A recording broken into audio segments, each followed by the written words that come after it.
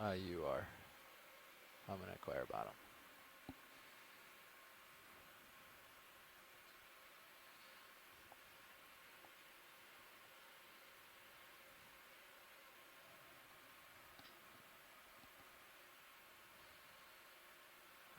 Three squid.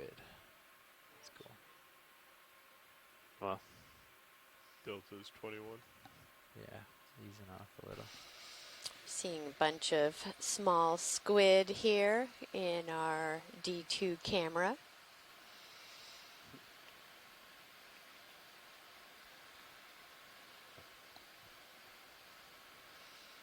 Some fish. These squid are just kind of hanging along with us. Altitude 20, not picking up anything on sonar yet. Turn my head a I think little they to the might be left. those short-finned squid that we were seeing on the bottom Yeah. 2 days ago. Slightly.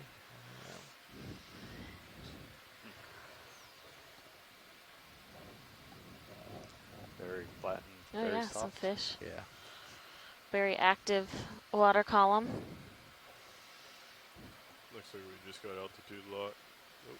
Yep, yeah, we should be getting close to the bottom at Yeah, this we are. point.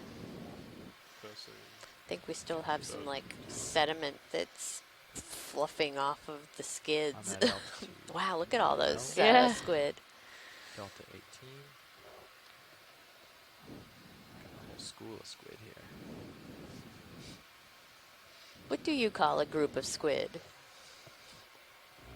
Google. I think it's a school, right?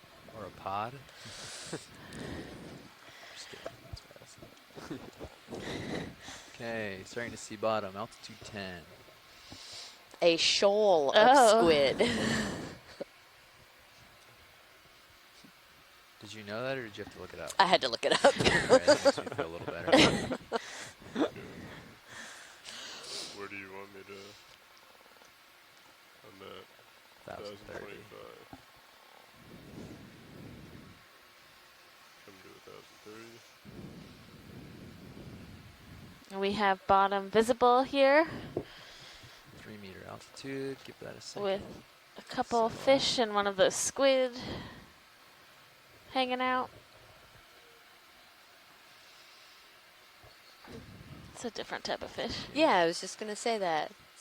I like that iridescent purple across its back Stop. there. 1,030. This looks oddly familiar. Oh, we landed just in time for the other watch. It's going to be, we're going to see different bottom today. And, you know, nobody else has seen this particular Bridge is bit already of the seafloor. True. It's very true.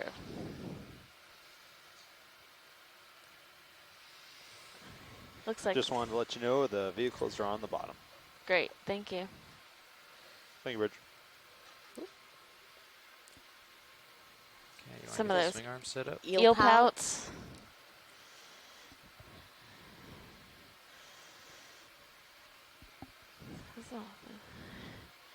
So we are on the bottom. Our ROV team and video team are setting up, and we will continue on our track when we are ready.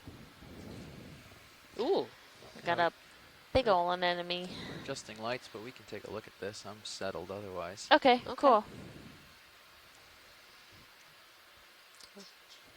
And if we can have lasers as well, please. Lasers on.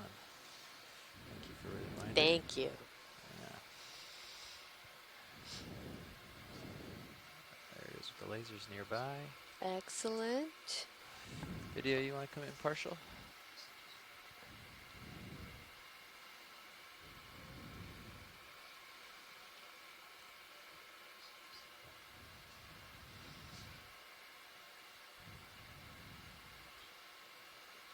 It's all these little Light on the white subject. or kind of tan bits Yeah. in the seafloor too.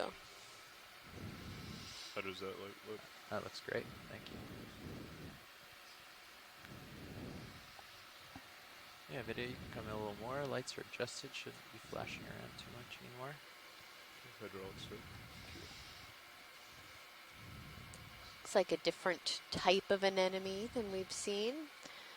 Yeah, I would say it's still a tube anemone. Mm-hmm. So Cereanthia or Cereanthid is the group. They are actually more closely related to corals than actual anemones. Oh, okay. So they're their own subclass of Anthozoa.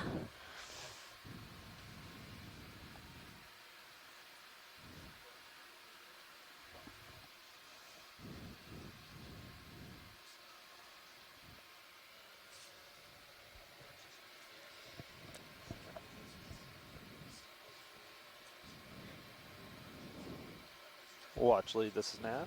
Go ahead, Nav. So, we are just northwest of Okay, video. Any other shot you waypoint want 1, of this? Any tights or anything? and we're headed up to. Do you have high back up? Yes. Okay. I think we're So good we're then. headed up to Come on out. waypoint 2 up here, Yeah. and I was going to check with you and see if maybe we move down to kind of the base of the slope and then move up to waypoint 2, if that works for you folks. Yeah, that sounds good. Okay, excellent. I'll let the next Thank you. watch know. So Yeah, that's great. cool. Thank you.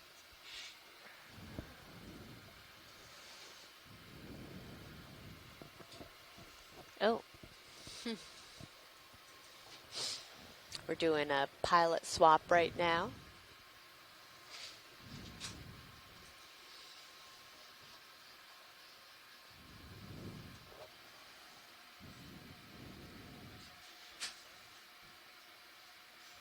so we are currently kind of in a flat spot in between two of these small canyon walls. So as we move, we will be moving north today and up a wall that is Something facing fell off south. the other Looks side. kind of squid. Lots of activity down here. Yeah, there is. Oh, can we take a zoom on what was buried in the sediment actually? Violet. Oh, and a big crab. Oh, there is a big crab. Alright, come on in, video.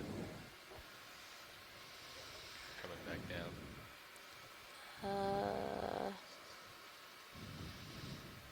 Pushing forward.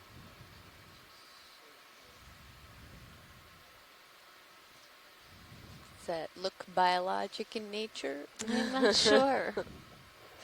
That fish ship. I'm gonna say he's gonna run into that again.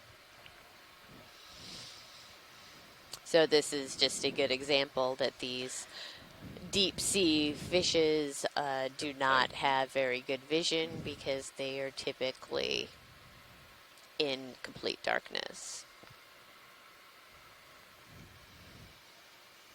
It does have some type of, it looks like stolonifera and octocoral growing on it, so those little clear polyps.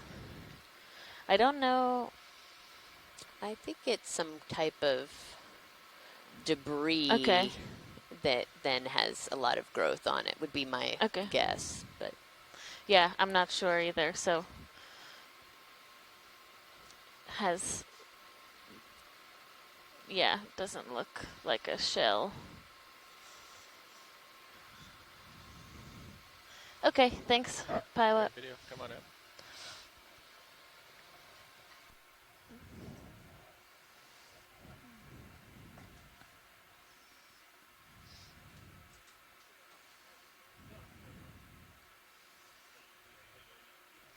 Yeah, it would be good to get a couple or a snap of one of these fish.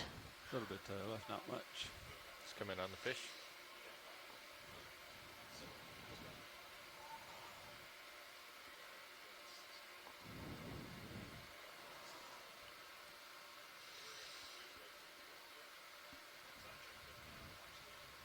And go ahead in.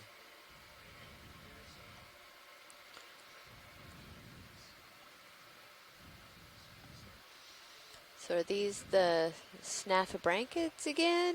I think possibly. The cutthroat eels?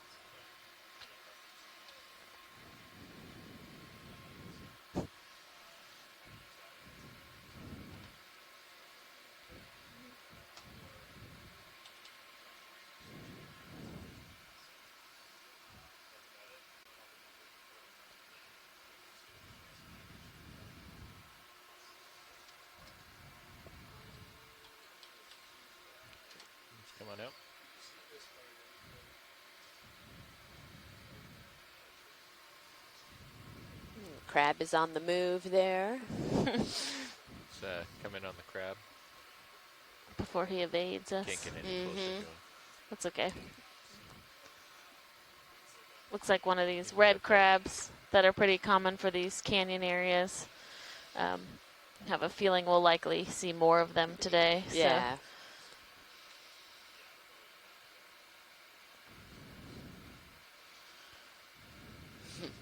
Definitely a very soft, silty bottom. Right. So you can see that it's Even just- this crab is stirring up his own cloud of. Yeah. Just trying to disappear in the cloud. It's like a magic trick. Yeah. Okay, thanks. Right, coming up.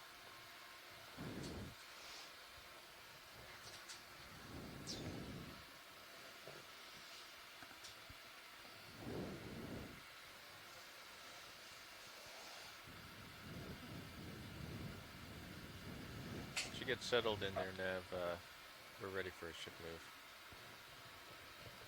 Okay, received.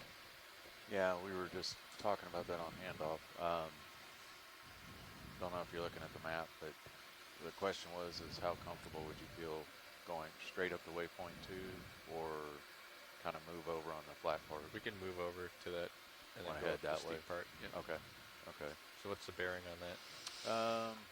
So from where you are, let me actually pull from where Sirius is.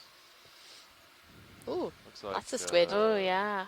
about 63, Copy. so 60. And I believe Mike Vecchio before when we saw these had said that you see them both If you're okay with as 60, individual, push like this one on its up own, just a and little then bit. they're also known to Okay. make these shoals, so groupings of squid, and that they are commercially fished. So Yeah. they're pretty abundant And, cephalopod how species far do you want to? in this part of the Atlantic. How far is it to the waypoint? About 130 meters. So let's do a 30-meter move first, and then we can Kind of see where you're at. chain them. So Okay. our pilots and navigation team are working towards a waypoint to get to the base of the wall. Heading that is. So Got Okay. nothing in sonar. a little higher pilots up off the already? seafloor Right. can see a lot of Okay, we'll get this them moving. marine snow in the water column. Not Bridge now. nearly as dense as it has been. Yeah, just want to see about Right. a move. But 30 still meters, pretty 30. substantial. Yeah. Oh, there's an Good At a interesting. bearing of 60. That's that fish we saw 60, earlier. Yeah. At a speed of 0.2 knots.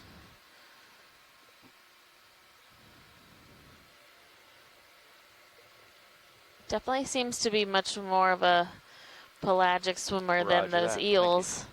So interested in Yeah. Oh, he's covered in. muck. Yeah. Been down there digging in the dirt.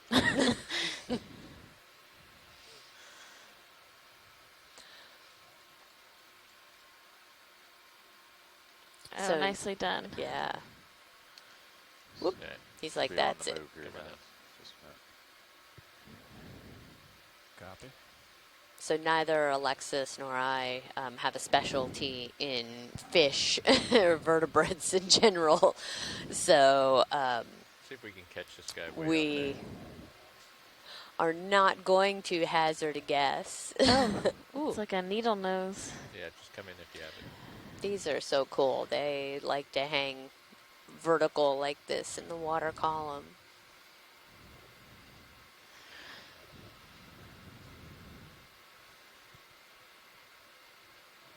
So I believe we're looking at the ventral side of the head of this fish, so the underside. So we're not able to see the eyes.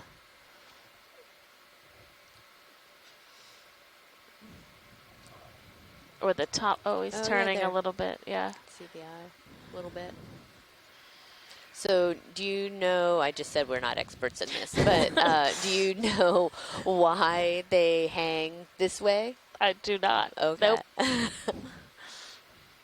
Likely, I mean, I would hazard a guess some of it might have to do with camouflage, so from predators looking down or up, they would be much less noticeable than if they were horizontal. But again, that's just a guess.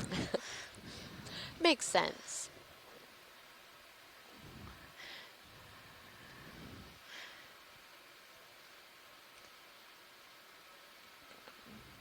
I often think about these animals, particularly in the deep sea, that the adaptations they have are mostly either to find food or not become food. Right, that's, yep, two most important categories when living in a very dynamic ecosystem. Yeah.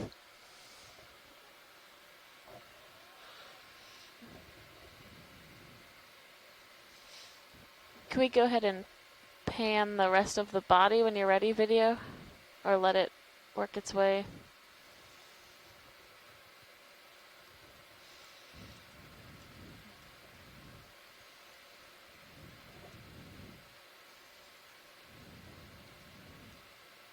I'm on the move. Down at you. Copy. 6'5". So that looks okay.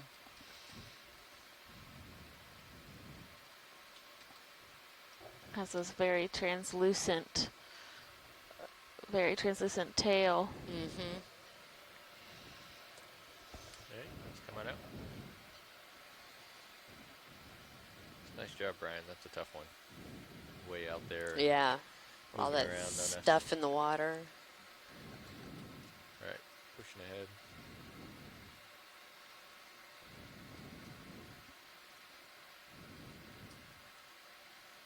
More squid in the background.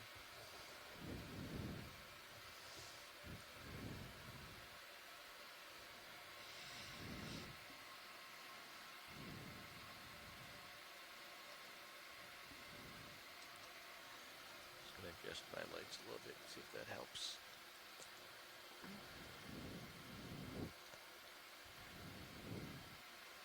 Doesn't do much. So was that 0.2 meters per second? That? What was the speed on Yes, that? 0.2 knots. Yes. Oh, knots. Excuse me. Yeah.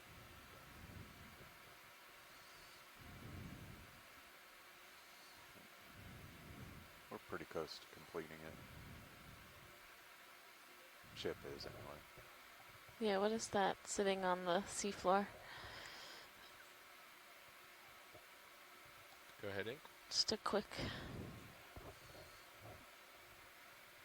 Close the net enemy, maybe. Yeah, maybe. Probably. Another anemone. Yeah. Yeah. Going tight. Yeah, that's what it looks like. Very closed, tight. Okay, thank you. Coming out.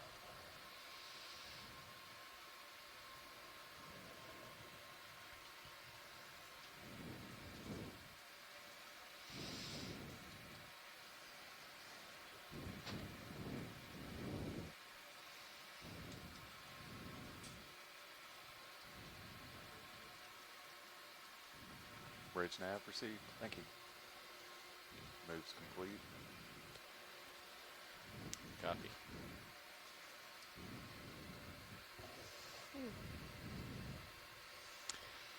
What do we have here? Let's go ahead in video.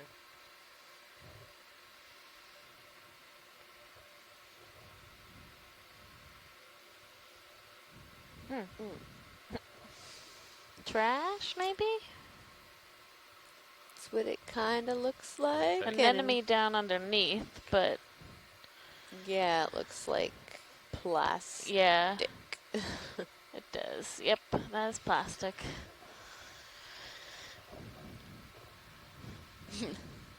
And a little shrimpy here. Yeah.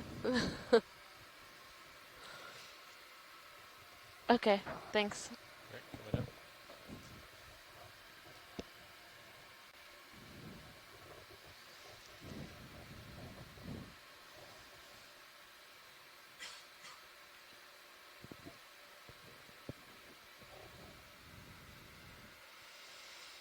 Let's just do a snap on this real quick. Yeah, good. Nice little eel pout. We haven't done a zoom on one of these ones today. That interesting speckled pattern. Mm-hmm. Yeah, we saw a lot of these. Was it yesterday or the day before? The day before. Yeah, another one of these canyon dives. Right, it's coming out.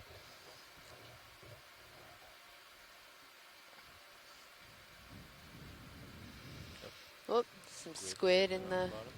Yeah, It's kind of buried there. yeah. It's come in partial here. Oh, it's a little fish. And then that squid, the short-finned squid, doing the posture that I believe Mike Vecchio called leaning on its elbows, which seems to be common for them. I think he said that they have their siphon underneath so that they have to kind of get up off the seafloor there so that they can take in water and not basically get a mouthful of mud. Yeah, or gills full of Yeah. mud.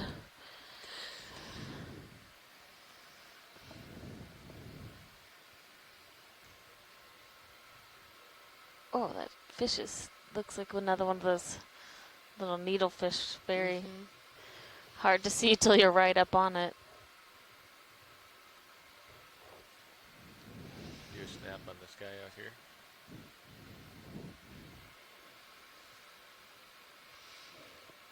So I think that's one of the cusk eels with those really long feelers. Look like big old whiskers. Mm-hmm.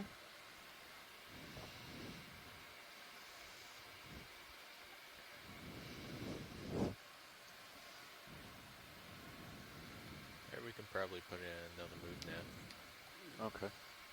Same as last. Sure. Want to stay with that? Okay. So we are currently 49 miles off of the North Carolina coast, and we are starting our dive today around 1,200 meters and going to work our way up Yes, to gonna ask about for another move here. 730 30. meters. So we have At a bearing 290 of meter 60 rise, degrees, 060, hopefully on a at pretty speed steep of slope. 0.2 knots. We are currently still in the kind of trough of this Roger canyon that, thank you. and working our way towards the edge of the canyon wall. Let's come in here, video. Looks like a nice tube anemone. Different kind than we saw earlier. Yeah.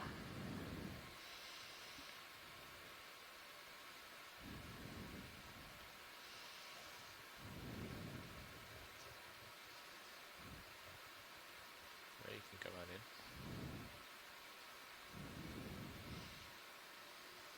Oh, this might actually be a corallomorph. So the way that the tentacles are oriented in the mouth in the center makes me think of a different type of cnidarian. Oh, okay. So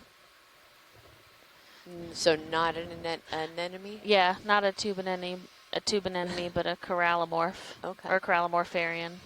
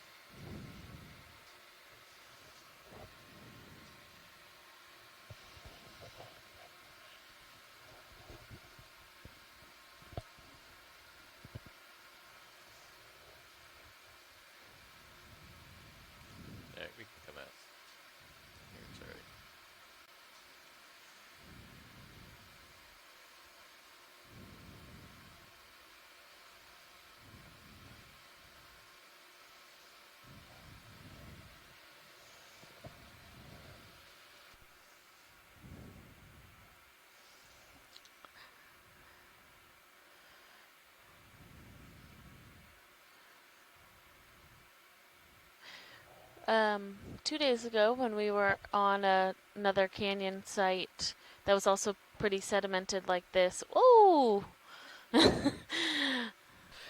That's few some squids. pretty awesome footage. Wow, look at these guys.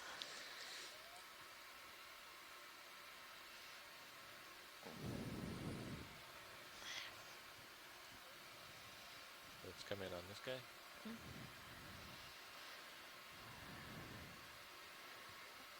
Another Right. tube anemone in plastic. So what were you going to say about the canyon dive? We also had a lot of Yeah, these come on up. fish that were on the sediment, so the The eel pouts? eel pouts and Mhm. the other eels, and we didn't see a lot of holothurians or sea cucumbers. Oh, right. Yeah, and we haven't And we seen haven't any seen yet. any today. And then yesterday we were on a different area that was much deeper, and we had a lot more cucumbers present, but not so many of these types of fish. So, kind of an interesting Yeah. observation. Yeah.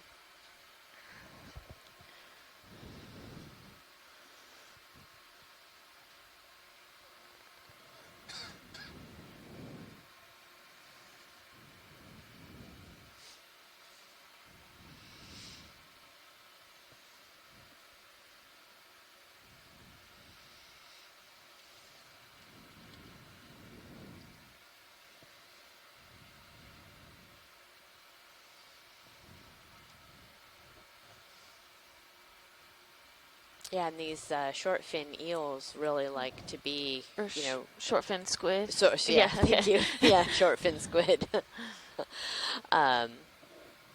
Really like to be down here, close to the bottom because I was looking up at the Sirius camera and I haven't seen any up there. Oh.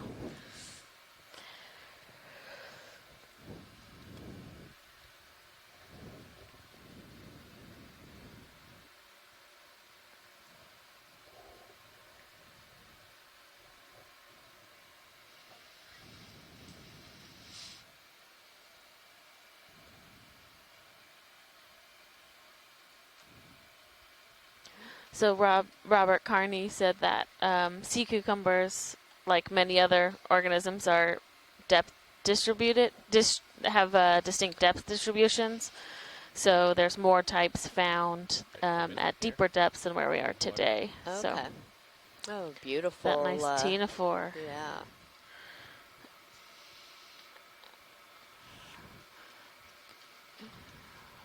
Okay, go ahead.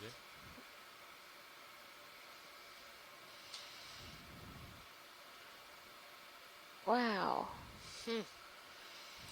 That's very cool. It's hard to see its rows of cilia beating, which you normally can, but I think they're so fine. Yeah, you can see a little bit over there on the lower right. Should be finishing that last move.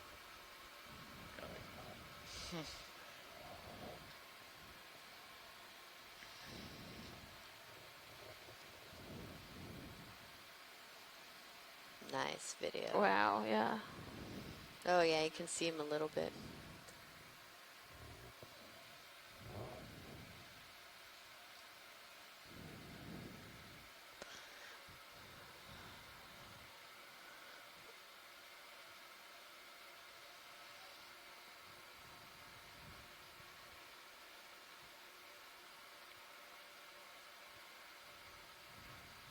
Oh.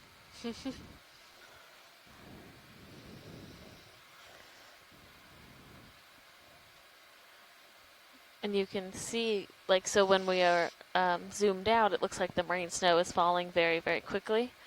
When we come in really close like this, you can kind of see how it's actually a pretty slow process. Yeah.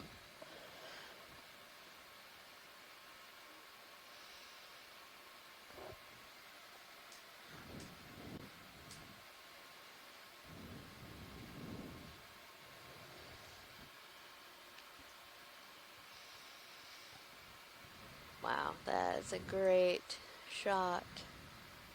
The internal structure. Yeah. He's coming in on me.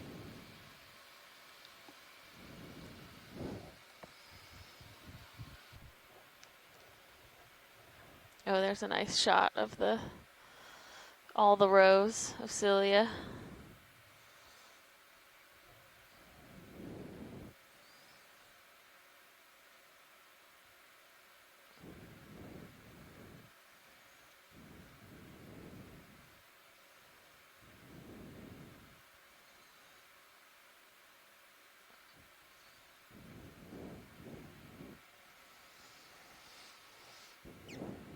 Yeah, lost it. Nice work.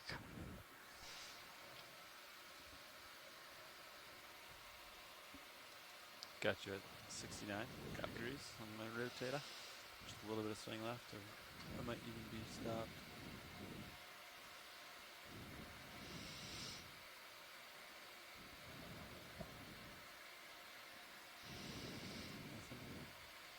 Nothing big on sonar.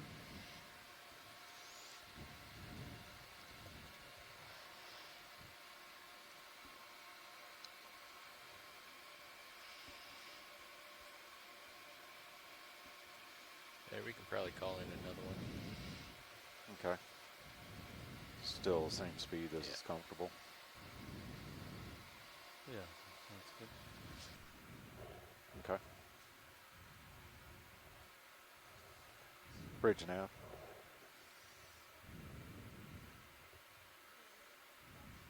Yeah, see about another move here. Distance 30 meters, 30. Bearing of 60 degrees, 060. Got a Speed shrimp of in the water 0 column. It has a decimal very 2 red knots. dot on it. Can do the shrimp. Roger that. Thank you. Just swimming along. Almost completely translucent except for that Yeah. red portion. Very bright red portion.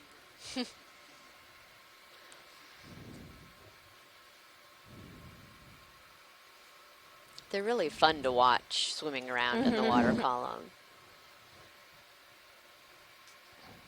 Okay, it's coming out. There are a lot of squid. Oh boy. Oh, wow. Look at that. Ooh. Zipping around. Yeah. Oh, this is fantastic.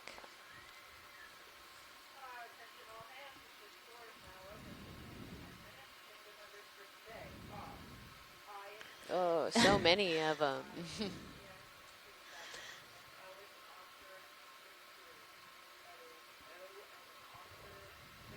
Oh, and all of the... Are they all in that posture now on the seafloor? I think a lot of them are, yeah. They kind of hit down and...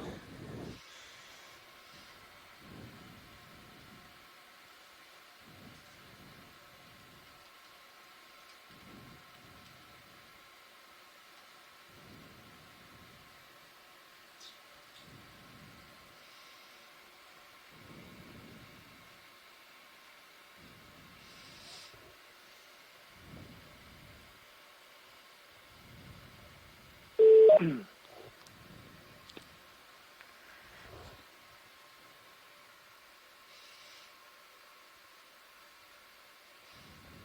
yeah, Oh, we've got a look at bunch that. of them.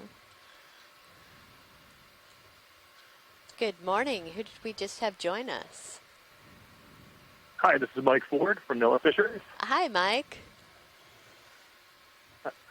I heard you guys had a beautiful ctenophore. We did. Did you get a chance to see it? I did get a chance to see it really quickly, and the coloration is beautiful, and it's a sediped ctenophore that has characteristic tentacles extending from it. Typically, these might be retracted. The red coloration is similar to a ctenophore we collected a few dives ago, Right. which is really brilliant in this particular specimen. And the morphology, the small radiating lines like branches coming off of the canals, are particularly interesting. This is a group of ctenophores that really under study right now to try to organize their taxonomy and identification. So, fantastic sample to take a look at, that's for sure. Let's get this fish here. Great. Thanks for calling in, Mike. That's a big parasite. Happy to Oh. do so. Thank you. Oh, wow. It looks like I believe that's a copepod Come on in. parasite. goodness. Wow, yeah. Looks like it has like scars from other ones, maybe. Oh, yeah. And that there are some other small Mm-hmm. things hanging off just above the two yellow structures. So the chips on the move. That's crazy. That's Yeah. really good footage, though. Those parasites are not easily identified unless we get a really good close-up like that. If you have any more zoom, you can go for it. I think you're max though. Yeah. The parasite is big, healthy.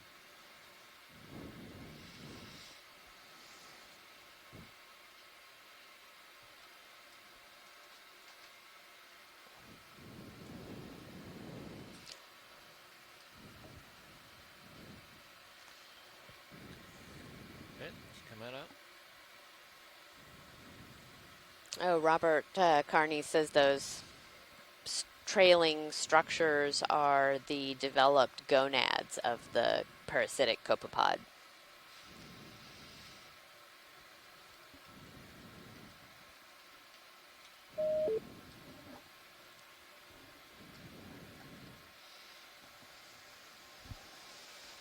Let's get a shot of this rock or detritus. Not sure what it is.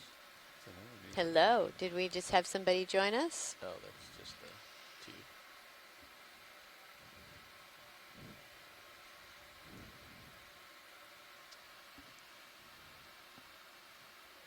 Another tube anemone. Okay, So we've had someone write us an email that is an anemone Fish real quick. or this move. expert Oh, excellent. from the Invertebrate Zoology American Museum of Natural History, and they said that the anemones we've been seeing are not tube anemones, so they're just other anemones. So I'll read through this email and work on some of the IDs that they've described. That's max. All right. It's a very full-bellied fish there. Okay, let's come on out.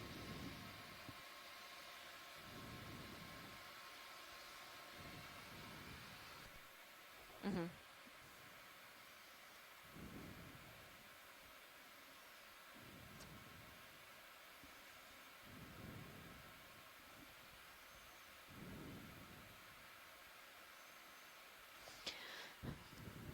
We also encourage our shore-based scientists to call in, like Mike Ford just did, when they see something that they would like to identify or give a description of.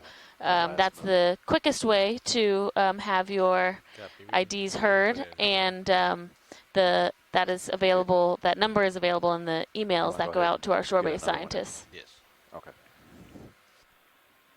Let's get this crab real quick. Yeah, look at this crab that's like really buried.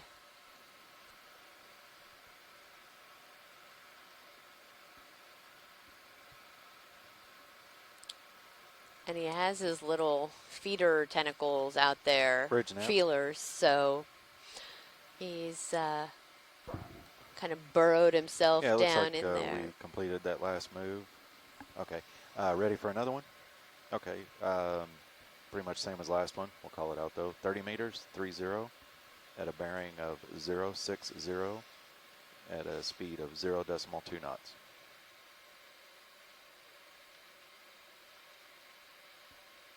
Roger that. Thank you.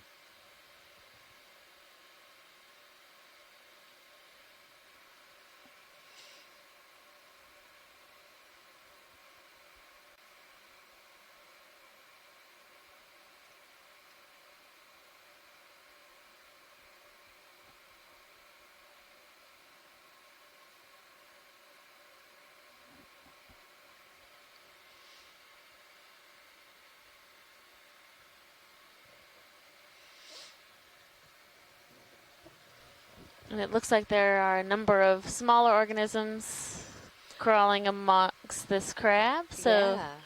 some amphipods, and then there looks like there's a barnacle on the left side as well. And then are a lot of these kind of tan colored things, are those maybe snails? Looks like over by one of his legs, but I don't know what some of these other bits are.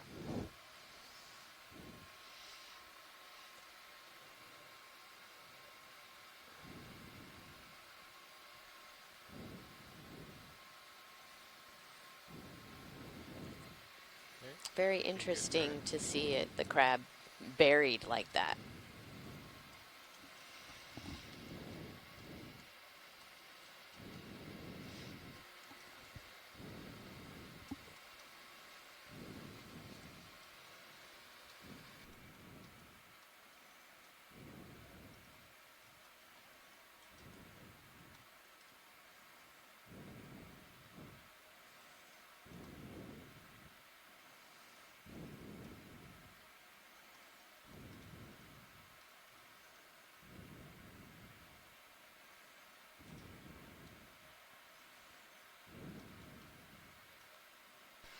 Whole bunch more squid.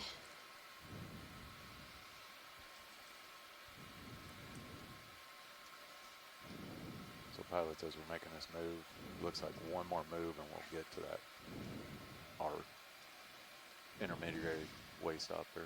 Copy.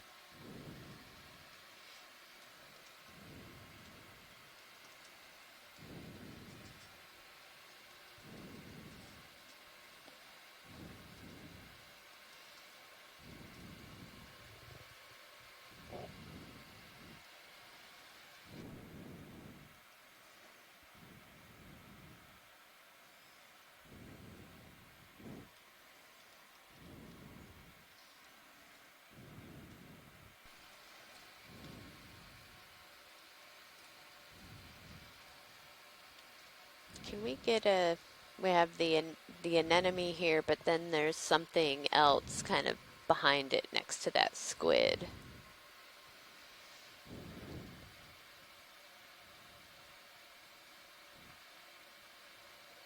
Go ahead in.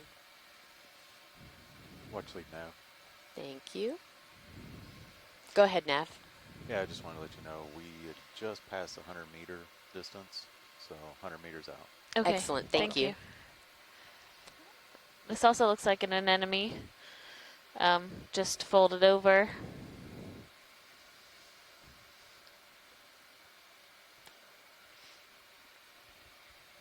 Oh, yep, it's gonna kind of close in a little more. It's a great view of that squid too, doing its little posturing on it. So, oh, is that a brittle star arm there as well? Yeah, maybe.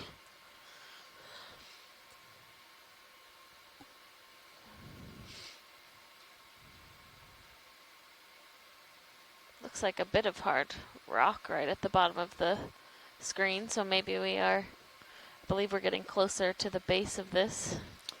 Ooh, is this Here we gonna go. kind of rotate itself back up? Wow. Oh, wow. You seen that one big?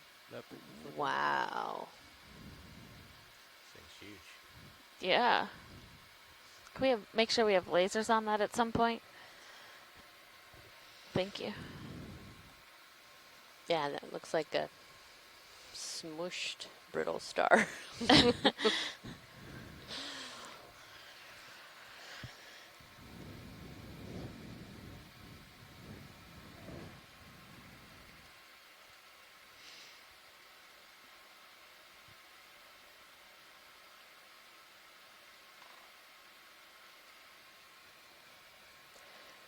So one of the bits of information that we got from Estefina about the anemones is that you can kind of call this a generalized Venus flytrap anemone, which is a common name that includes a lot of different types of anemones because this type of adaptation is very common across a lot of different species where they can have this like really flat. Ooh, look at that. Wow, yeah.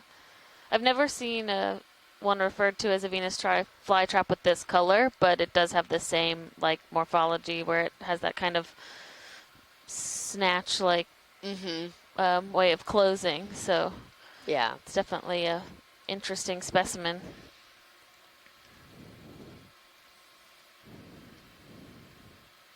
Yeah, it Bridge nav, seems let's like see. it opens up into that kind of large, flat Copy. Moves complete. surface, and then, Copy. as something comes along and hits it or Looking down at you. falls 75 degrees. into the Copy.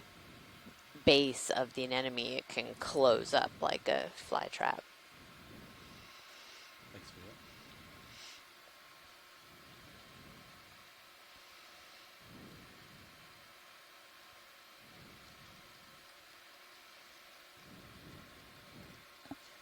Yeah, it'd be good video. Just that opioid. Yeah, Estefania has said that this is one of the Venus flytrap anemones, and their oral disc is modified into 2 lobes to trap animals in the current. So, just like a Venus flytrap plant. Yeah. Very cool. Pushing ahead.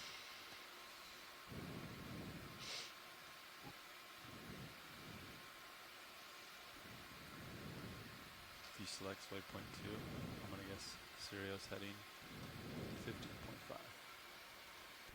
Well, What do you want to do in one? or we can go over to, like I said, we got one more move that moves Let's us put to that that. last move in. Want to go ahead and put that last one Yep. in for this one? Okay.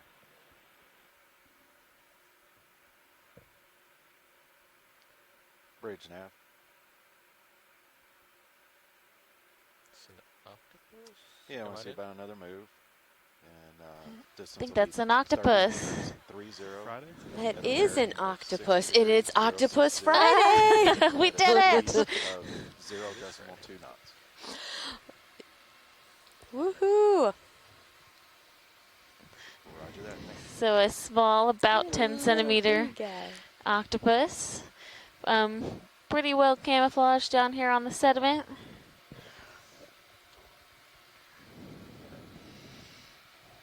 So, co-pilot, you were talking.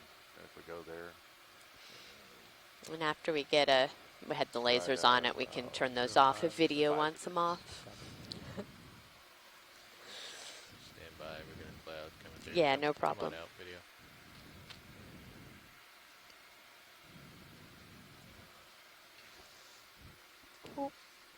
That must be from the squid. Absolutely from the squid pilot. I mean, it could have been from B2. there it is.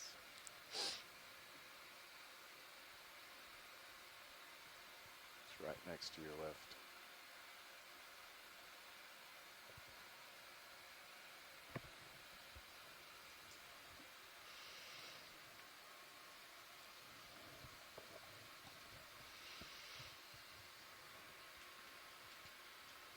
Of course, I have no more tilt left.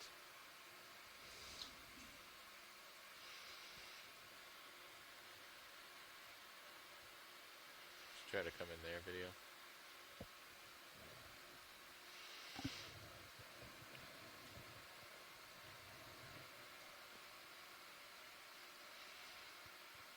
Just sitting there very unfazed by everything. Squinting at us. Come in tighter if you have it.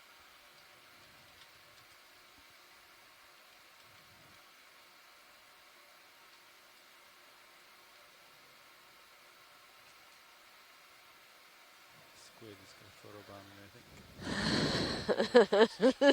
think. Just went right over him. Fly by there. He sure has flattened himself out. Yes, it has.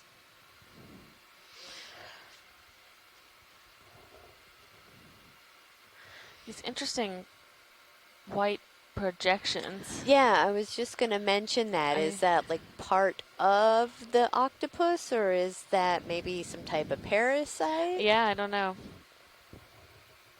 But they're in two different spots, which is, Yeah. they're not, it's not like one is two Not- right by each eye. Yeah. So it's a weird.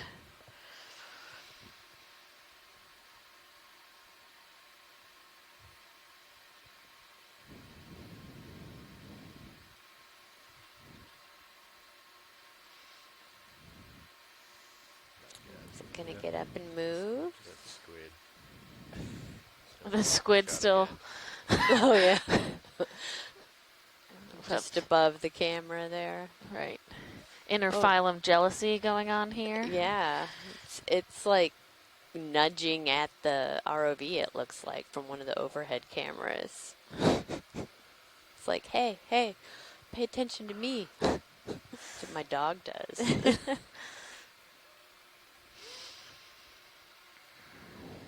Ooh. Gonna get up and move, maybe?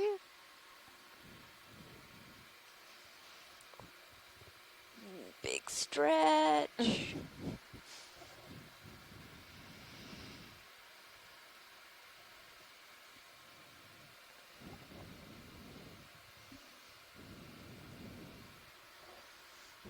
And I'm looking down at you. Alright. Come on out, video. Oh my gosh. It's a squid. It's just like the like youngest child Yeah. in the family. I'm here. Alright, come on out. He's gonna kick up dirt, too. Yes, I see you, squid.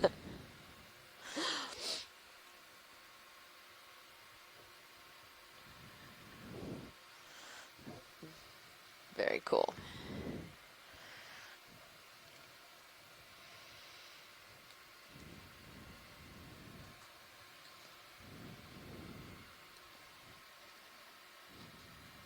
Yep. The drink Pepsi can. Come on in. Pepsi. Hello, Okeanos. Hello, Mike. Hi. I actually just pulled off to the side of the road because I was said you saw an octopus. We did But, see an I octopus. couldn't see it very well. I suspect it's a bathy polypus. Okay. You see them often in deep, muddy environments like this, and sometimes they're semi-buried like that one is. Okay. Hey, come on out. And it was relatively small. It looked to be about 10 centimeters. Is that an observed size as well? Bridge nav received. Well, they all start out small and get bigger, but bathy polypus doesn't get very big. Oh, okay. As big as the granoledone that we saw before. But could you tell whether it had suckers in one series or two series? Yeah. Horseshoe crab? Yeah, it is. It's a horseshoe crab shell. Sorry, Mike. We just saw something cool. Cooler than an Not octopus? alive. No, I No. mean, still pretty cool. Looks like a horseshoe crab carapace. Yeah. Well, you're pretty deep for a horseshoe crab. Yeah, I would say last we night's we close, are. so. Yeah. I think it's just so the carapace. Now what I am curious about is we saw round those things that were ovalish buried before, Mm-hmm. and I am honestly curious if that is other horseshoe crab carapaces but upside down and Possibly. buried. Yeah. Because Give me a turn report. Oh yeah. If we It's just a saw the photograph. kind of ridge Right, around. right. Oh, that's a very interesting thought. I'm like, yeah. I was going to say, y'all, There's a lot of burrows down After- here too. after these shots, want to start moving. Looks like almost due north. Yeah. Sorry, Mike. Copy. 0 And degrees. what type Okay. of octopus did you say that was? Well, I suspect it's a bathy polypus. Bathy polypus verdii is the name now. It was I'm turning to the port. recently changed, about a decade ago. It was changed. And set point Okay. northbound.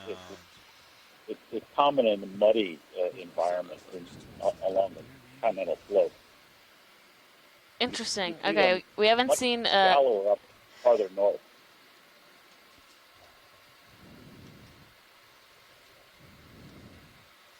Well, we're glad you pulled off the road to give us a call. Hopefully, you can make it to I your. guess you know the squids you've been seeing are short fin squid. Yes. Okay. Yeah. Select. Okay, yeah. But we've seen All right, definitely well, a I'm lot. gonna hang up now. Great. Thank you. Another squid. Wait, we have a wait. bobtail squid. Oh, bobtail? I believe so. Yeah. Yeah. I'm gonna hang up.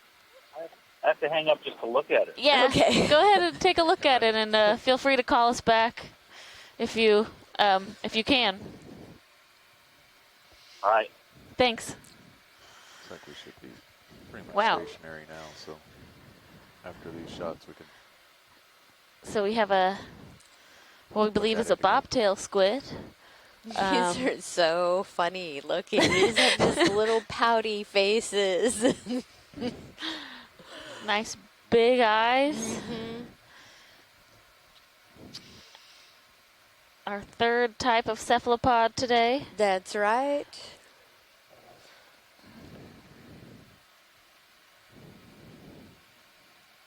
We didn't see too many for Cephalopod Week a couple weeks ago, but today's been a good day for it so far.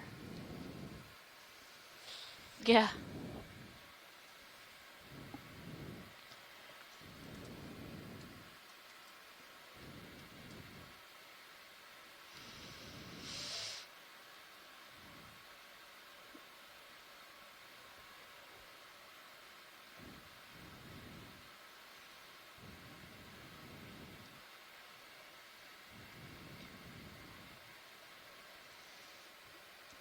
And both times we've seen the bobtail squid while we've been out here, they are in this similar type of posture, just kind of hanging out on the seafloor, not as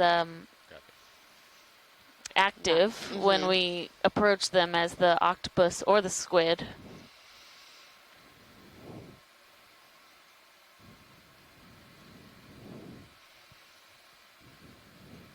But you can see it moving, so.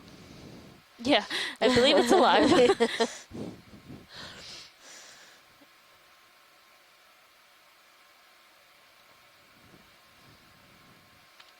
Super cool. They're also known as dumpling squid or stubby squid. So I like dumpling squid. Mm-hmm.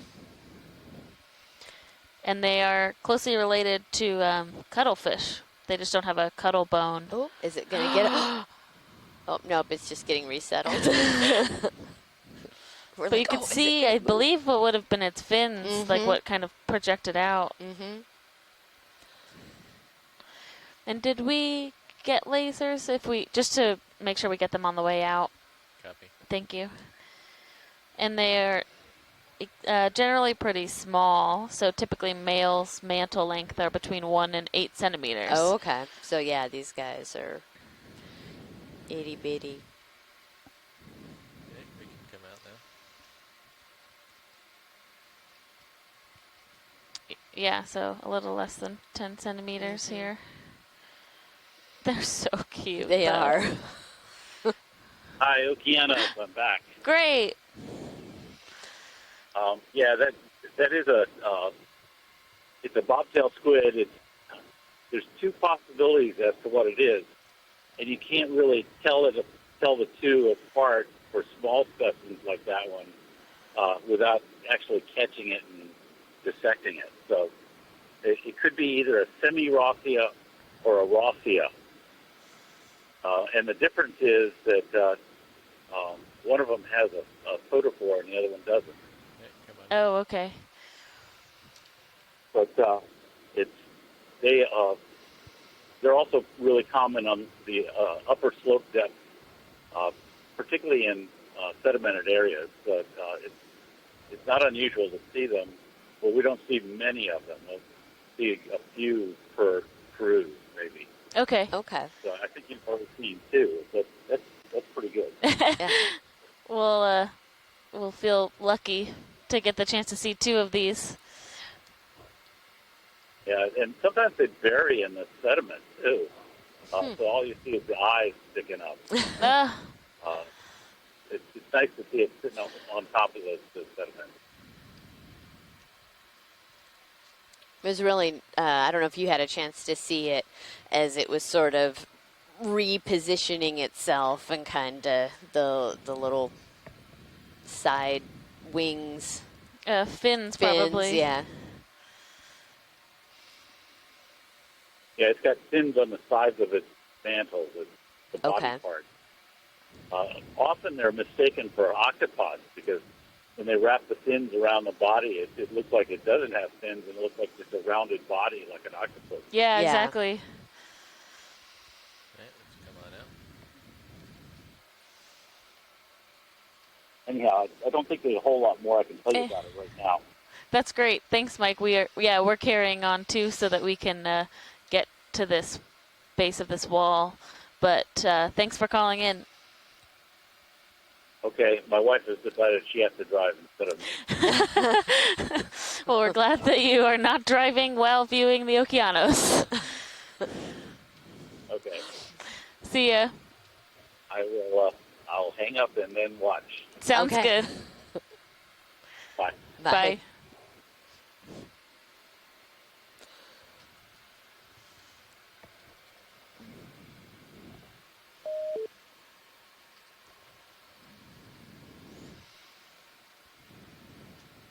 So you kind of want to start moving up. Sure. Okay. Looks like we were talking about originally about 5 degrees. Sure. Does that sound good? Okay.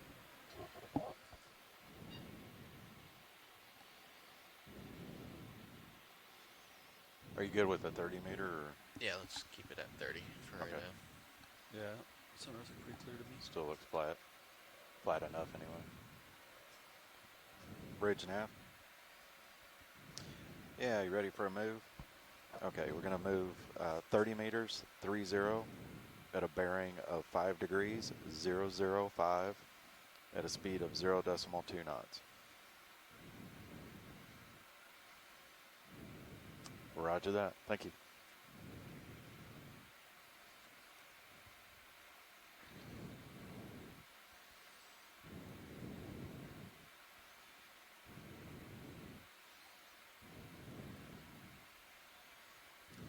Can get the crab while we wait for the ship here video. Yeah.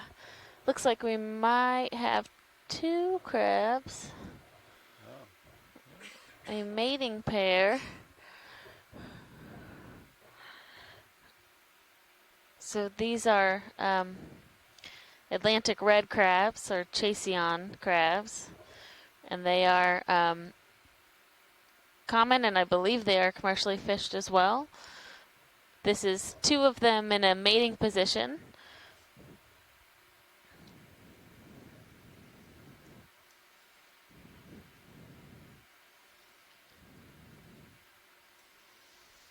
Well, yeah. Yeah, it's all the tether. Yeah. Yeah, ship's moving now, so hopefully we can catch up. Alright, let's come on out.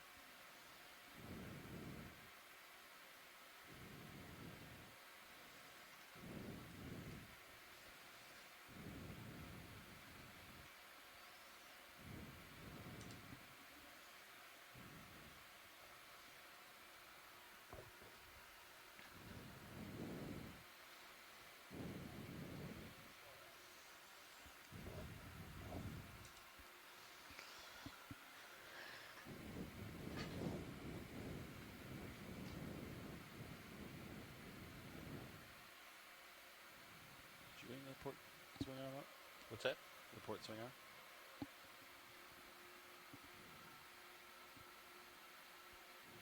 Check. 1, 2, go pilot. Check.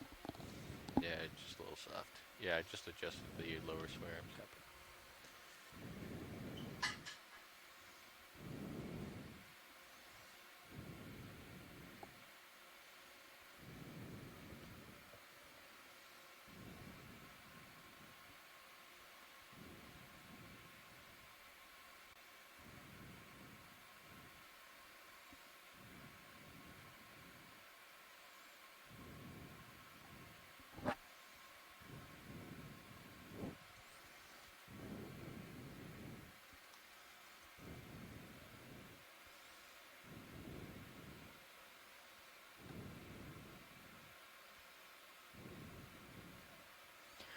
Yeah, so we saw that horseshoe crab shell carapace earlier, or like outer shell, and I was looking online because from my experience they are shallow normally. So and it does say that they're normally found in coastal areas. That one was dead, so it's totally possible that that shell has just made it down. But it's interesting to think that it is at 1,000 meters, Yeah. just being washed down. Yeah, which I think is a good indication of how strong these currents can be through these canyons, carrying that kind of Right. debris, basically, all the way down to 1,000 meters. Yeah, I grew up going to West Coast beaches where you don't have the horseshoe crabs.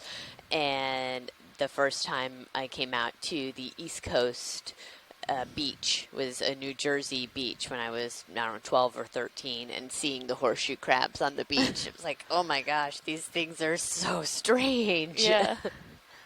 I don't think I've ever actually seen them in the wild. I don't Oh, think I've really? ever, yeah.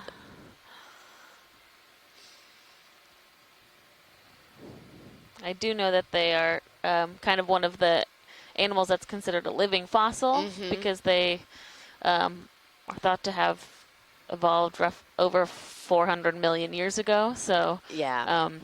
Yeah, and they haven't really changed that much Right. over the time. Look, this is interesting, seeing all the squid, the different kind of coloration patterns. Some of them have a little more of the red.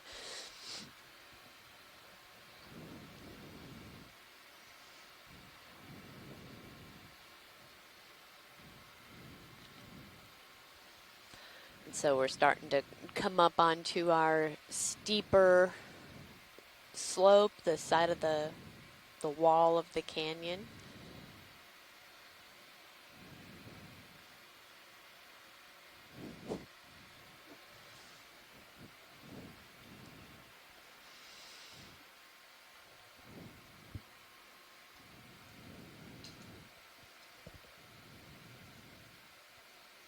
Let's do a quick zoom here. Ooh, something that had a bite out of it. Yep. Oh. Oh, no. Oh, it has a bite out, but it's still going.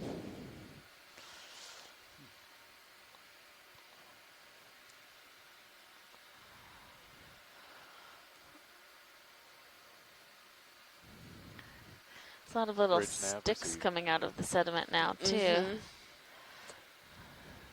Copy last moves completed. Wonder if those are Copy. maybe worms. Yeah, we saw some of those a couple days ago as well, and I think Scott France had mentioned that. Let's come in tight. Have to go back and look at the chat log. So D2's depth is 1050. And the contour says, what, 1010? Keep an eye out on our sonars.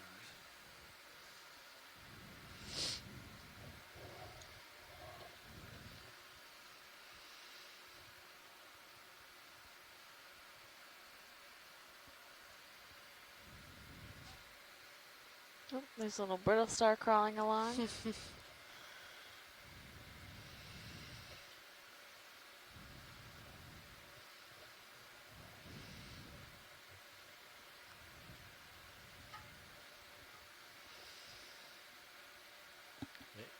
come on out.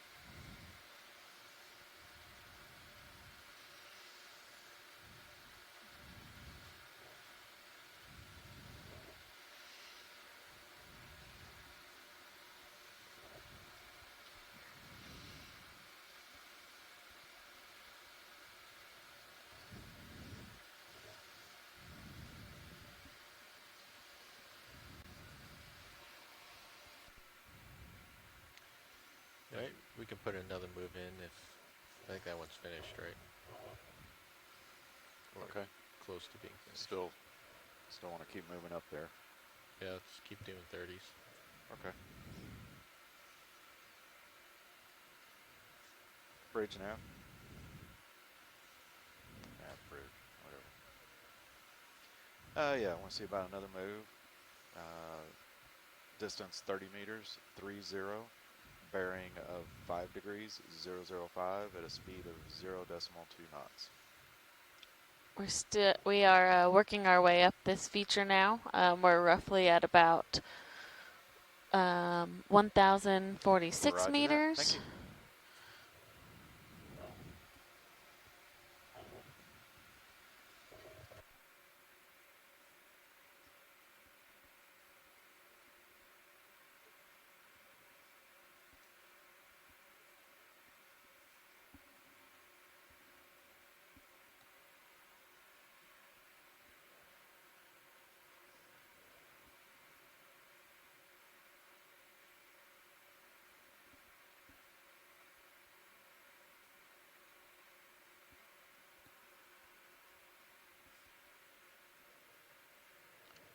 Watch lead nav.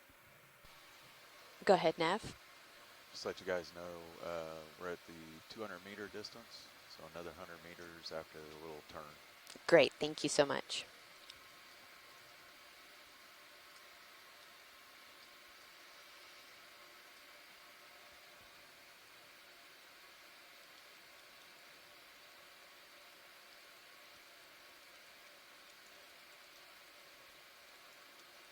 Let's do a quick zoom here. Oh, there's some type of sole, probably. We saw one of these the other day.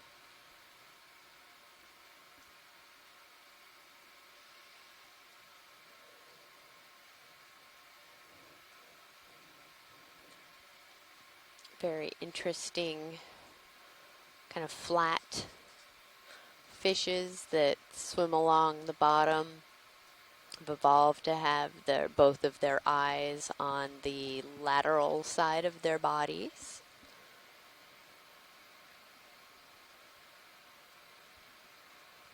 These tend to be very well camouflaged, as we could see from a distance. It was hard to pick this guy out.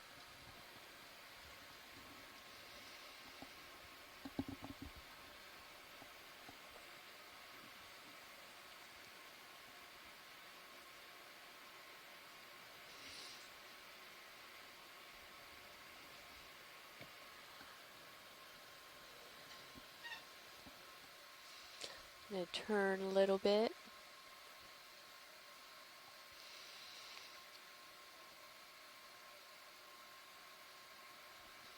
Oh, it's being very cooperative.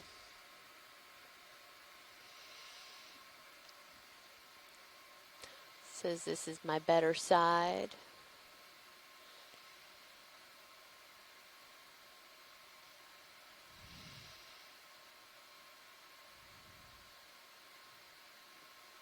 Going to completely rotate around, give us a front view.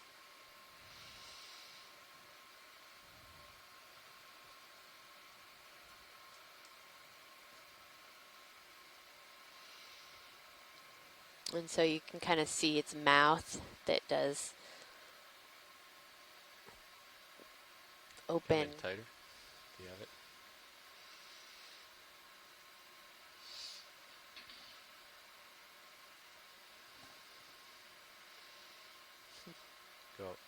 Go full if you, whatever you have left. It might be full. Very strange looking fish.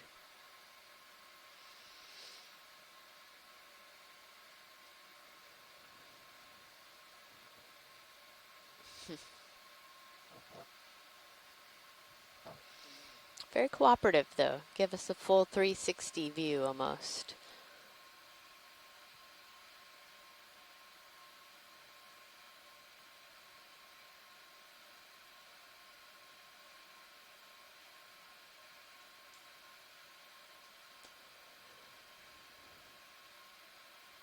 Great shot also to kind of illustrate how soft the sediment is down here.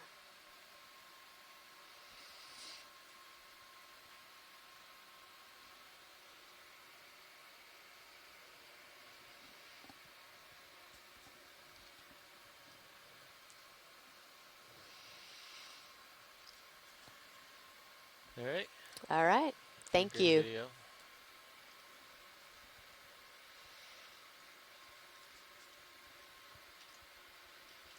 sediment's just kind of getting steeper. Yeah.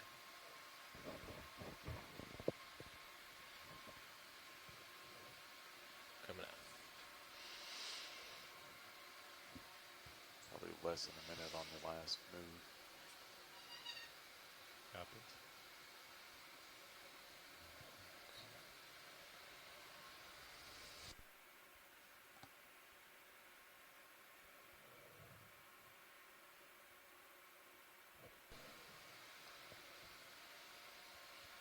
Another crab.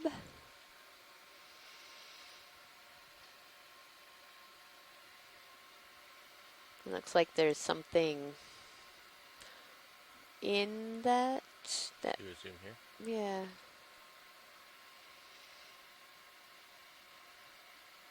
The glove. Yeah, some kind of anthropogenic trash, it appears to be. Maybe we can zoom in on that crab that we saw sort of crawling away there. Bridge nav received, thanks.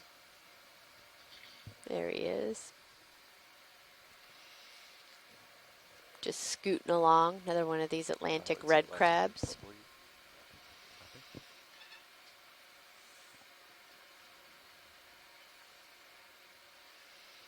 Oh, a little jellyfish zipping off by.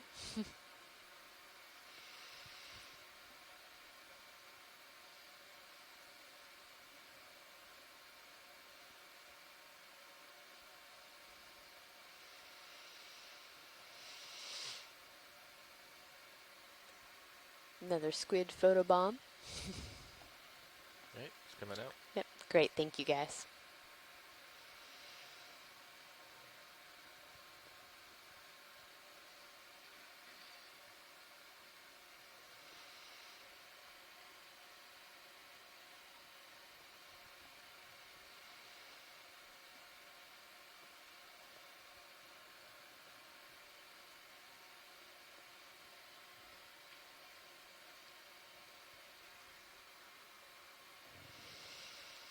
Looks like we're starting to get into a much steeper slope here. Let's get this fish here. Yeah, looks like it has a parasite. Oh, good eye. Did not see that. Wow. Similar to the last one we saw. Another one of those parasitic copepods. And Bob Carney said that those, If you have any more, go ahead and. the trailing parts are developed gonads of the copepod. Oh wow, you can see how much it's sticking off the body. It's not even like Yeah, right next to it.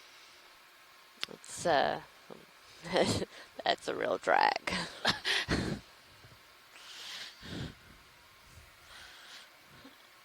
Right, it's coming out. I don't have Lars here to laugh at my corny jokes.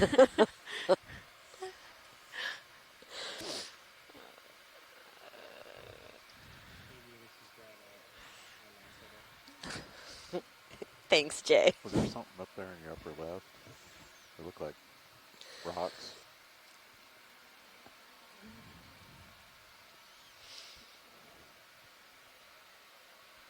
Couldn't tell when you were down there. Don't see it now. Maybe just dust.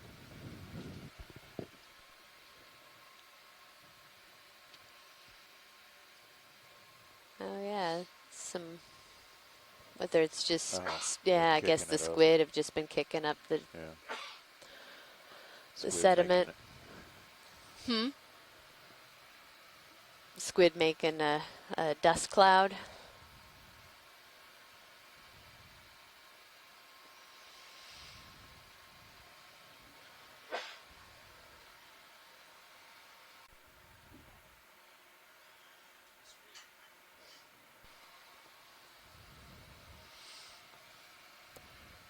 So, want to keep moving up there? Yeah. Yep. Same thing. Sounds good to me. Okay. Bridge nav. Yes, want to get a move in. And it'll be a distance of 30 meters, 30. a bearing of 5 degrees 005 at a speed of 0.2 knots.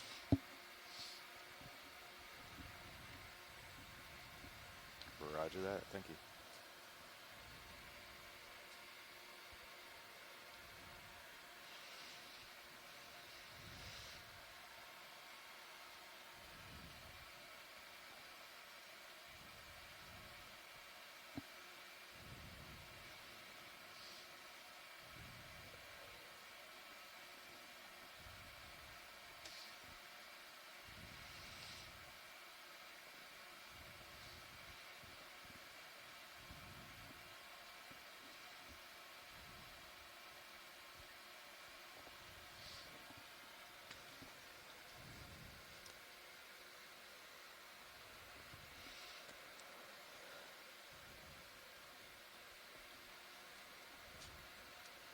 Watch lead now.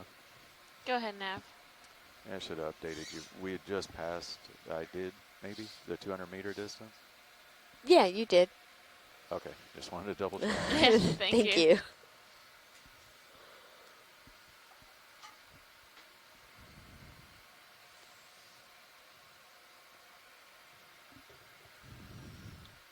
Oh, that's a different fish on the bottom there. Another set of mating crabs as well. Let's get the fish.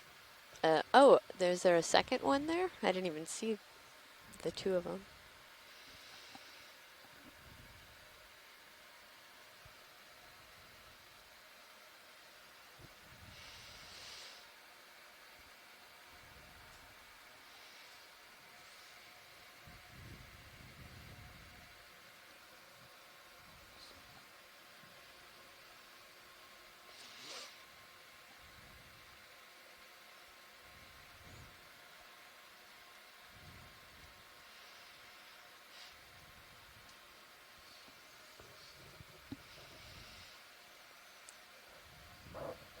All right, thank you, pilot.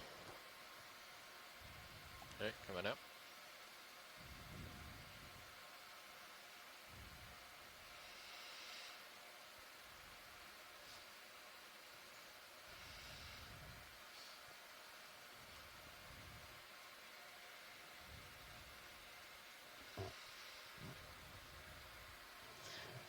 Oh, well, get it. Oh, oh. Eel's getting in his way.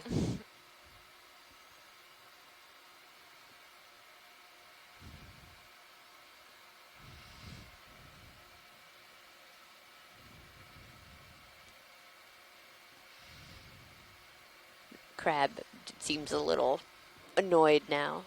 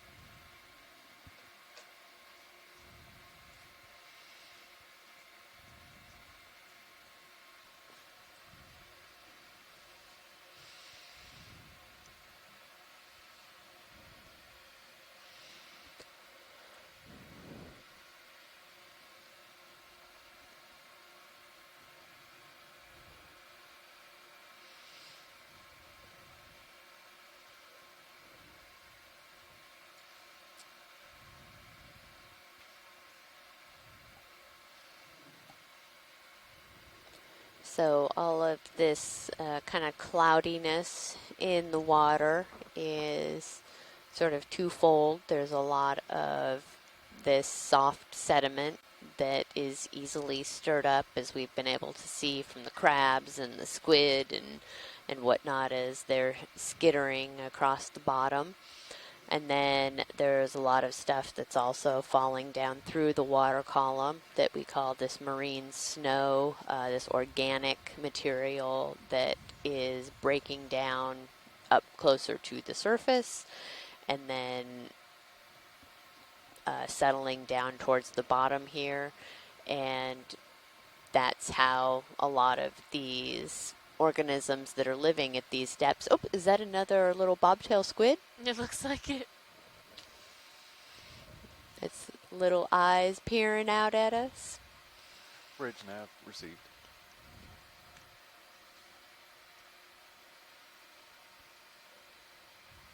Ship's move complete. Copy. Go ahead, NVIDIA. It sure is. Look at that. Yeah. Mike Vecchione was saying it's very rare to see more than one on a cruise, and we've seen two on one dive. It's very cool. He's kind of winking at us. Mm-hmm.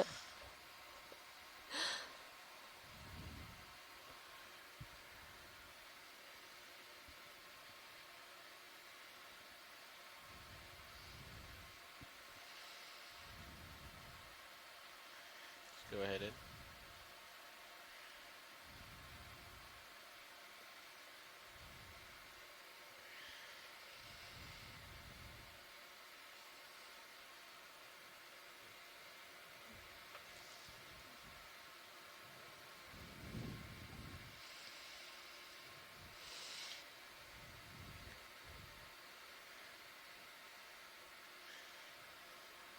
It is common to see them sitting on soft sediment like this when we do encounter bobtail squids. And like Mike was saying, they sometimes get mistaken for octopus because they wrap their fins around the side of the squid mantle.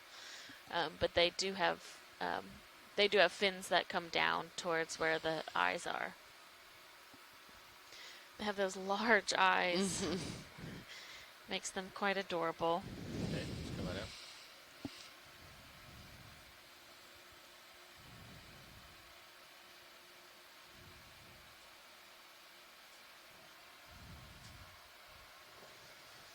And he said it could be one of two types of bobtail squid that are found in this region, but it's dependent on a photophore, which would require dissection of the organism to determine. Mm-hmm.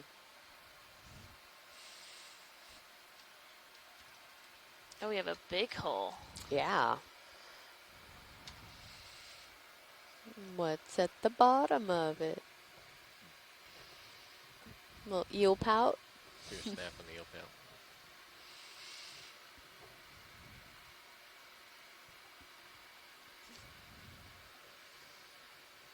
Interesting little alcove right Mhm. there. Coming out.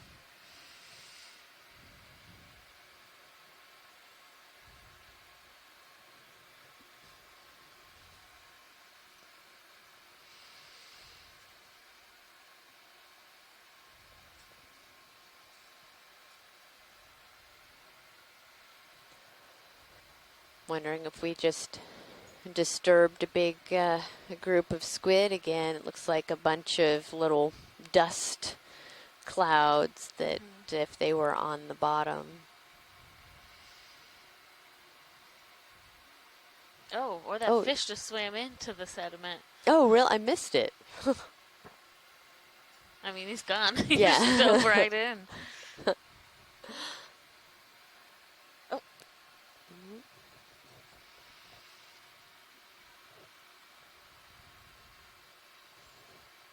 Do a snap on this.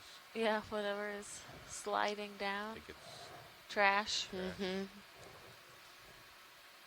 yeah, it's coming out. Wow. Big dust clouds.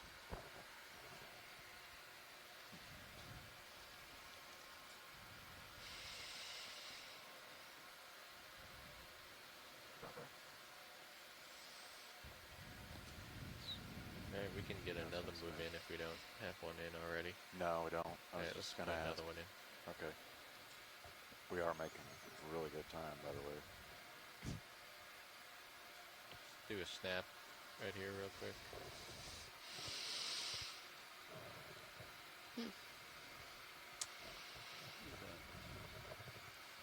Bridge nav. Something dead. Crab part. Yeah, it looks like possibly a red crab It's coming out. exoskeleton. Bridge nav.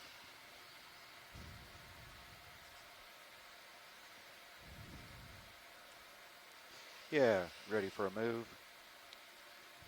Okay, distance of 30 meters, 30, at a bearing of 005, at a speed of 0.2 knots.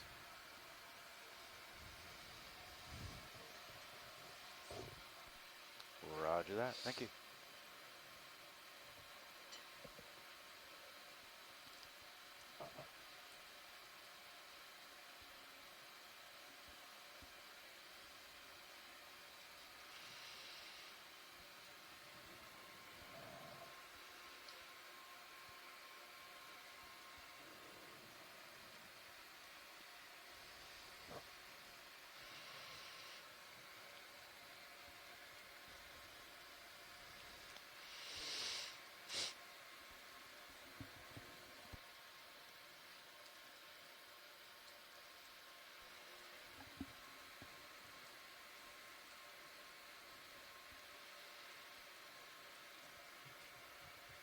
Okay, ship's moving.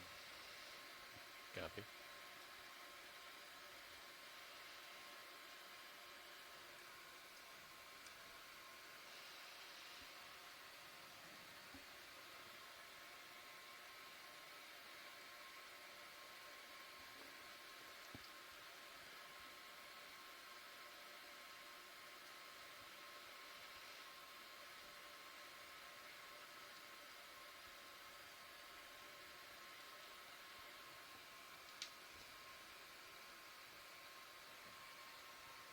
Oh, is that some actual hard rock?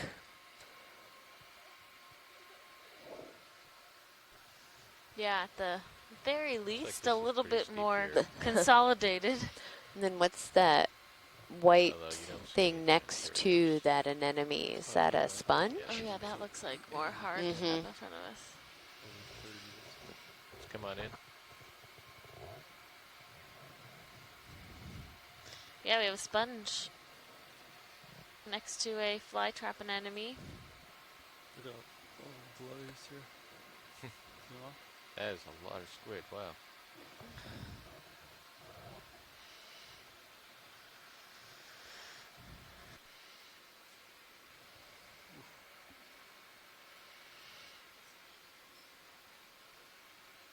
Okay, coming up. It's coming tight.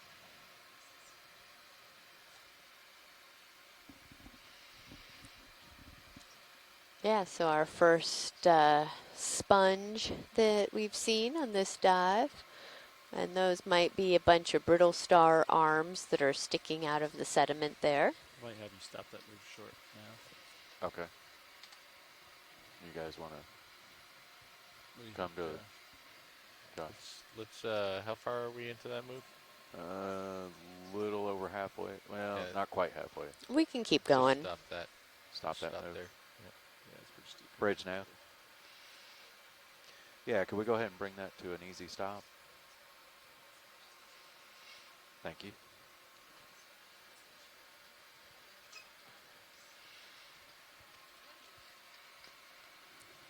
We have some different types of sponges here. And then what is that I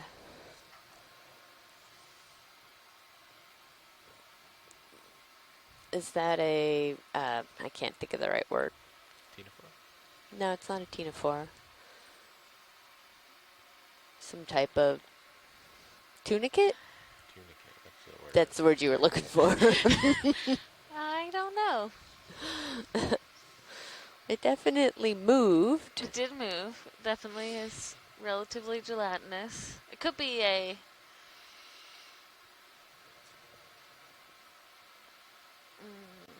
holothorian. Receive, Oh. thanks. Okay, guys, we're stopped. Yep. Maybe. Copy that.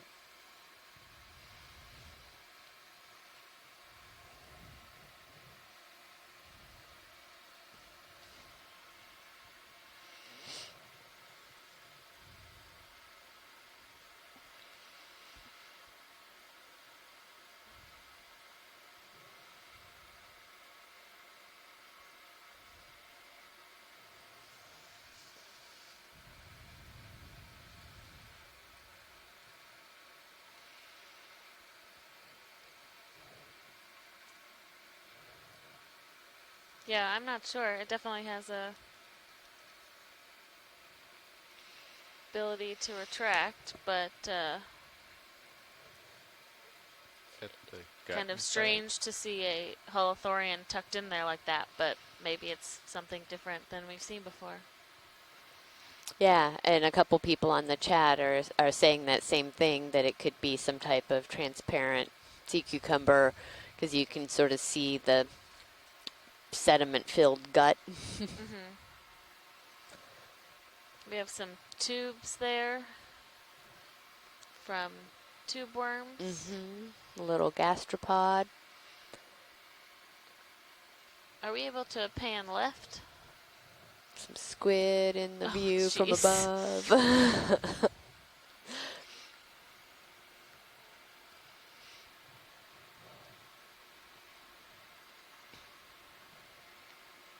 A larger brittle star under there.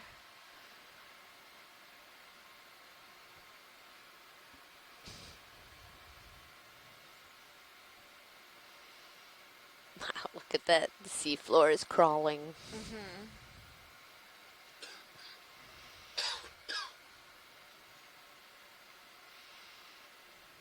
Number of anemones that are retracted Mm-hmm. under that sponge. Yeah.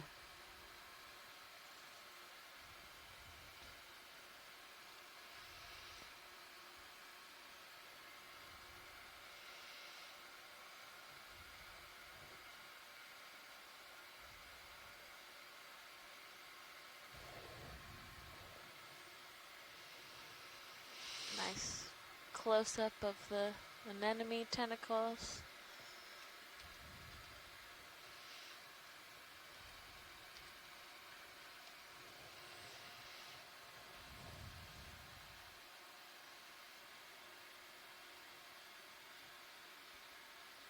Squid.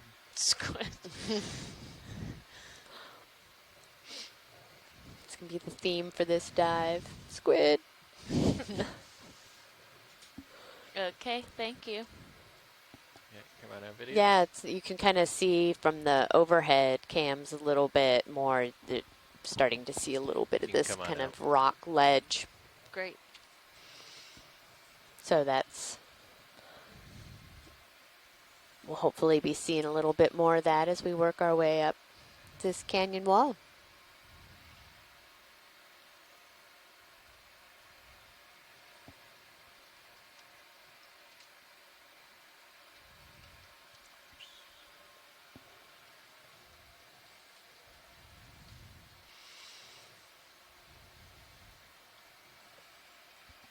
Yes.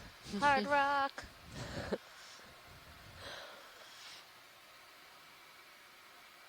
We have a sea star down there, just south Coming of quick. middle. Go, go. Excellent. Get a glimpse Yeah, of it just before the sediment plume. Come on out.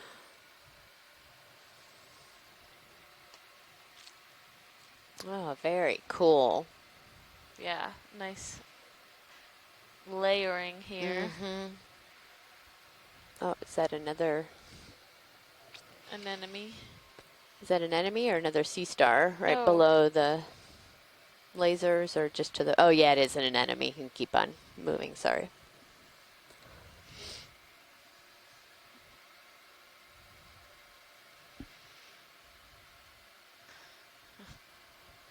Little crab in a burrow down there.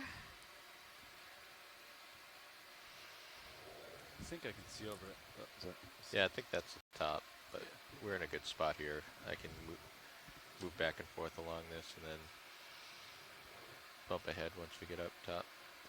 Is that an urchin up towards the top there?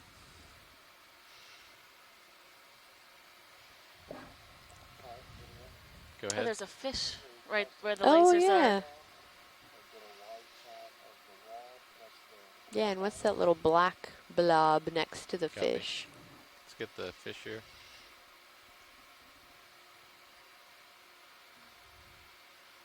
Oh, That it's was a hole. Big hole. Wow. believe we have a number of, can we zoom in on the white? Those are bivalves, I think, or Or, brachiopods. yeah, Come on in. Oh yeah, they look like brachiopods, right? I can't tell. No, I think they're bivalves. I think they're brachiopods. Okay. Okay. Just the way that they, so like bivalves don't have like those types of features. That's the lophophores from Okay. the group that the brachiopods are Okay. in, where it's more of that. Yeah, I don't know how to describe that shape. I see what you're talking about.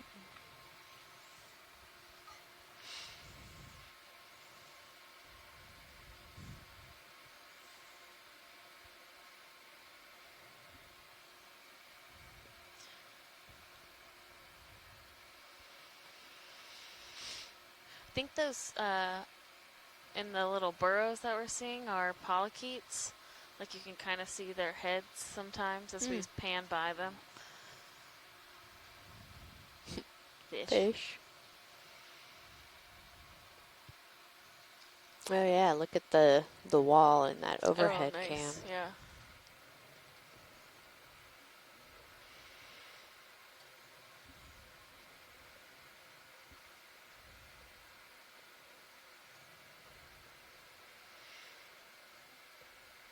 Yeah, let's come on out.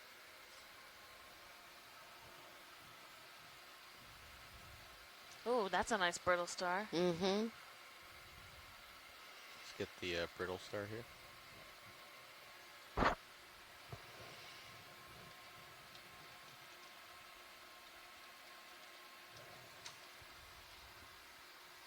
Very vibrant orange color.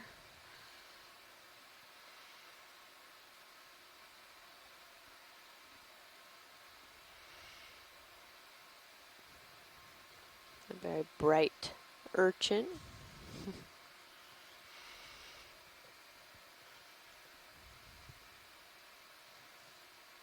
Oh, it's cool to see the, can't so much in this view, but, you know, seeing Come the layers. There Ooh, it is. another big. He's a nice big guy. Let's get let's do lasers real quick. Right, come on in.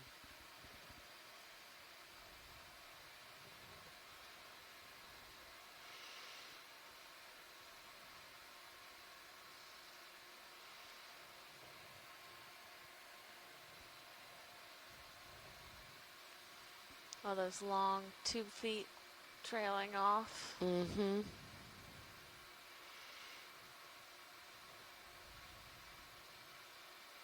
Oh, is that what you're talking about? These little polychaetes here? Oh, maybe, yeah.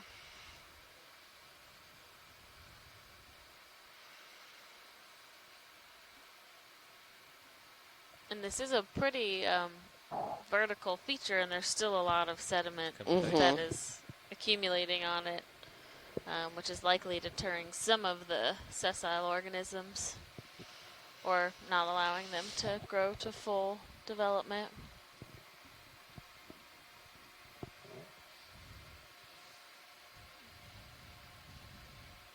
I love how those spines go from like white and the tips are like a pinkish color. Yeah. So cool.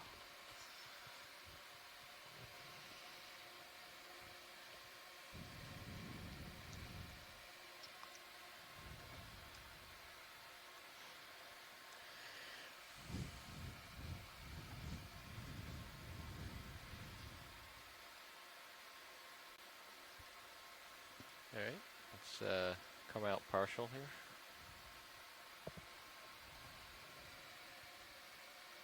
Let's hold that.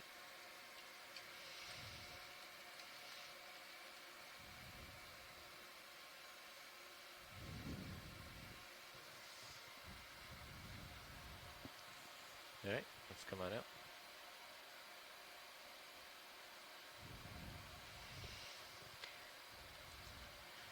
There's something, sorry, just to the, oh, there's a squat lobster there. But just above where we were looking and to the left, there's like a white Oh, now it's gonna retract. It's okay. Sorry. No worries.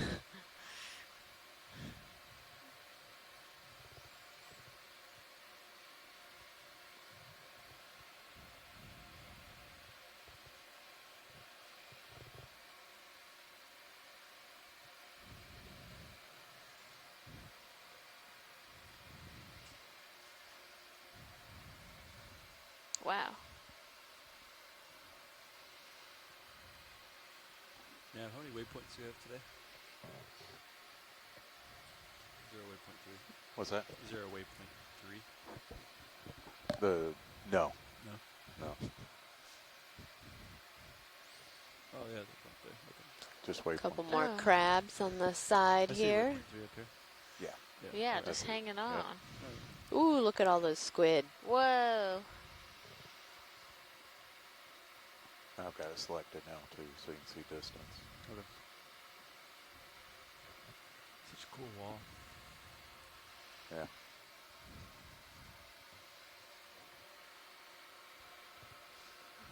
And I see a crab catch a squid. I know. on the That's photos there, is that looking at the top of it? Yeah, I I think think so. this is probably D2. That's the edge, and that's looking over it. I Okay. think. Little, Yeah, this is a Gosh, cool yeah. wall. Cool. check it out, and we'll call and move it, I guess. Yeah. Guess we could find out how hard the waypoint is. I think moving along this, is that something you would do? What's that? Move along this? It's up to science. Okay. I We've just didn't know done it how before. hard the waypoint was. So, I think you want me to judging ask by them? the waypoints, I think they just want to get up higher. Okay. Okay.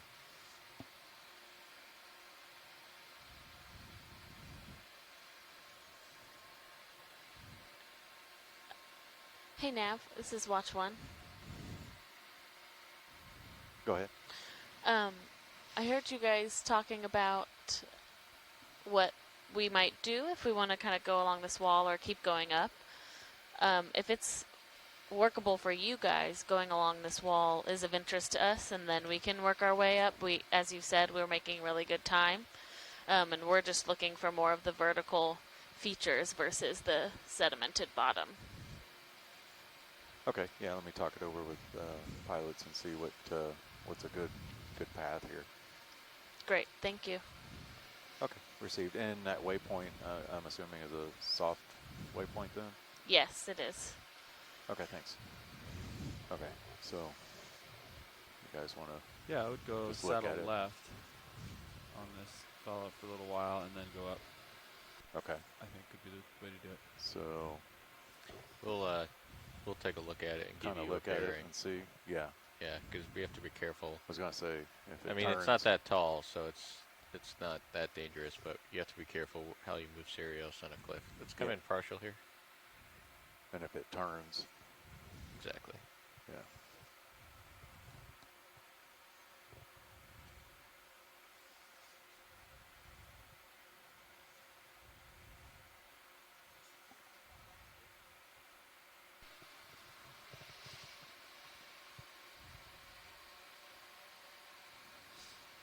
Yeah, you can see some of those squat lobsters with their claws hanging out.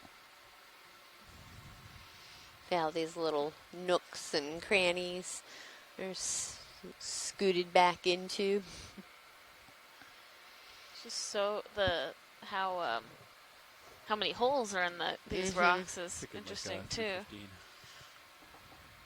What do you guys think? Yeah, this I carbonate mean, if I look straight at bedrock is very prone to lots of the wall, say, like weathering. 300 maybe.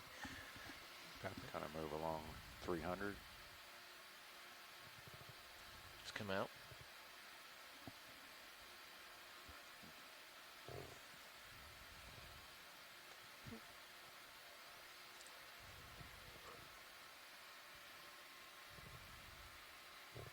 I mean, it looks like it pretty much. Yeah.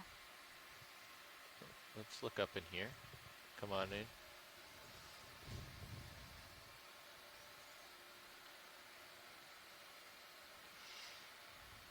Yeah, big hole or burrow. Looks like there's sponge that lines a lot of the inside of this, which is interesting. Come in tight. There must be some amount of water flow through them then, because they're Coming up. kind of sheltered from that sediment fall, but the sponge Yeah. still needs there to be flowing water inside there.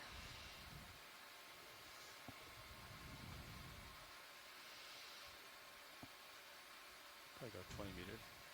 Sure. 300. 300. Sure. Okay.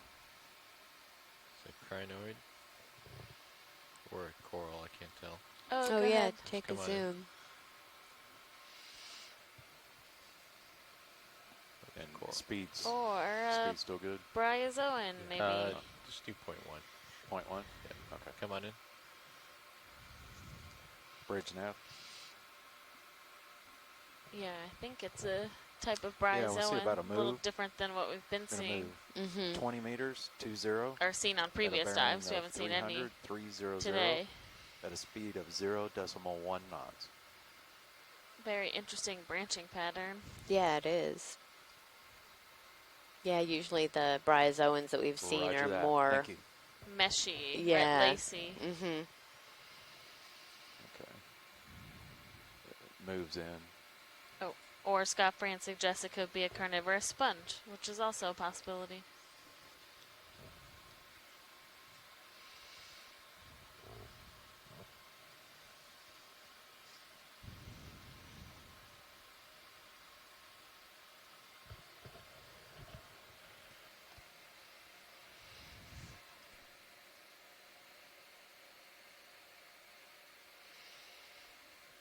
All right, it's coming out.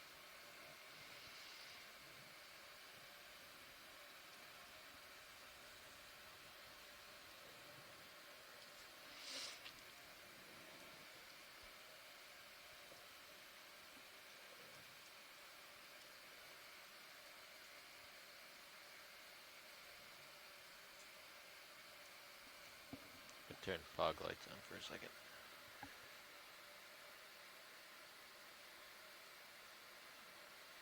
Just do a partial.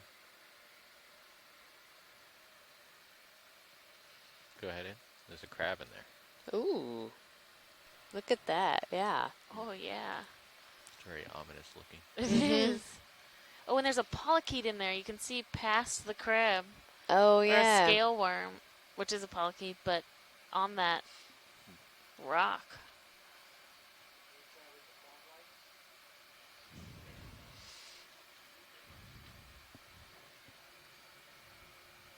All right, come on out. Yeah, I wonder how many animals are just behind this wall or like within it. Yeah, I mean, these little holes are fantastic little hidey holes.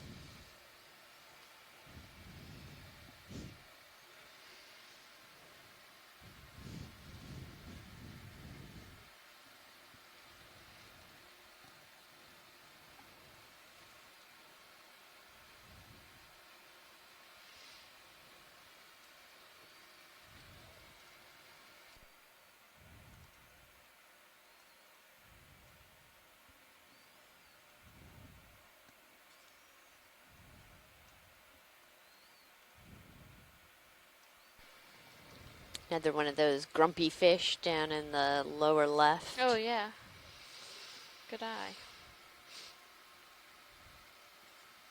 Do you want to leave hydraulics running at 1,000 meters, Josh? I mean, I think they're fine off. You can try turning them back on if you want, but I think they're all right. Just come on in, video.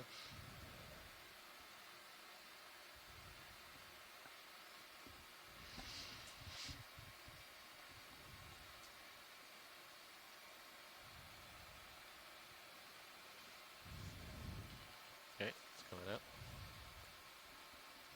Losing the fogs. Go down for grumpy fish.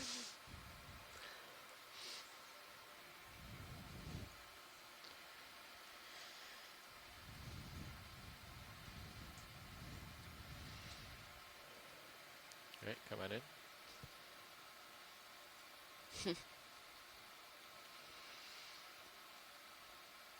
Go Ted if you have it. Yeah, this one doesn't look too grumpy.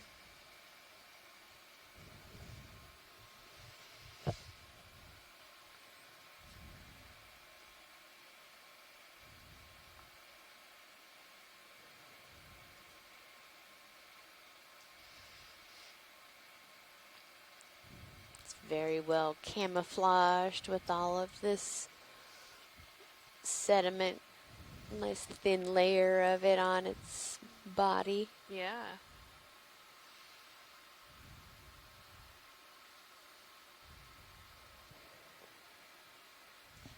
Okay, let's come on up.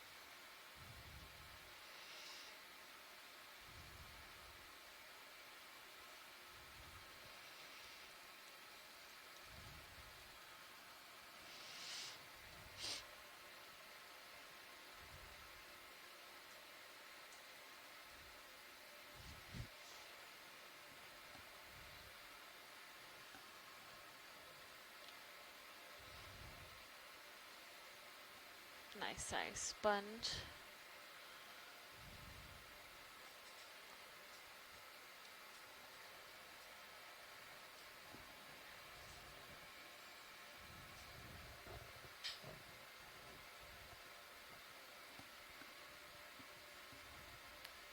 I think that's it for the wall this way. It continues very far. Did it kind of fade out to slope? Yeah. Maybe we can go back the other way if we want to. We're still moving that direction. Want to have them come to a stop and then. Let's just stand by. I'm going to push out Okay. to the northwest and see what we see. I came up quite a bit too. So, high pack has you at 930, and you're at 1,000. So I'm wondering if there's like another one coming up. You know? Oh, another ledge. Yeah.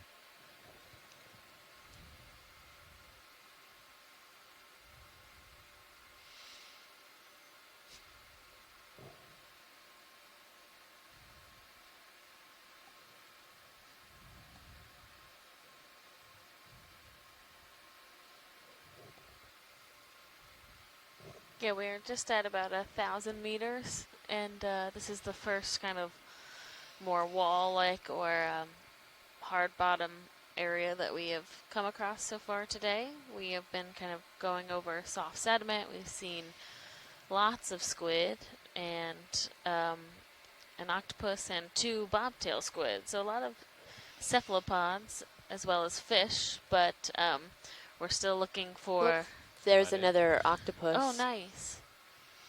Speaking of which. Yeah.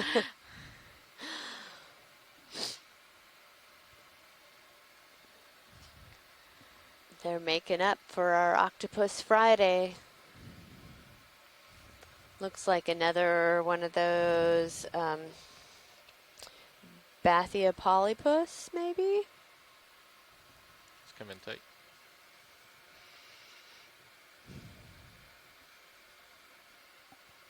Oh, beautiful. Much different color. Mm-hmm. Or at least, like, has its chromatophores are acting differently. Yeah. But it does have those horn-like features at the top. Oh, it so I think it's does. a different type of octopus. Okay. Has 2 rows of tentacles, Oh, yeah. suckers, which Mike Vecchione had said before is helps to identify them or can be characteristic of a certain type.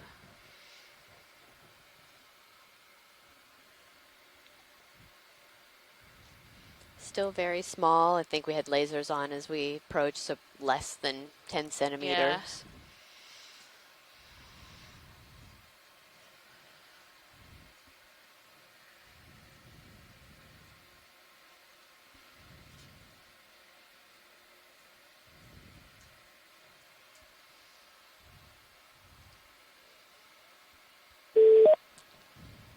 Hi, Okeanos. Hi, Hi. Mike.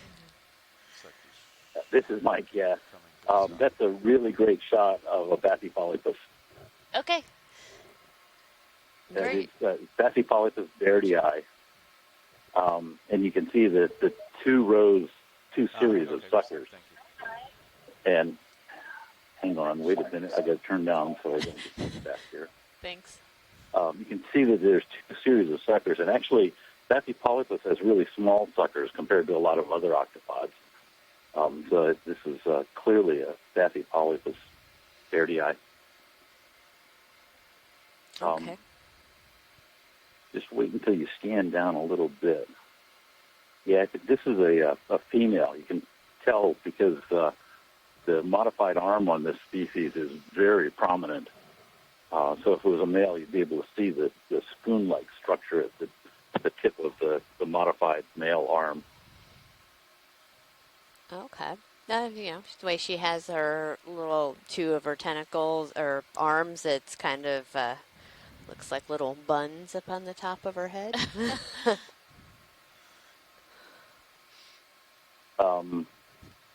Not sure what you're talking about there.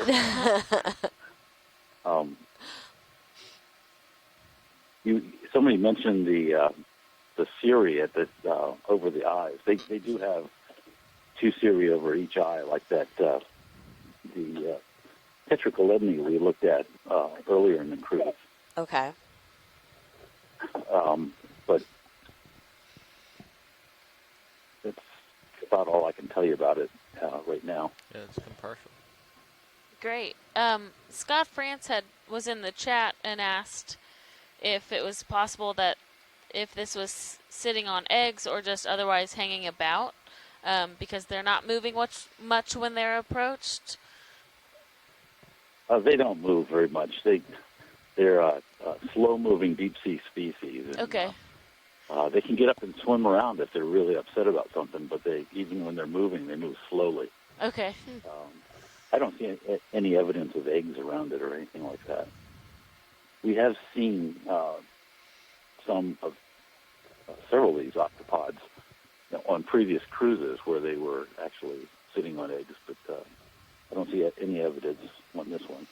Really good video, though. Yeah, it is a really fantastic shot. All right, let's go on out.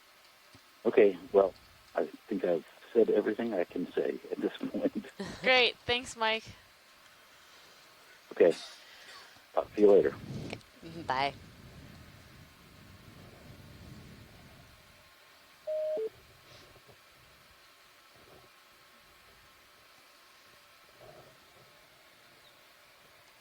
We'll have to keep a tally of all of our cephalopods today.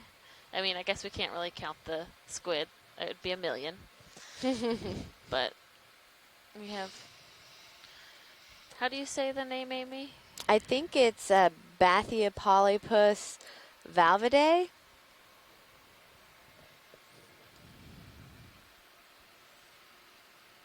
There's an interesting fish at the bottom of the screen. It's kind of white and pink. Copy. Ooh, yeah.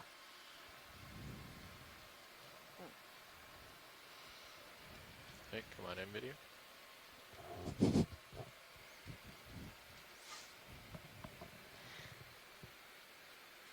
Much different than what other fish we've seen. Just in coloration wise. Yeah, it is. And pretty Right, go large ahead. fins there. It,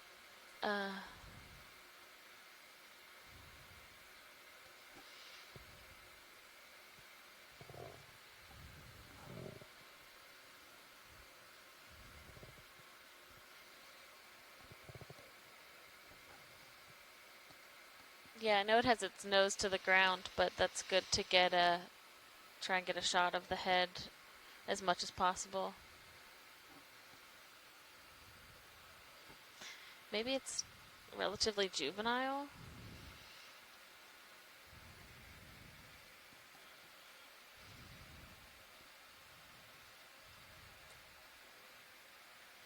It's trying to rustle stuff out of the sediment, or Come out a little bit. yeah, that's a really interesting looking fish.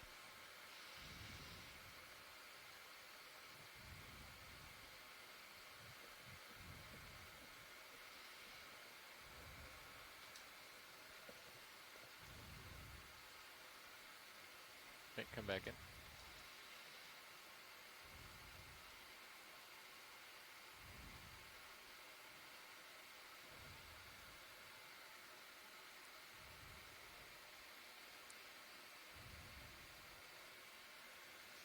Scott France says he thinks it's a snailfish or Leparidae.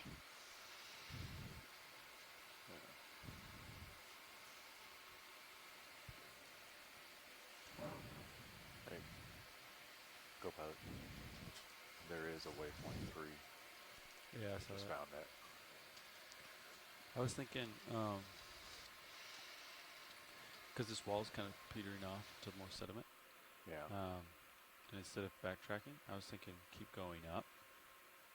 So turn to starboard, face uphill, kind of go towards waypoint 2, and I suspect we're going to hit another wall. So if you look at high pack Kinda depth, expected depth Yeah. Zoom out.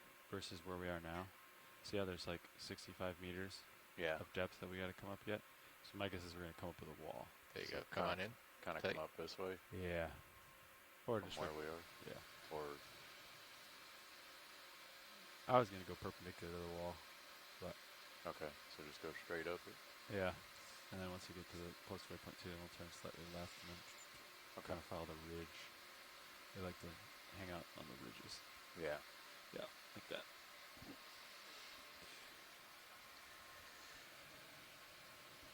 All right. Let's let this guy go. Very interesting feeding behavior. So Josh, because it's kind of petering out there to more sediment, I was thinking we'll turn to starboard, line up with this, Sorry. and then work our way up it. And I think we'll find another cliff. So you're saying kind of go up Yeah. Yep. something like this. I'll turn to starboard and line up with it on my sonar. Do a little move up here. I mean, it's very irregular. Like, Yeah. 'cause this is like another little cliff. Oh, there's interesting.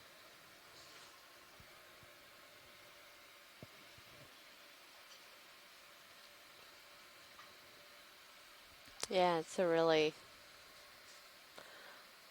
nice view of the layering and the sedimentation. I'm pretty much lined up on it at 10 degrees. 10 degrees. We'd be like 10 meters or something. Come up with you, pilot.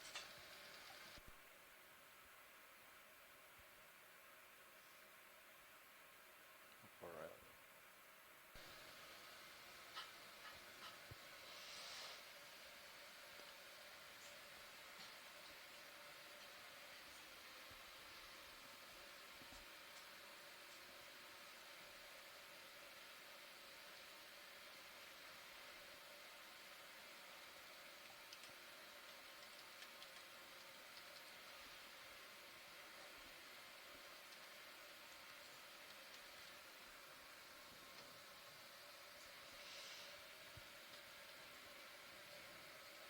Take the swing arms where they are, or do you want me to bring them in? I think they're okay. Yeah, I was thinking just kind of inch towards you a little bit. Yeah, you could probably What? do. How far away am I from you? Like 20 meters. Yeah, You could probably move 10 meters towards me that's and what I was thinking. just keep bumping. At 10 degrees, Yeah, come in. 10, Okay. 10.2, Okay. Just do 0.1. 0.1, Yeah, I was going to say, 10, 10, 10. okay. How about we go with 10, 10.1? Perfect. Okay. Bridge nav.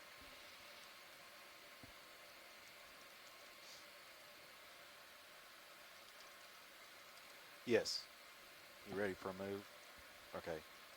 Distance is 10 meters, 10, at a bearing of 10 degrees, 010 at a speed of 0.1 knots.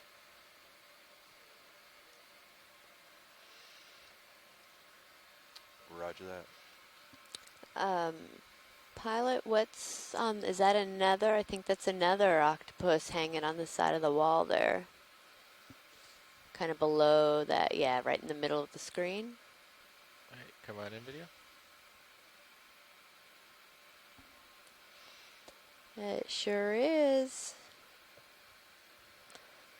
They like this little area here.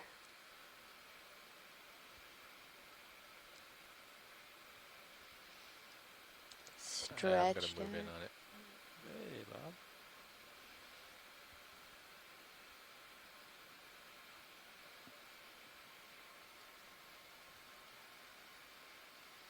Okay, ship's moving.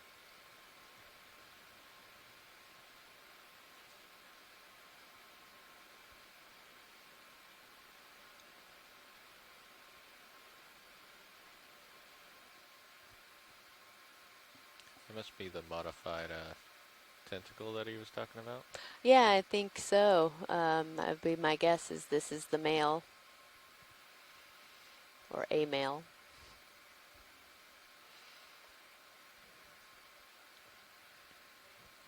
Hey, Bob, I think we're getting some of your breathing on the mic.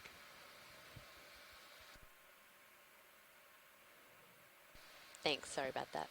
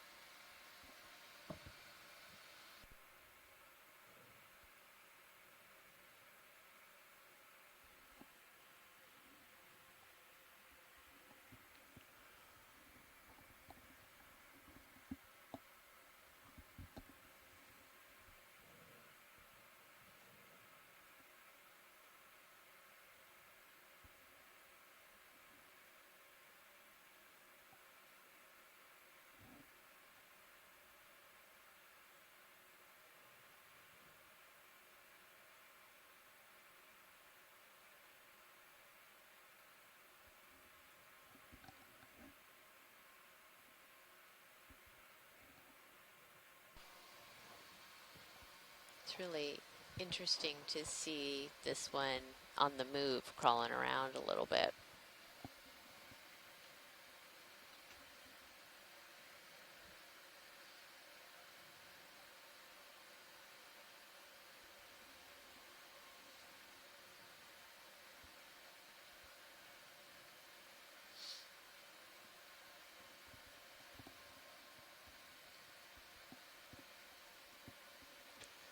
You want to fly it all, Levi? You take it.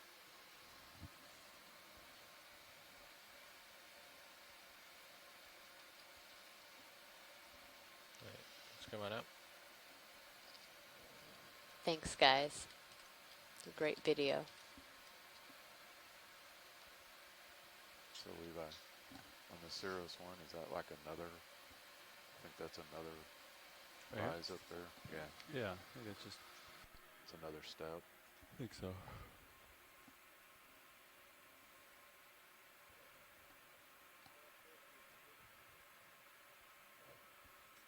Bridge nav received. Thank you. Ship's stopped, guys. Let's do a snap down here.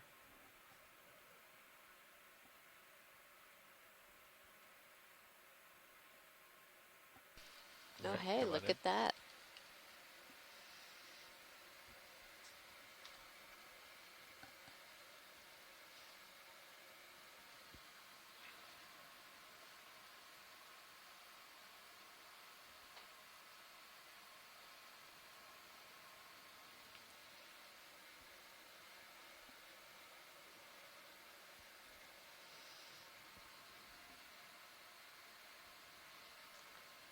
Scott suggests that this is a Acanthogorgia, possibly. an octocoral. First kind of coral we've seen on this dive, and it has taken advantage of some of this hard substrate.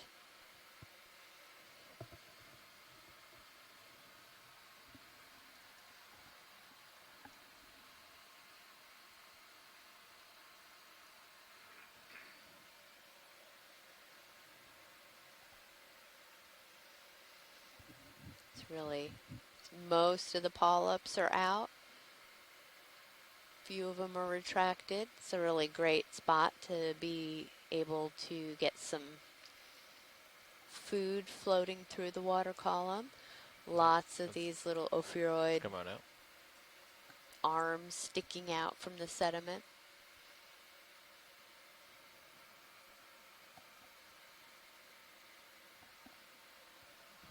Alright, let's come forward.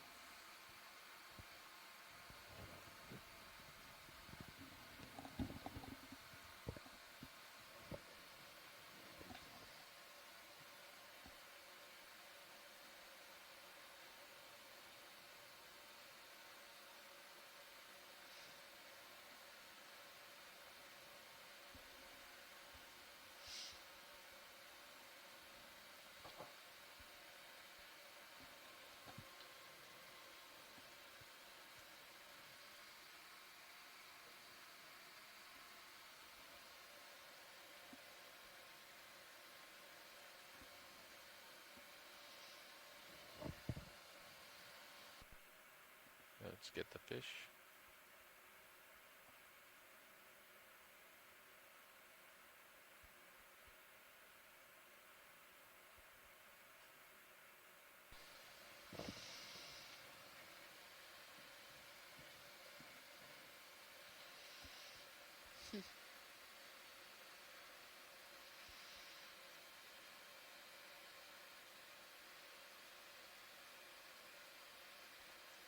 He's pretty far out there. Yeah, Come on I out. don't think we've seen one of those yet on this dive.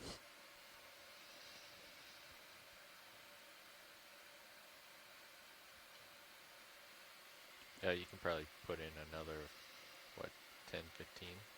Levi, what do you think? Where you at? 10's good, yeah. 10? Yeah. Same. You Same want to move in? Okay.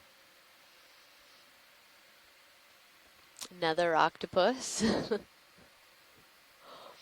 Bridge nav. Let's get this white shrimp down here. I don't think we've seen this yet. Oh yeah, look at that. Yeah, I want to see about another move. 10 meters, 10, at a bearing of Yeah, 10 this degrees, one's very 0, light 10, colored. Speed of 0.1 knots. Most of them we've seen have been more translucent. Seen some that have a really bright red Roger that, spot thank you. on them.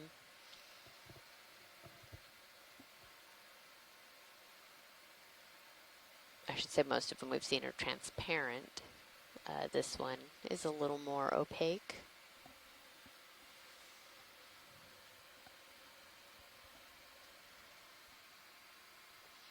Okay, let's come on out. A crangonid shrimp. And there's our octopus. This has been Do- the cephalopod Do a dive. zoom on the octopus. Yeah, Come by. we'll zoom on the octopus.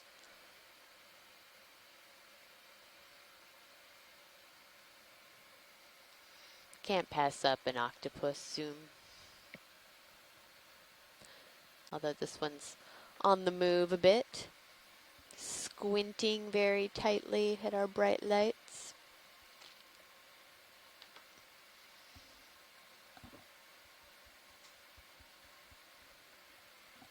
Alright, let's come on out. Great, thank you.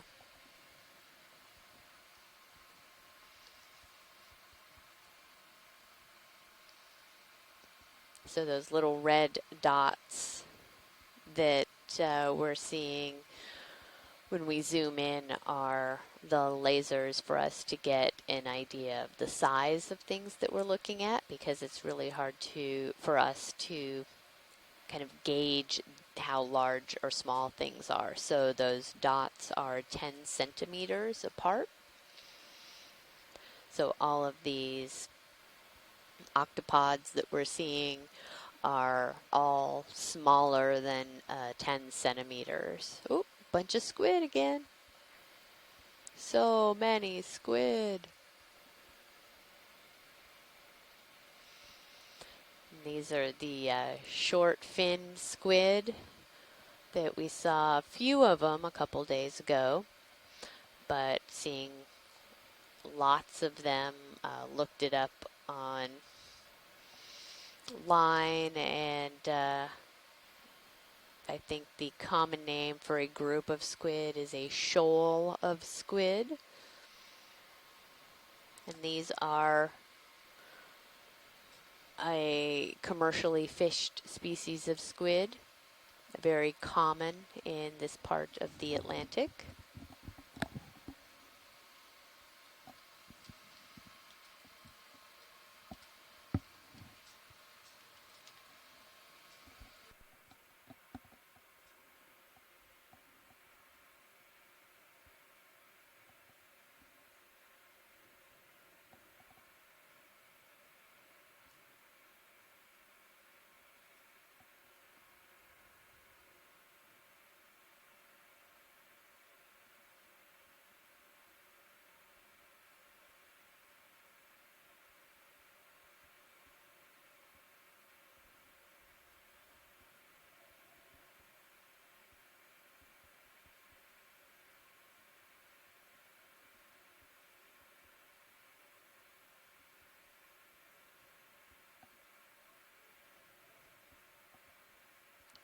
Bridge nav receives. Thanks.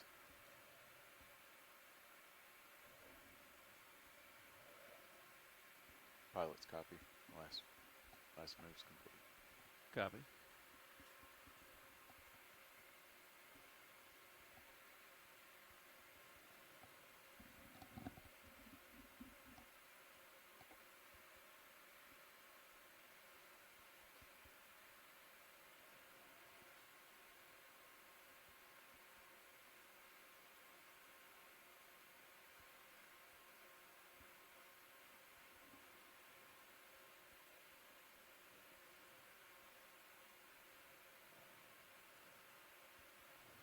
Watch lead nav.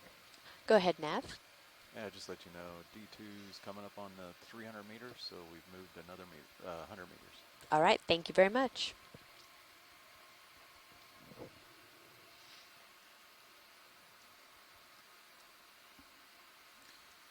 Probably put in, what, 20 meters? Yeah. Okay. Thinking same bearing, Yeah. same speed, or Probably go a little faster. I think we're over the cliffs. We do point 2. okay, want to do point 2? Okay. Bridge nav.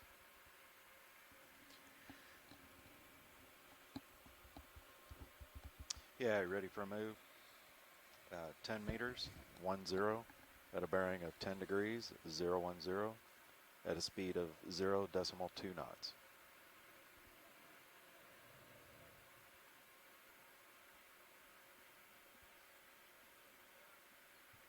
Roger that. Thank you.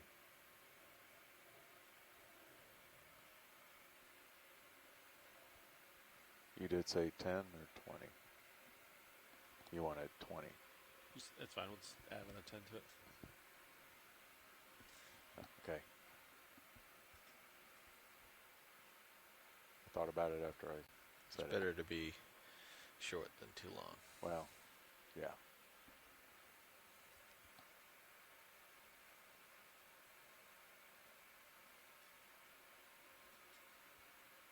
Is that another one? Oh, that's a squid, I guess. Come on in, video.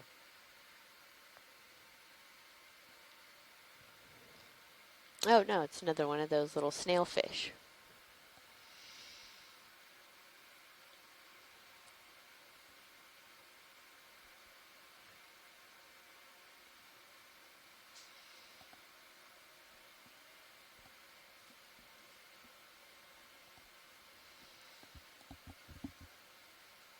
is not going to be very cooperative in allowing us to get a good view of it, is it? There we go. Hello.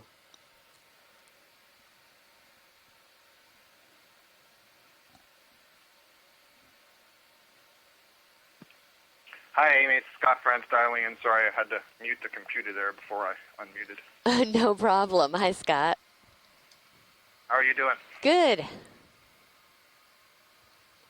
I wish I could tell you I was dialing in to tell you all kinds of things about this fish, but I can't. I'm Okay. dialing in to be with you. But I'm pretty sure this is a snailfish, family Leparidae. Okay.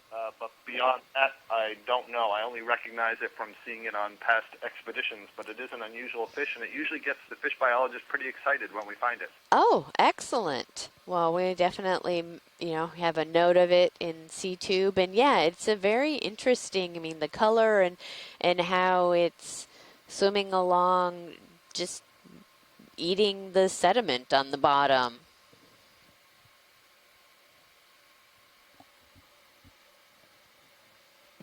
I'll have to look it up, but I have a feeling it gets the name because the body is sort of gelatinous. Okay. Interesting. Yeah, we've had a lot of different species of fish and a lot of squid, and what I think I've lost count of how many octopods we've had. I've seen, lots of the octopus and squid, and I do have a graduate student, I think Mike mentioned her the other day, Abby Pratt, who's doing a study trying to model the distribution of octopus in the deep sea along the eastern seaboard of the United States using these Okeanos Explorer videos, and so she's going to be really excited about these dives. Lots more data to add and try to tie in what sort of bottom features we're seeing and what the temperature, the oxygen, et cetera, what those conditions are that lead to the presence of the different species of octopus. Okay, yeah, that's great. We've seen most of these in this kind of, 975 to 1,000 meters, maybe a little bit deeper than 1,000 meters. And it's about 4.5 degrees Celsius down there. So nice and chilly. Looks like we're probably finishing that last move. Go ahead and put the other. And I did just read that the snailfish have no scales. They're scaleless. Oh. And have a thin, loose, gelatinous skin. Okay. That's what you. They're kind of slimy looking when you collect them. Okay. Interesting. I'll get the bridge to confirm, but it looks like we're. Well, thank you for providing some of that additional information.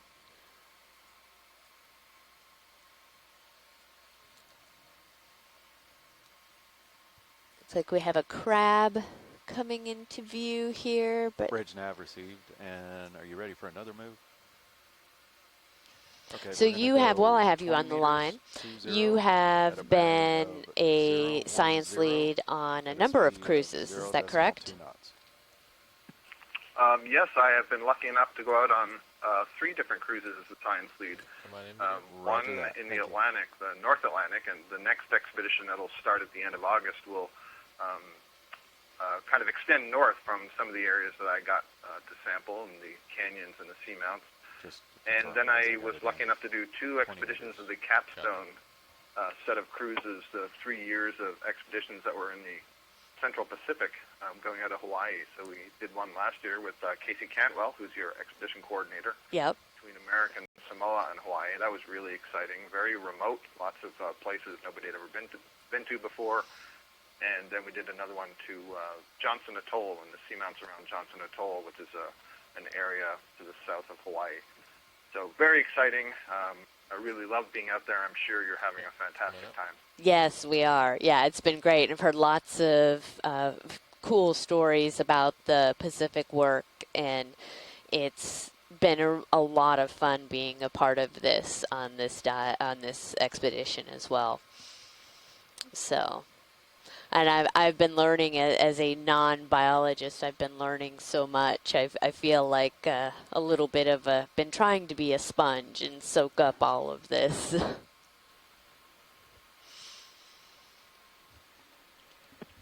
one of the really valuable things about being a scientist and being the lead scientist is you have all these scientists who are contributing information in the chat log. The audience doesn't necessarily get to see how much information there is behind the scenes. And so I totally agree with you. We learn so much. As you've just seen with snailfish, I am not a fish biologist. I'm more of a coral biologist, but I've learned some of the fish. But I have to relearn them on every cruise. Yeah. But, very valuable experience. It is, and the collaboration between the phone calls and the chat room and the folks that are emailing in. Oh, here we have a starfish. We can go ahead and get a snap on that. The collaborative effort come on of in this is, I think, my favorite part of this is really getting to engage a lot of scientists, the very broad fields, and that's been a lot of fun. Okay, come in tight.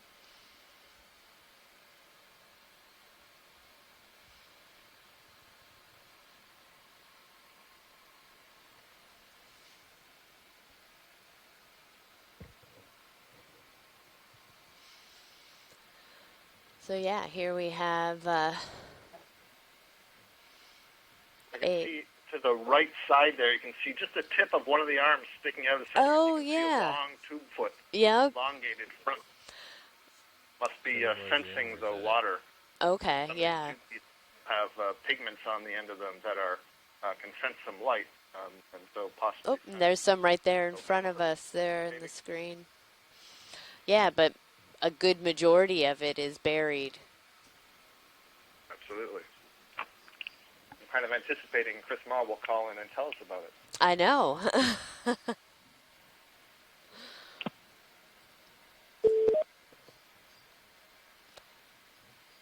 Hello. Hello, Chris. Hello. Hello. Well, speaking of Scott's mention of collaboration from different sources, we can set our watch to you, Chris. That's wonderful. I am told that Chris Kelly actually had it down to a specific time frame. It is slightly longer. You have to accommodate because the new dial-in takes just a second or two a bit longer than before. Anyway, so this is an astropectinid, probably a Plutonaster. These are known. The entire family is known for burying themselves in sediment, and they have tube feet, which are actually pointed rather than flat or suckered. And so they have any number of incredible adaptations which allow them to bury and dig into the sediment, and they sit there right at the subsurface. And so they often feed on small clams or other kinds of invertebrates. They swallow everything whole, and then they they don't have an anus, so it goes in, it's digested, and then comes right back out. There's also a number of surface features which sort of protect or prevent the gills from being occluded by sediment and other muck. And one of the really interesting things that I've been learning from some people who have been studying eyes is that even at depth, some of these sea stars may actually have proper eyes. I mean, in the sense that Erozong thought that they were largely photosensitive, but some of these may actually have something that might be image-forming eyes on the tips. That's not to say that they're very good image-forming eyes, but that might be why the arm tips are kind of sitting, right at the edge of perception, right at the sediment interface. So there's a lot about these that we're just learning about. One of the things that we used to see in the Pacific is that they they'll form these star-shaped burrows, and and I don't know how long they stay there, but every once in a while you see them sort of just come up, or perhaps it's because of the wash from the ROV that some of the subsurface sediment has been blown away. I'm not sure, but they will often be found right under star-shaped burrows in the mud or the sediment. And there's a whole family of sea stars that is adapted to this, and they occur both in shallow water and coarser sediment, and then at deep sea depths within these really kind of fine muds. And museum specimens often have these animals collected by trawl nets, and their guts are just filled with, as I said, mud, or sometimes they also include small snails or clams or other things. It'd be an interesting project to sample the gut contents of these kinds of animals and see, what came along with them for the ride. But yeah, there are different types in different areas, but this one looks like it's missing spines on the peripheral plates on the edge. So this looks like something seen elsewhere as, like I said, Plutonaster, named after, I believe, Pluto, the god of the underworld. And so very interesting, always a very interesting critter with lots to talk about. I'm glad we saw one. Yeah, thank you. That is really interesting, and the idea about the eyes is pretty cool. I think Stir up some stuff. Well, that's still a new thing, so we'll see how it goes. But it's fascinating to consider. So it is. Thank you. Must have got worse. Thanks. I'll be watching, and great job you're doing. Thank you. Thank you. Hey, Jim. Yes. In the 10 seconds that you guys were trading the headset, the bridge called down and said the move was complete. All right, I think Alexis and I are going to do a swap out. I'm going to go grab some lunch.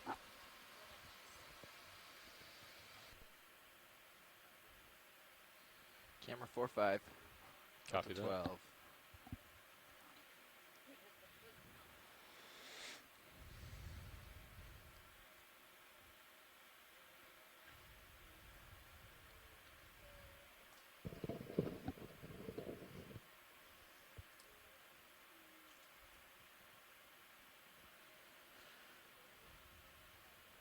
Something just swam away, huh?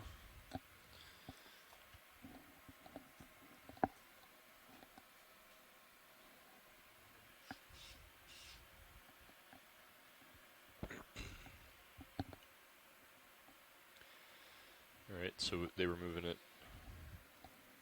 0, 1, 0 or so. Is that what the moves have been? That's what, yes, that's what I got here. Okay. And Mark said that the last move was 20 meters, but before that they were usually doing around 10. Okay. They just came up over a crest. Okay.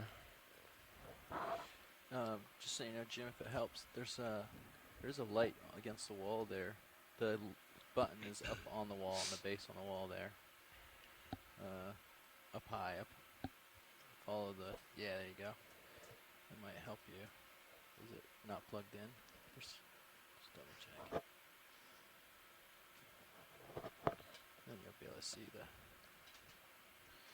yeah, there you go.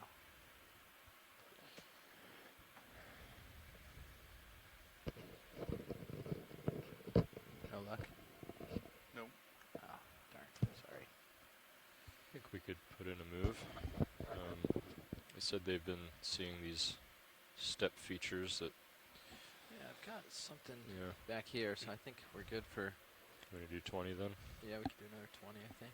Sure. 20 at 100. Or 0, 1, 0. 0, 1, 0. I'm Yeah. sorry. 0, 1, 0. Yeah. And decimal 2. Sure. Yeah, and then we'll start turning up the ridge, I think. Right, once you get to waypoint Bridge 2, I nav. think we're headed sort of Northwest. to the northwest. Yeah, Okay. 315 I'd like to or request a move. Range 10 meters. Bearing Looks like we have 0, a 1, shrimp 0. right there. Speed decimal 2. Good copy, thank you. You want to come in partial video?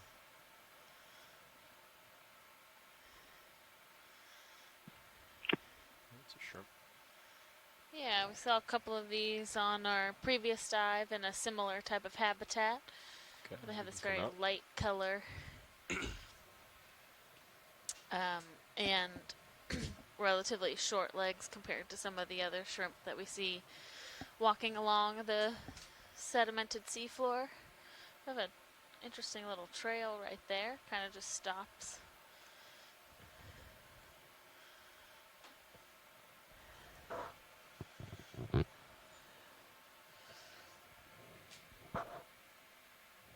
There's something up there.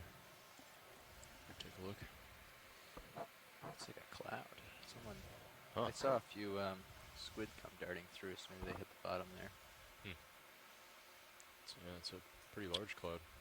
Interesting. If we can zoom on that before we get the cloud in the way.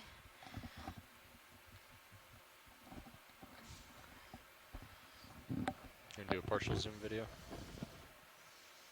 Looks like a Hold sea that. pin, so a type of octocoral that often grow in these soft sediment areas. So all the white parts are the polyps coming off of that main stalk. Pilot, would this be a possibility for a collection, or are we in a bad spot? I think we could manage that. Okay, that would be great. Let's come out video.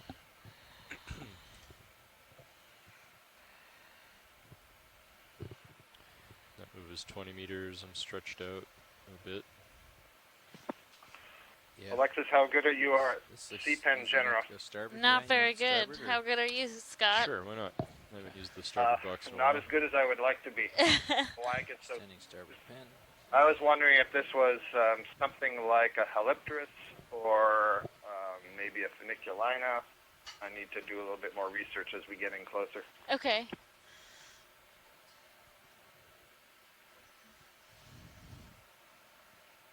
Wow, that is But we have seen, we saw a couple of these, or different types of sea Soft pens bottom. yesterday, and again, they're pretty Nav, how common much on is left these in that sedimented move? areas, so Pretty much done?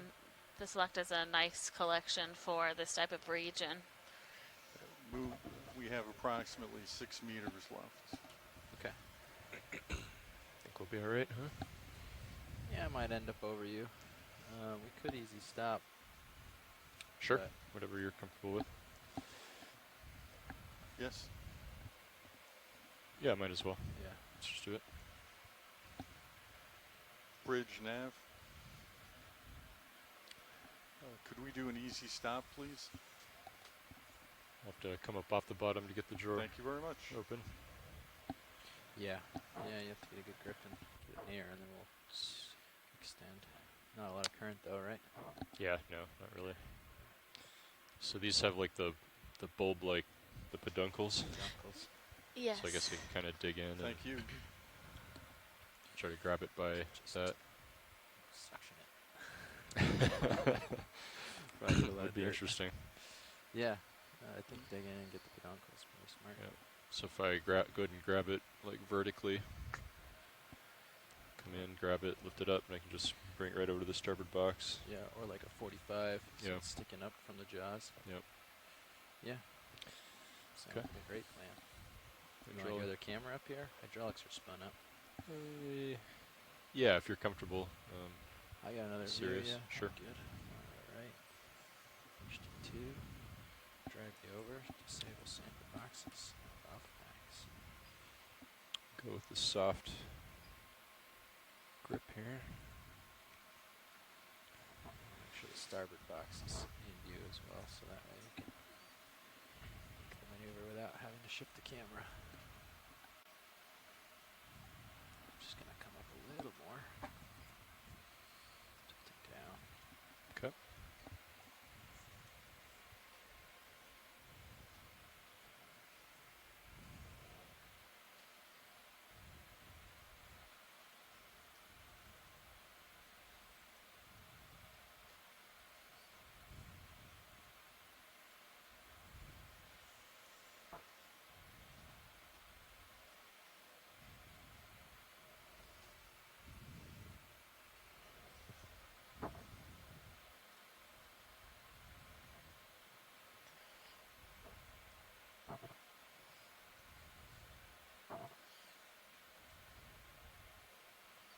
Whoa. Whoa.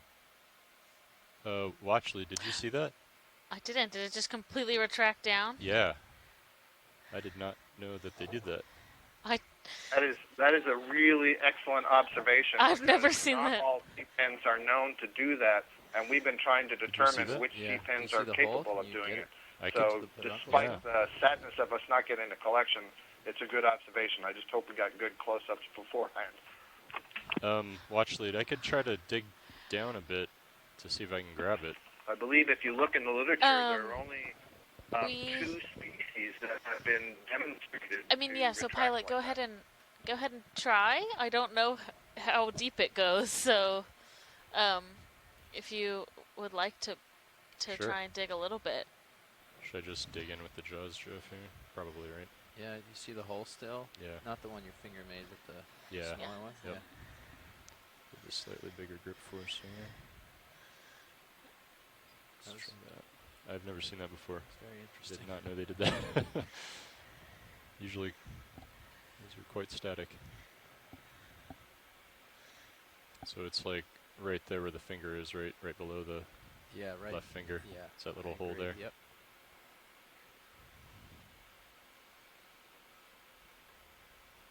Wow, that was.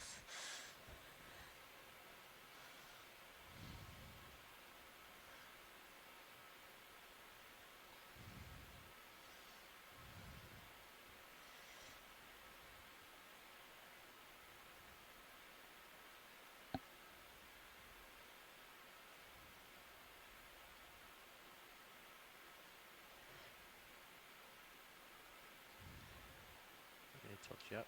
I think you got something.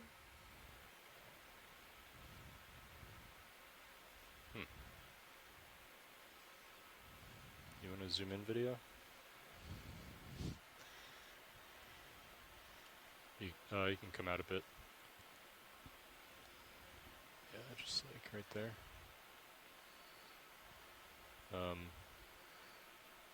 It's like mostly mud. Yeah. I don't like there's anything in there.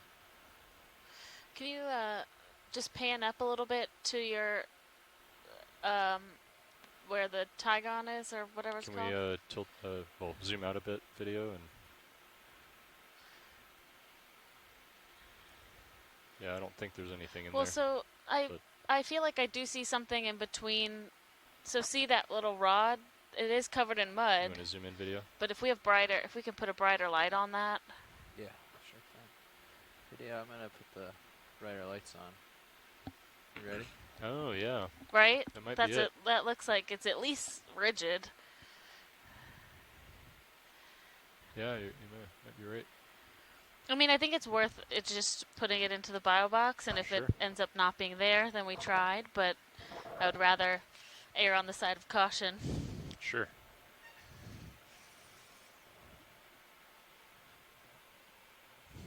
Okay. We'll go ahead and put it in the box.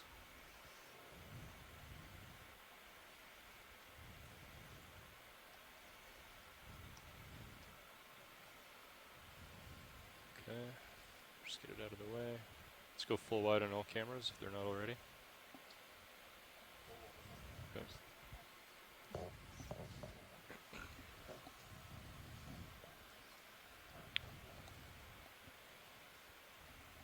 Alright. Would you mind putting the Sirius camera on monitor 12?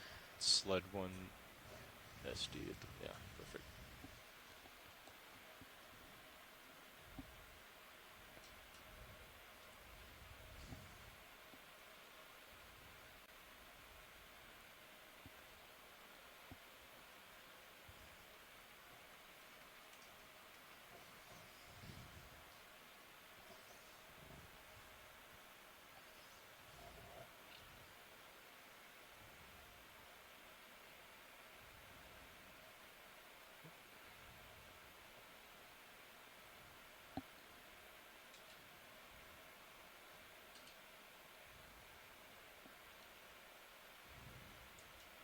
See if Auto XY works. Pretty soft bottom, but okay.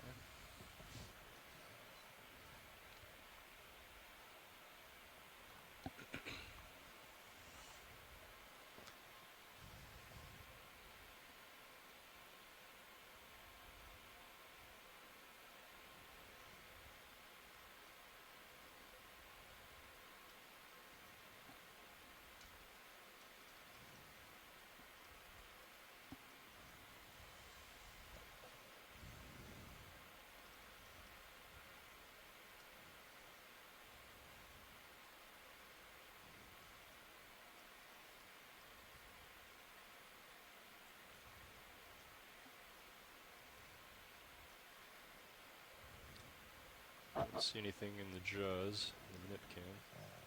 So whatever it was fell out. Okay. Ready to retract? Sure.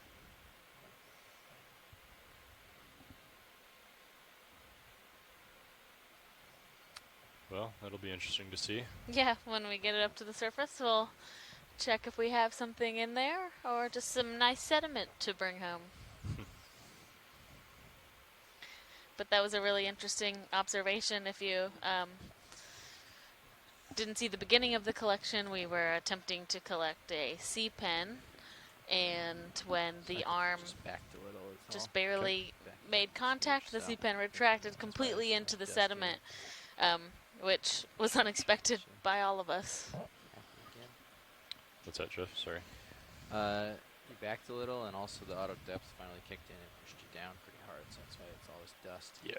So I think a good push forward, that'll be all right. Okay. I'm going to go ahead and bring the Sirius camera back up. Okay. And we'll move on. I did come up some with you. Okay. So I'll have to come back down.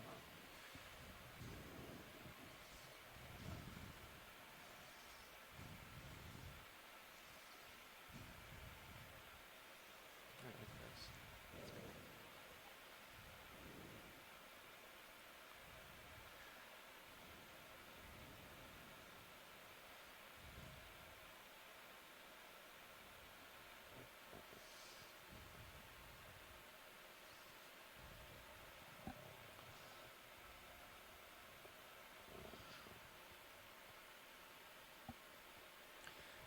Let's see. So, still see Sirius view or Sirius sonar. Yeah, this Maybe we can crest is see. pretty wide, so Yeah. pretty flat, so we just kind of have to pick a direction and start going, I think, for that. Yeah. We could do 20 meters, I think. Do you want to do one more hop uphill, or Yeah, sure. or maybe we should clarify the intent Sure. if they want to stay along this, like, if we can find a crest, stay along it, or if we're trying to, like, Yeah. Well, maybe we'll go ahead and get another 20 meters at 010, and then when we're moving, you can work that out. sounds good. Sound good, Nav? Sounds good. I'll make the call. Cool, thanks. Yeah, I've got a bunch of dust off Bridge my ROV toe nav. falling off. I'd like to Back request here a and shake it move. off, maybe? Yeah. Range 20 meters, 20 meters. Bearing 010. Speed .2.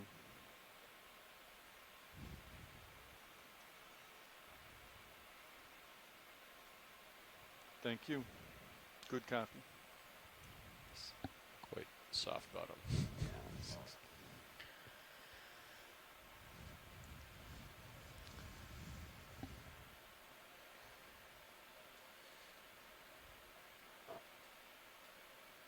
Yeah, watch lead. We got some mud on the frame when we sat down for the sample, so I'm just shaking it off, and then Okay. we'll get back to the bottom. Sounds good. All right.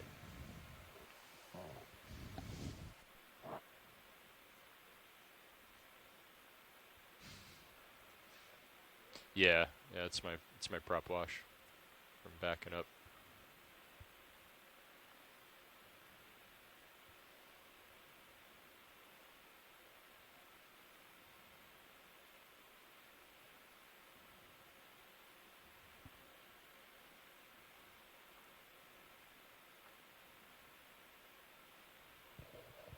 Something in the water column there. You want to zoom in?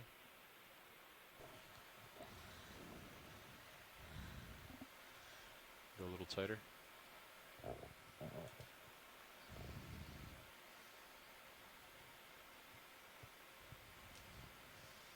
Just a small fish that's coiled itself up as I think it's settling back down to the seafloor.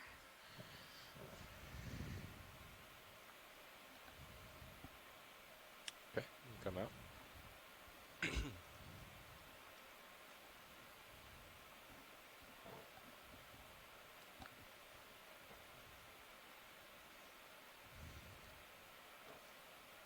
See something up there in the menu. Nice. Cool.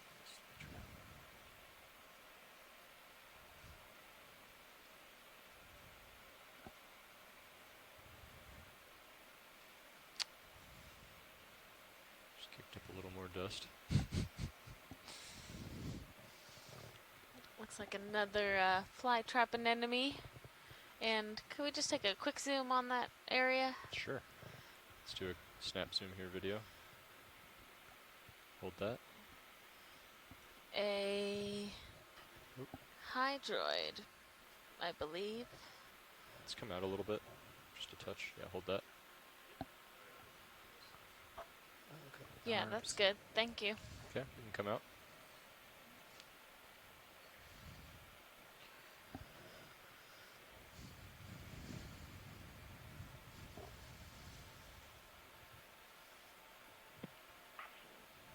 I looked away, Alexis. Were you saying hydrate for that yellow colony? Yes. I thought earlier we saw something like that may have been the Acanthogorgid, and you have a better view of it than me, but I thought that's what it was earlier. Yeah, I didn't see the one earlier, but Amy had told me that.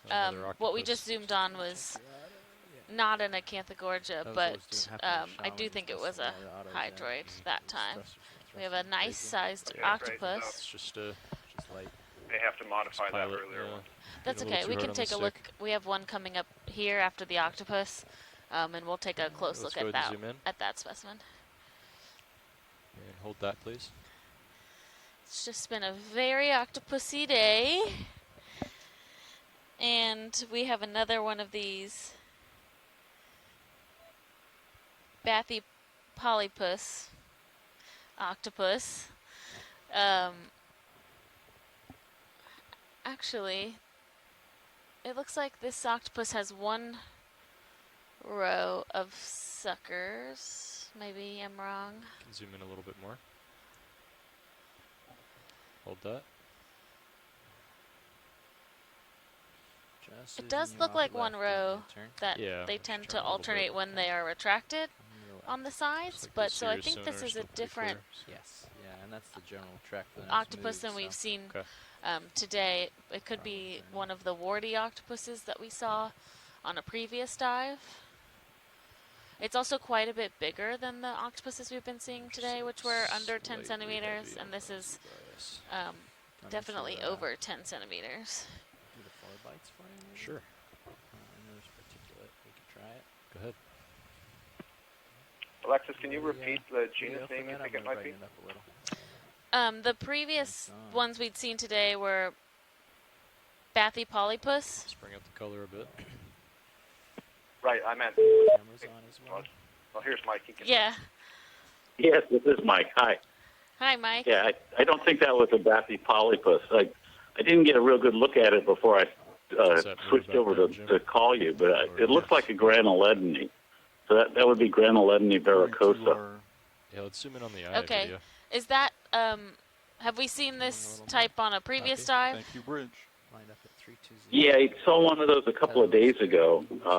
We saw one of those, and then right after that, we saw one that was sort of like that, but I said might be a tetracholedone. Anyways, granuledone has got a single series of suckers on its arms. And, Oh, it's swimming.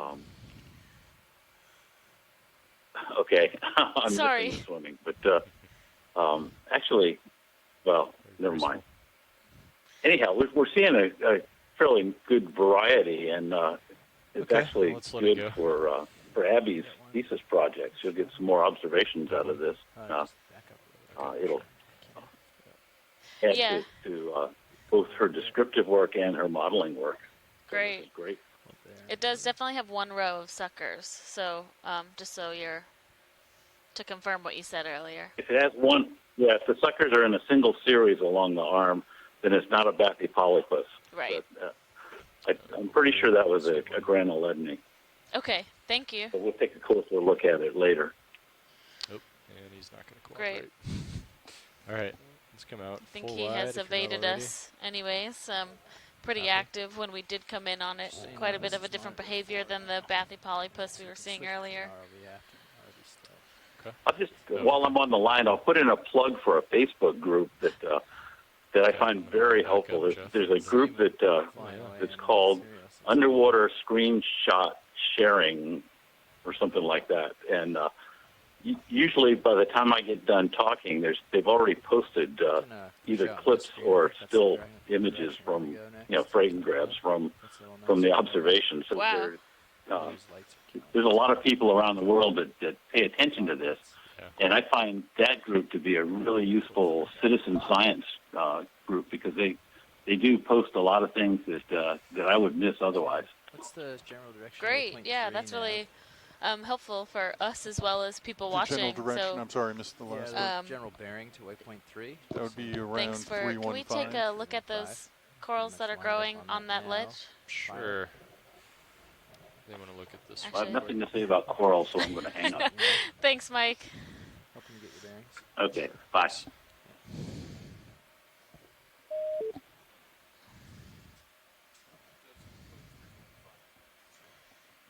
Yeah, I agree. Yeah. Yeah, you can. Hold on, let me get off.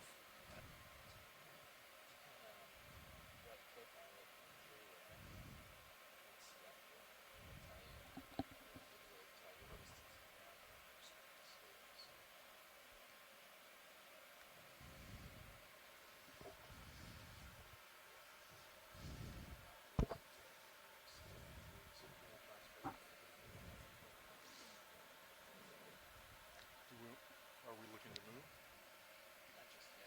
Okay, you can zoom in.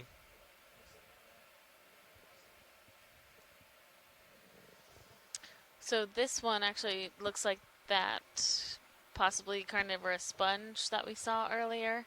That Scott France had had suggested that it was one of these carnivorous sponges, and that is what it looks like. You can see those pinnules or spicules coming off. Wow, so much particulate in the water, and a lot of small amphipods on these little stalks as well. All those small pink little animals.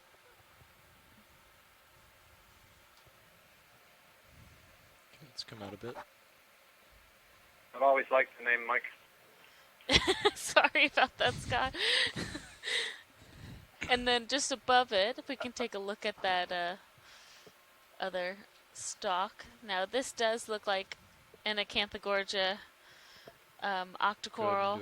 I do. That last one is a carnivorous sponge, and I assume that those amphipods have been captured and are being digested. Okay. And this is a, I think they saw one of these a bit earlier today, but this is an Acanthogorgia with a anemone growing in the center, on that center stalk.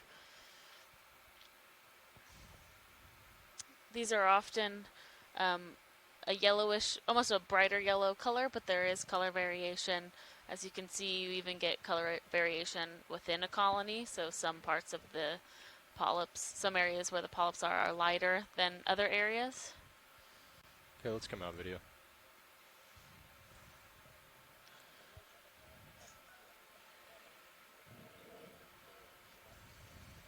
Hey, Nav, can you sort of frame the vehicles in the ship for a minute on HiPAC? Scott, do you have any other notes or kind of anecdotes about Acanthogorgia or identifying it? I know that there's often there can be some contention between Acanthogorgia and Plexarids. For me, it's more of just like a visual cue on how fuzzy they look, but I know that that's not the most scientific way of determining. Sure. So when we look at them, we're looking at the relative thickness of the scenenchyme, which is the tissue that's around that skeleton, the central axis that you can't see, the internal skeleton, and then the polyp emerging from it. And so what you tend to see are very thin, tall polyps extending from a relatively thin tissue around the skeleton. So that's the thing I think that gives it the fuzziness.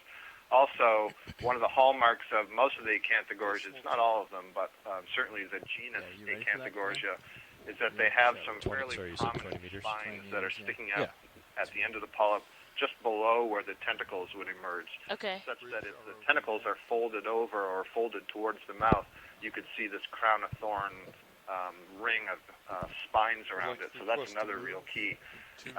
The other thing is that when the acanthogorgias kind of retract or compress the polyp, they don't disappear into the tissue and leave just a mound, which is something that you would see with the Paramaricia and the plexaurid corals. Okay. Yeah, those are all really helpful for when we can get close-ups of those polyps and the axis structure as well.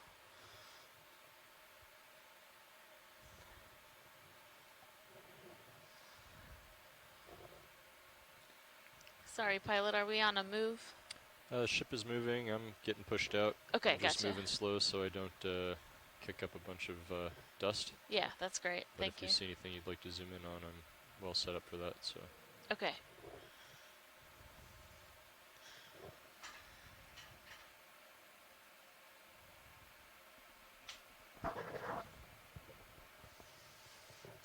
Just to the left on the ledge, there's another, it looks like Acanthogorgia. If we can just take a zoom on it.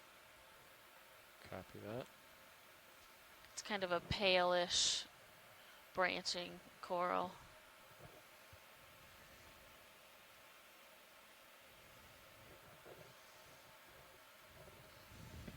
And it's had another crab in one of those burrows.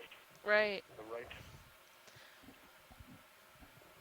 Kind of nice to see this today because we often see the burrows and don't often see the inhabitants. I heard you talking about that a little bit earlier, so it's kind of refreshing as I think both you and Amy were noting. There's so much stuff that's hidden that we don't often get to see. Yeah, that's definitely true. Okay, go a little tighter. Hold that.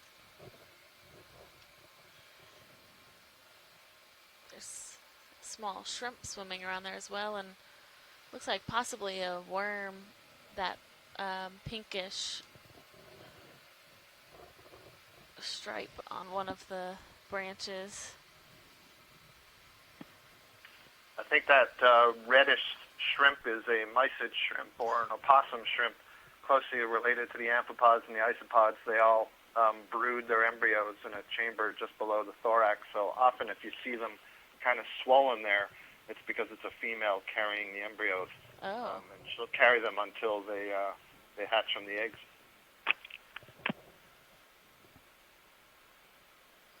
There's another anemone attached on this coral as well, just similar to the one we saw before.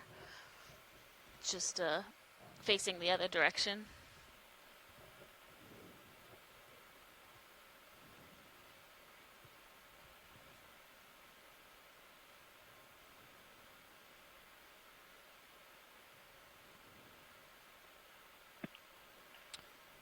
All right. Almost looked like there was some kind of a gall at the top left of this colony. It was bright white, and I wasn't sure if it was just the angle that we were looking at, or if there's something swollen beneath that group of polyps. You can kind of see it just to the left of center right now. Yeah, yeah, I see what you're talking about, and there seems to be a pretty high density of polyps. There seems to be two of those galls, one right below the bright white one. So sometimes those are formed because there's a parasite that is basically living below the tissue. The coral grows over the parasite. There's one group, the ascothoracids. They're related to barnacles that result in those sorts of structures. They're really hard to determine from the exterior, though.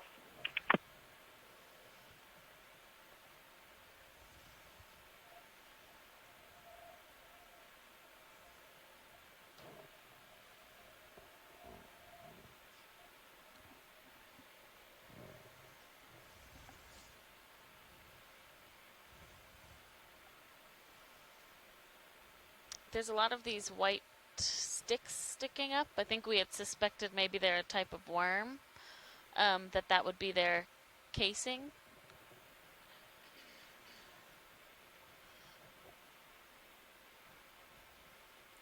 That's pretty much it for the ship move, yeah? Yes.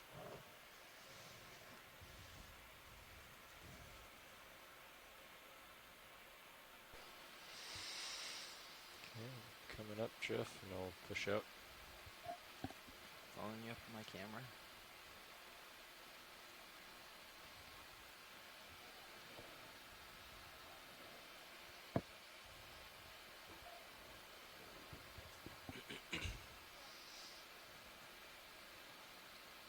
Wow, this is a pretty steep slope here. Yeah.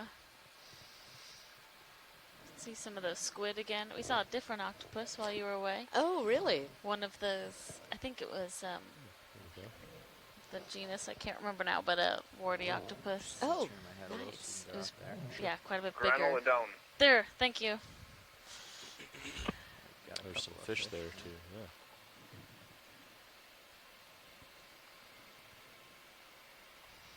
What's that swimming in the background? Is it? No, another fish. Oh, yeah. Oh, we got 2 grumpy fish. Is that a hake in the background? Yeah, it's got the fins like it, huh? Oh, it's hard to tell.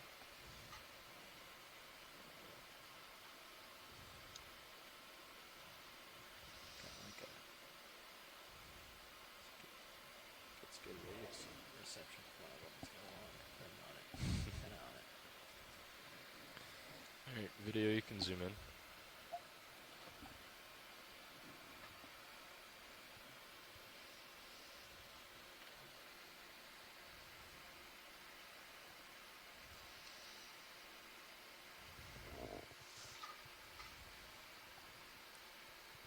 Also, quite a different type of rock face than what we've been seeing. ROV nav.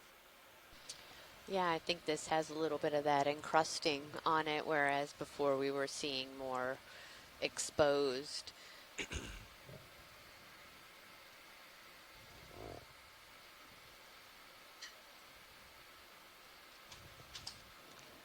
Appreciate that. Thank you. Copy.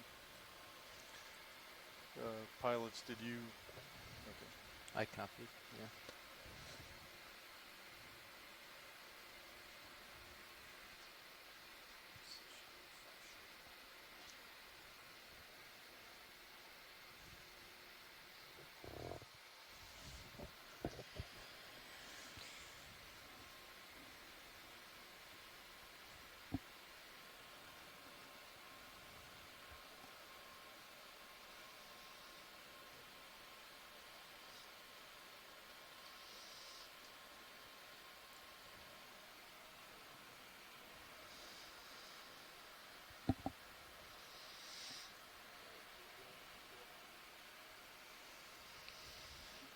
Not sure. You can zoom in if you'd like.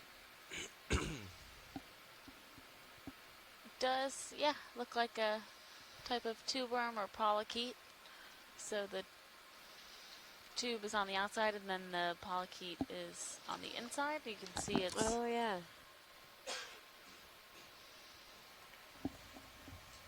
Alright, let's come out video. It's little feeders. yeah. You can zoom past the skid whenever you'd like.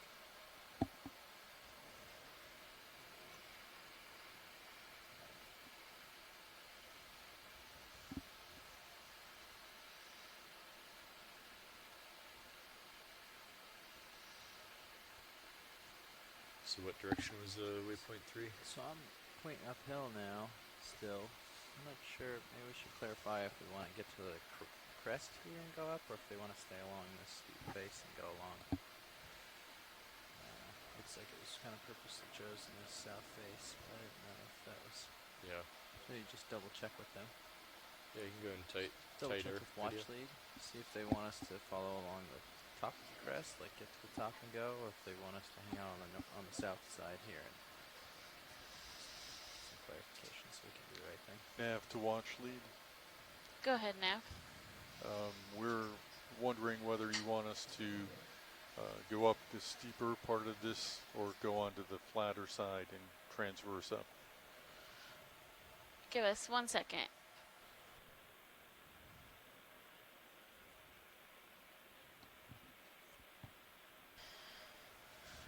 Nav, this is watch 1. Nav. we'd like to stay on the kind of steeper side, so if we can kind of travel along the south side, that would be great. You okay with that, Dan? Copy. So they just want to move kind of laterally to the slope for now? Yeah. That's fine. Well, I'm gonna keep north, keep you in. Sorry, view my of ignorance the, of the I fish. guess Is this a we're gonna hake of do- some kind? We're gonna do a. We believe 315 so, sort of yeah. Move, so Sure. Has very long, maybe 310 at this point. Sounds good. things. All right. Let's come out. Thank you.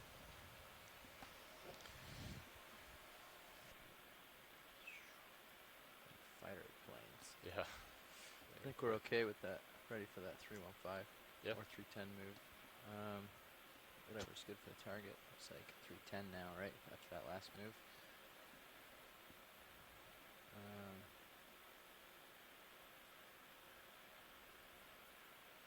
Yeah.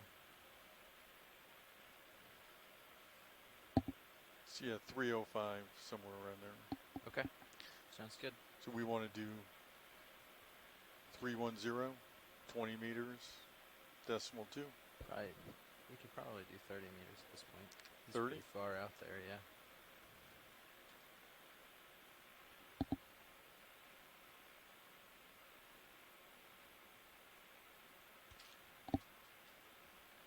Just get to the end of your leash. Bridge ROV nav.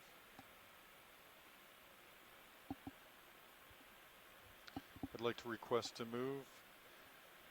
Zoom in a bit. Range 30 meters, bearing 315, speed decimal 2. Copy. Thank you. And hold that, please. 16.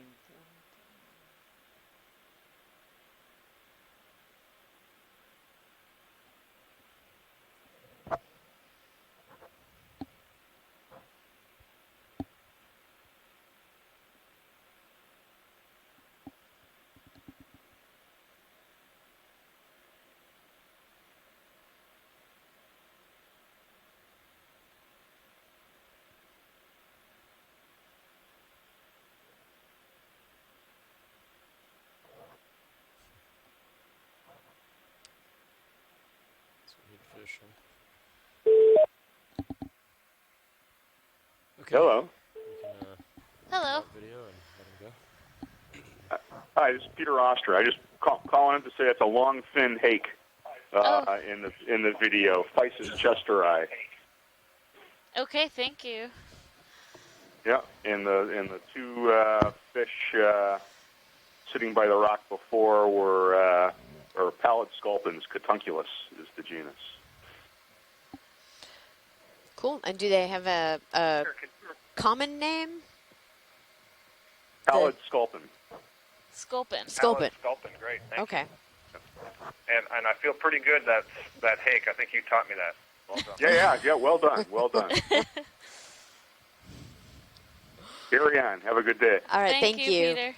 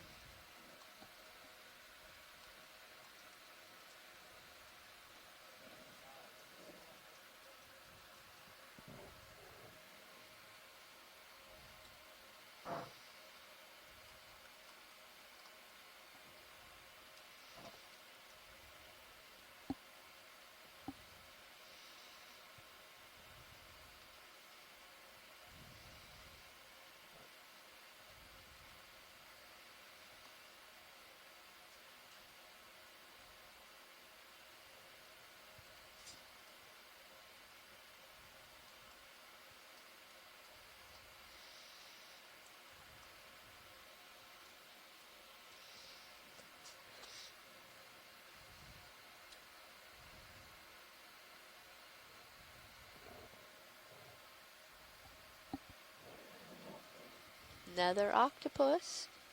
Oh my gosh. This one's hanging upside down. Mm-hmm. You gonna do partial video? Friday. Hold that.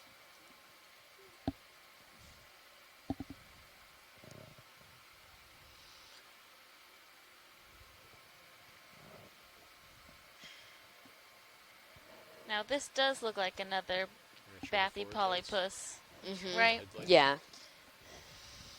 And it has the Lights on. two rows of suckers. Yeah. A nice big squat lobster up there as well. Mm-hmm. Sorry, video. Interesting patterns. I've seen.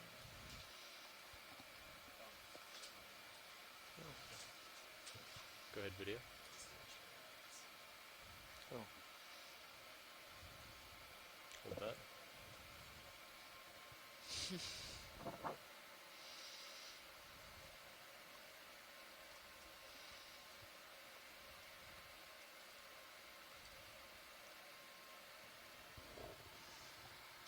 I believe this is one of those Munida squat lobsters like we were seeing in the canyons on previous dives.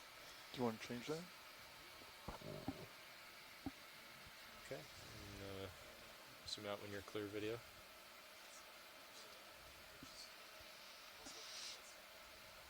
See what this octopus is doing. Yep. Go ahead and zoom in on that. It's doing its best bat impression there.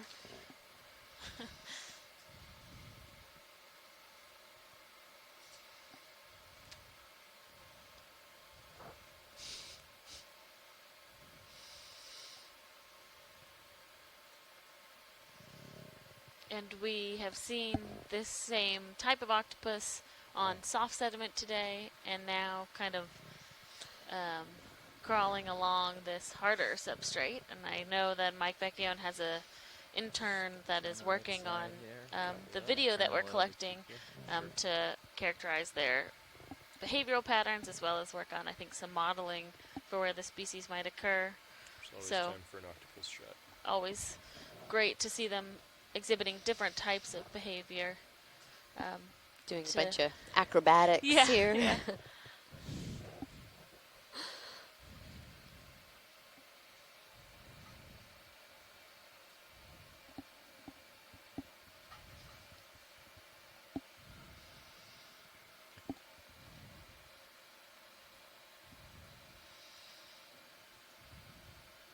So is that the distinguishing feature between similar species, is the number of rows of suckers on the tentacles? I don't know for specifically species, but I do know for different genus of octopus. Okay.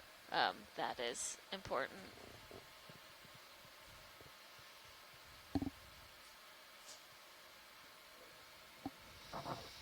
We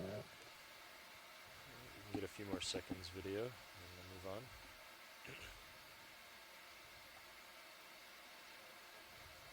Sure. Yeah, I think so.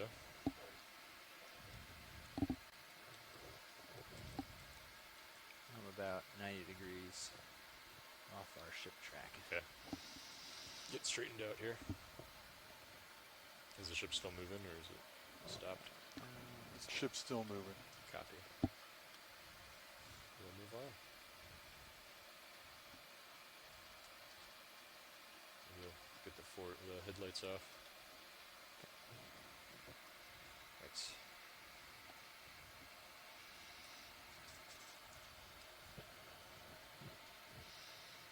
I'm swinging back around.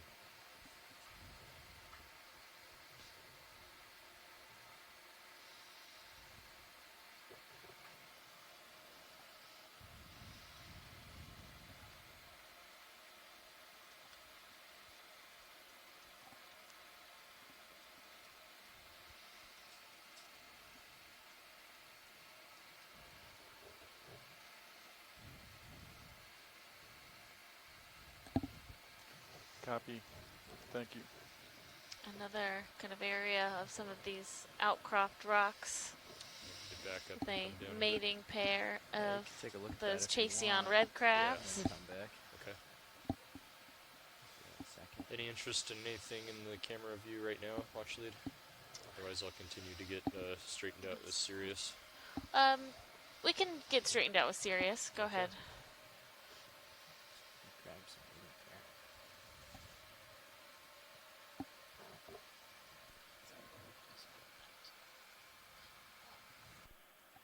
there. Yet another. Is that another octopus? Yeah. It is another octopus. I is that? definitely have In the never water column. You wanna experienced zoom this in? many octopus in What's one that in dive. the water? What is that? Yeah. Bob?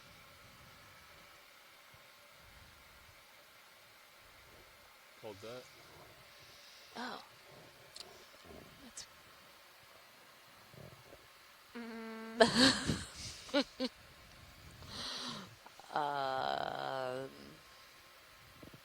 Is that a part of a Oh, fish? that is part of a fish.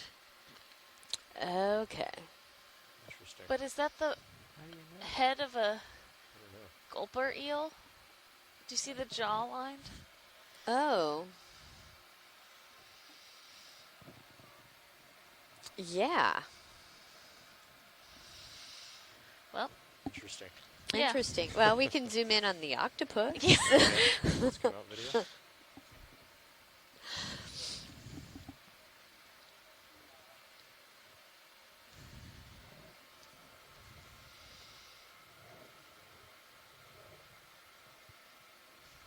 So it's back in that kind of crevice between a couple of those rocks. So up.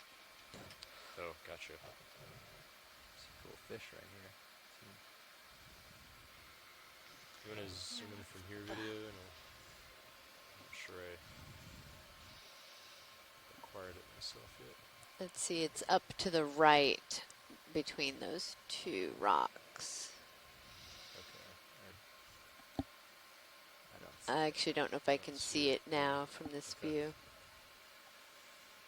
Yeah, let's come out video. Oh, what was that? All kinds of things. This view is certainly shows how important the rocks are to the sponges. Yeah. Yeah. Copy. Hello, Okeanos. Hi, Mike. Hi. Strangely enough, I'm calling in to talk about that piece of a fish you saw floating in the water. Okay. Do a partial Usually when you see those, you also see ilex around, these short fin squids, because they love to bite the heads off of fishes when they catch them, and then they'll turn loose of the head and eat the rest of the fish. Oh. I will point out that just seconds before we saw that head, it swam by. Last year we were diving not too far from there, I think, but we kept seeing myctophid heads on the bottom, and some of them were still, the mouths were opening and closing, even though the head was detached from the rest of the fish. And we were in a really dense aggregation of ilex that were feeding on a dense aggregation of myctophids. But it's not unusual to see pieces of fishes floating around, and it's because of the ilex feeding on them. Okay. Okay. And one has just swum into view as you're talking. Right. Yes. We've been seeing them. They have been with us all dive, so likely lots of. Yeah, you might recall that when we first saw the ilex a couple of days ago, I said as you go farther north, you're going to see more and more of them. You know, sometimes you'll see schools of hundreds or even thousands of them. So Yeah. they're very abundant commercial species, and they're also really important in the food web.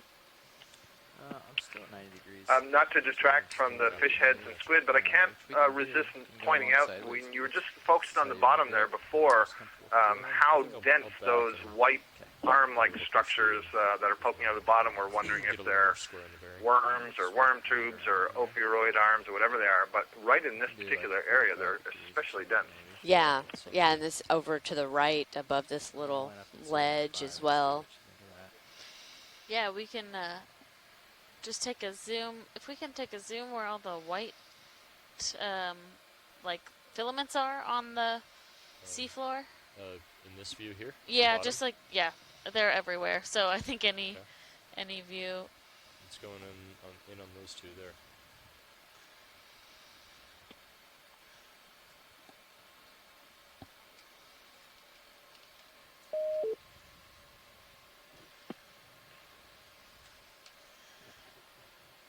So we have these tube-like Yeah, it's coming out ones, video from way off the bottom. and then there's also, in other areas, there's really fine ones that look like possibly ophiroid arms. Yeah, that's what I was referring to. Yeah, I think that's that what might be another one of the pallid sculpins. So right by the rock, here, if we... that fish. But yeah, no, the area we were zooming over was really dense, very noticeable, not like what we're seeing here. Maybe kind of like just above the lasers now. Right, yes. Zoom in Yeah, video. understood, Scott. So right in these, we have these patches of really fine, what I believe are ophiroid arms coming out of the sediment, and there do seem to be just like areas where you see patches of this type of density, but that we're not seeing quite everywhere, but quite often throughout this dive.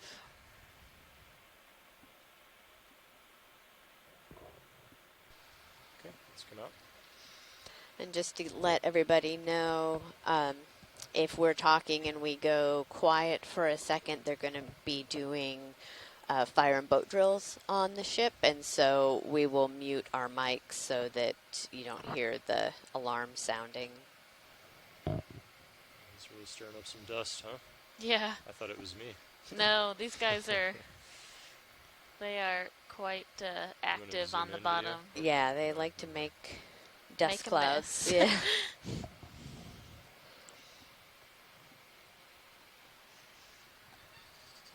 And as Mike said earlier, they saw last year, and we just saw one now.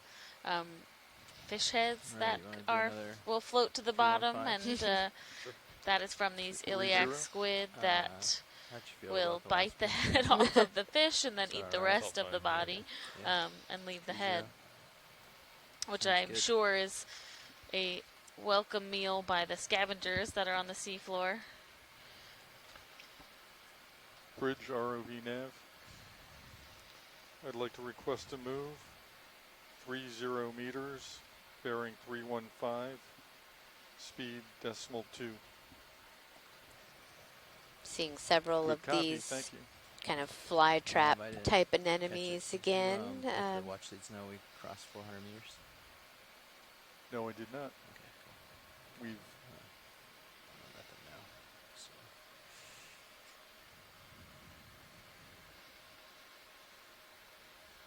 Looks like there's something in that burrow in the center, just above the lasers. You see it? And there's another octopus. Oh, yeah.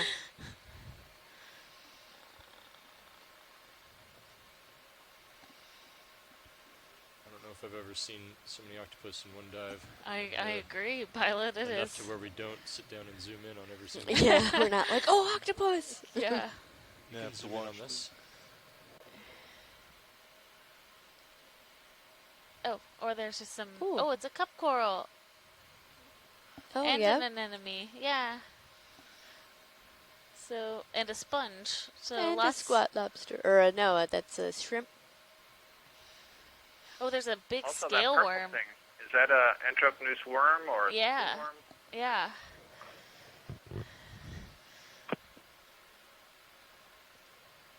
Oh yeah, the shrimp. I didn't even see the shrimp up there. So in the center of under that little hole, there is a solitary cup coral. So that looks like the first one we've seen during one of our zooms on this dive, and then an anemone in there as well. At the base of that hole, there's a beautiful worm. That's not normal for most people to say, but looks like a scale worm. And if you know the genus of this, Scott, please feel free to Zoom in a little tighter. join in with us. No, I only know the family is Polynoidae, which is the family for all the scale worms. And Okay. yeah, as we get closer, it's a polychaete and not an acorn worm or a spoon worm. And scale worms are kind of interesting. They're often associated with other invertebrates, other animals, and the scales are modified parts of those paddle-like legs that run down the left and right. And they're modified to form a scale over the dorsal side or back of the body, such that when they are associated with other animals or in tubes or burrows or something, it keeps a space above the body such that when they beat their legs, it can generate a current and they can do their gas exchange, get their oxygen. Oh, interesting. And sometimes we see them. Is it a different type of polychaete when they're swimming? Is that not a scale worm? So the tomopterids, if that's what you mean, those pelagic worms, those are not scale worms. But I have seen scale worms. They can swim up into the water column, but they are more associated with the benthos and tight spaces. Right, yeah. You can pass the skid video. And octopus. Oh, and crab. Oh, and a big crab. And fish. You can go in a little tighter, Bob. And we have Hold some that. hydroids on there as well, so those yellow fans look like hydroids. So many octopus. Okay, let's come out. Nav to watch lead. We've passed 400 meters. Thank you, Nev.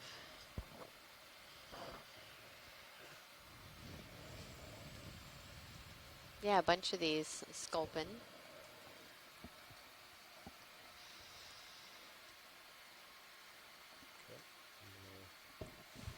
Stretch out a little bit.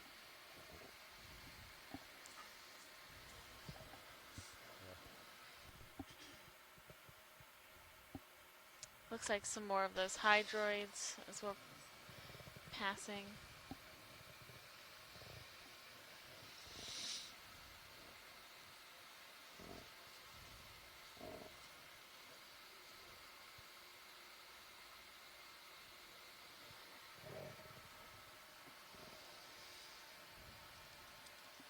Push forward, move up slope a bit, Jeff. Coming up with you. Another octopus to the right. How's that move? I think I need to.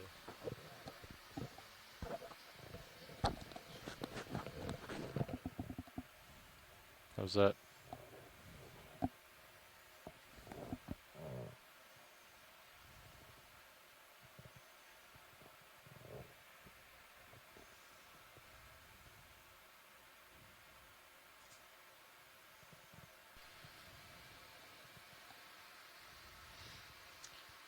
Looks like maybe a different type of crab or squat lobster. Are we, sorry, if we're moving, that's fine. I'm gonna. Maybe a lizardfish. I'm not sure if that's what I saw on the right side. I don't know if you'd seen those earlier. Yeah, the ship just stopped. I can take a quick look at that squat lobster down below. Great, thank you.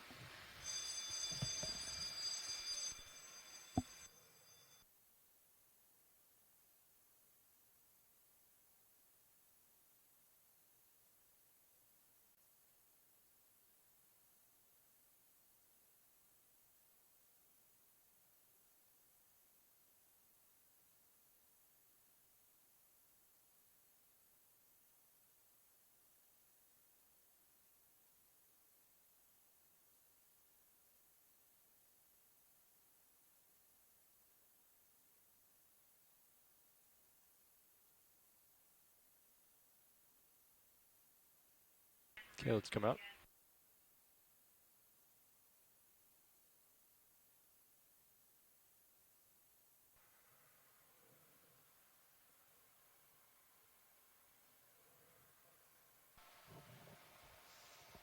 And we are seeing a lot of these brachiopods as well. When we zoom in, there's those two shells. We can see the lophophores that are out feeding. If you want to look, catch it in your Sure. minute cam. Yeah, you're right. Cool. Let's go see what we got. Ooh.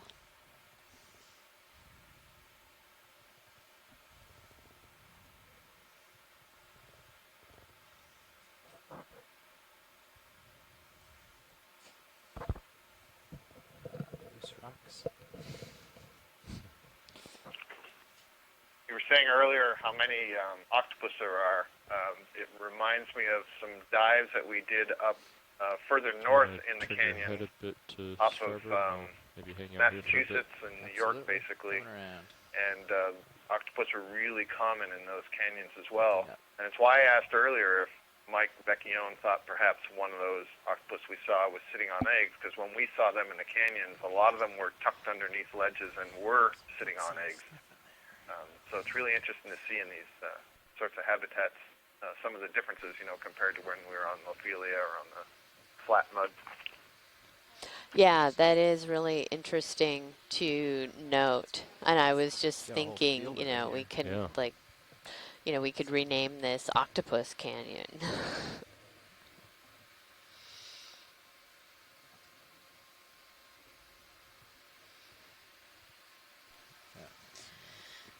Yeah, growing on the sides of these rocks looks like purple, or on at least one side of some of these rocks, a purple stoloniferan that could be How are we doing clavularia. on pace, Jim?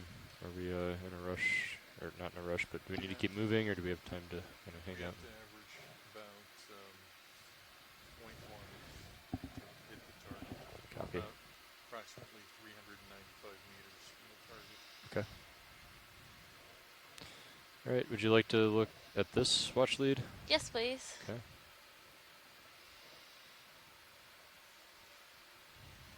Thought of lining that rock. That's cool.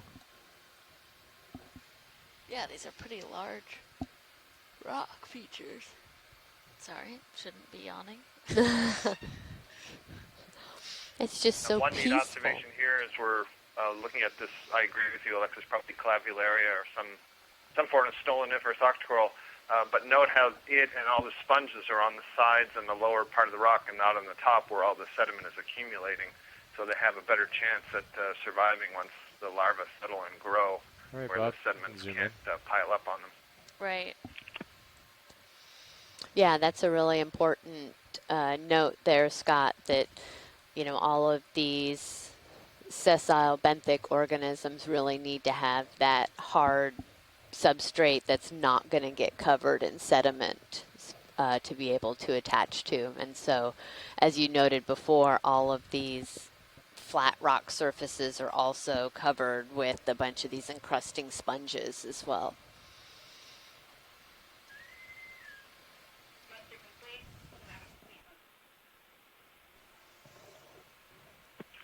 You can kind of see how this sort of octocoral grows as a ribbon. So there's this thin ribbon called a stolon, which is why we call them stoloniferous octocorals, that grows along the rock and then occasionally puts up individual polyps. And all those polyps are connected to one another, so they're sharing a common stomach, or gastrovascular cavity is the technical term in these octocorals.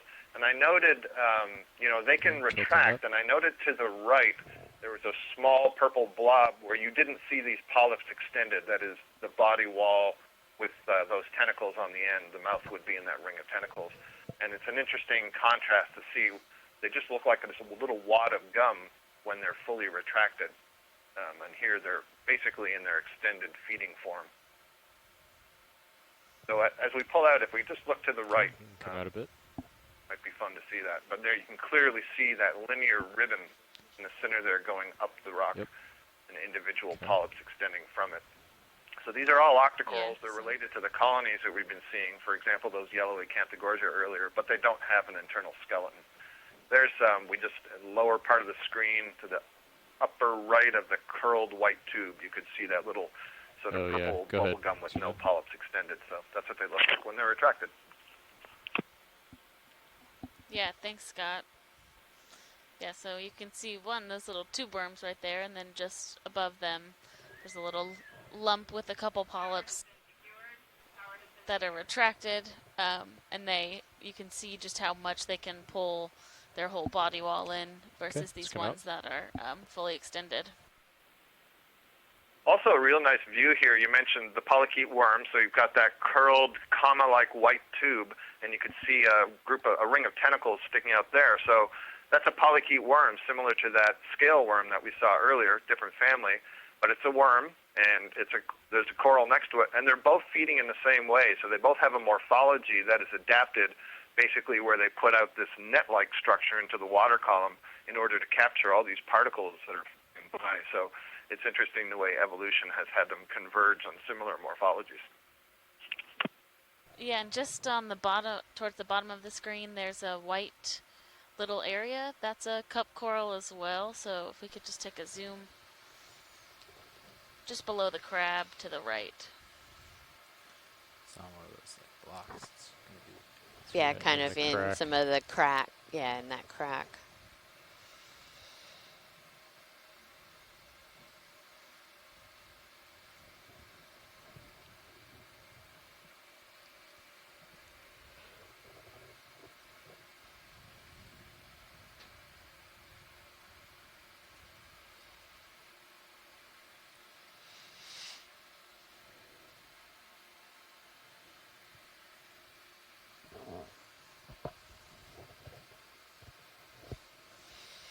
Okay, go ahead and zoom in, partial. Yeah, look at that. Nice and extended polyps. Beautiful. Okay, you can go in tighter. Yeah, so we haven't seen any of the colonial scleractinians.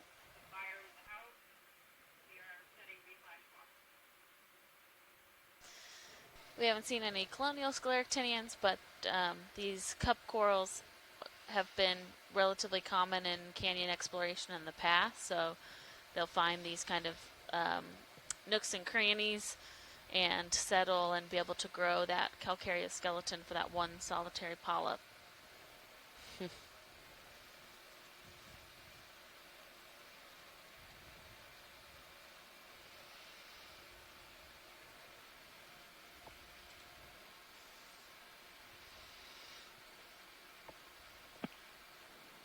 Have you already talked about the sort of studded tentacles?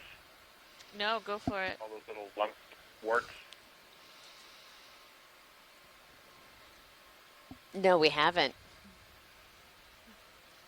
So you can see the tentacles are kind of transparent, and those brownish dots that you're seeing on the wart-like structures are clusters of the nematocysts. Those would be the stinging cells.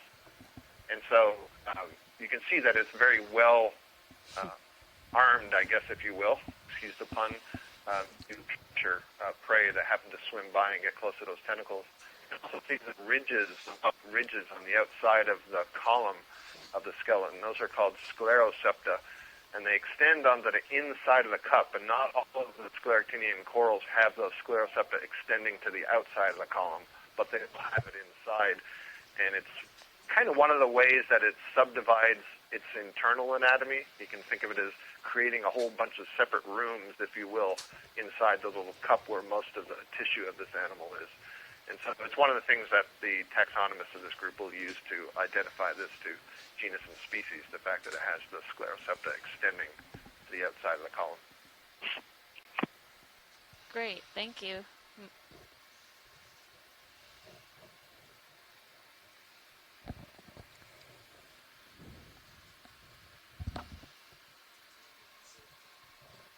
We're just doing a quick pilot swap, so they're getting themselves into new positions. And then we will go ahead and carry on. Okay, Bob. We're all set when you are. Thanks.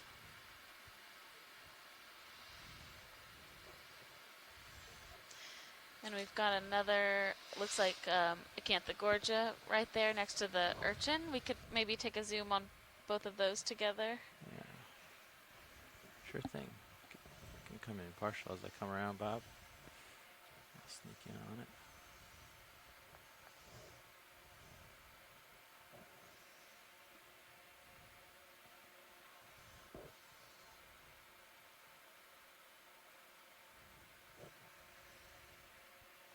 Okay, come on in.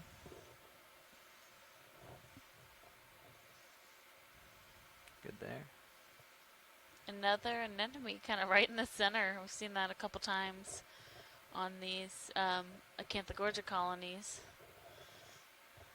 And there's 2 colonies here at least, so that's the larger one right in front, and then there's that small one kind of hanging off the edge.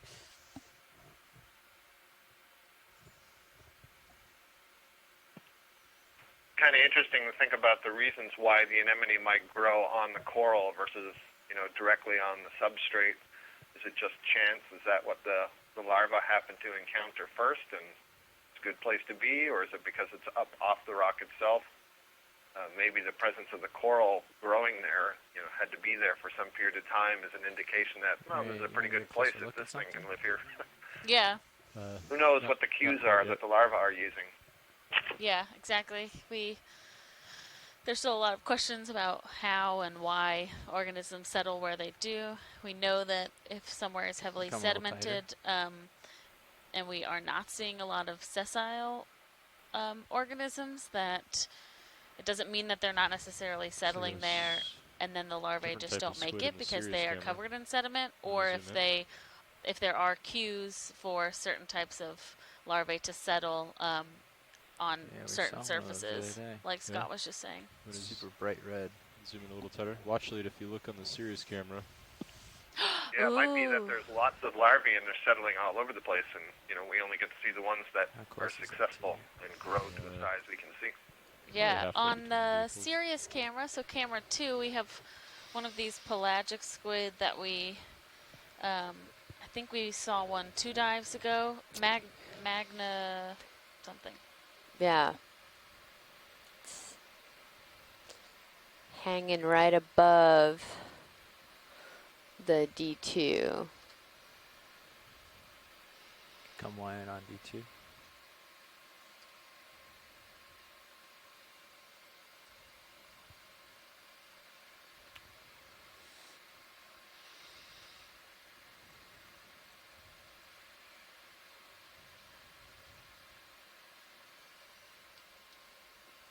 Come wide on Sirius. Thanks. Mastagotethys magna is my best pronunciation.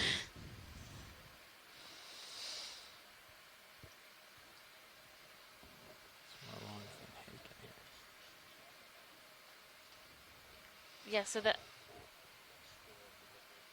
Long fin hake again, yeah. Mm-hmm. Yeah. Look.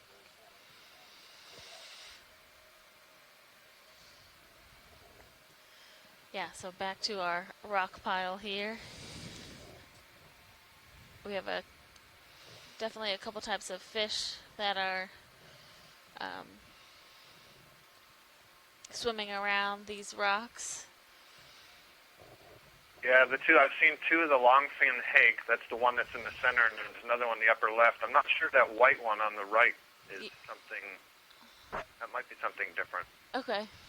The one on the rock? Yeah, on the right side, just almost under the ledge. Yeah, I thought that was maybe another one of the sculpin, but I couldn't tell for sure. You got a better view, for sure.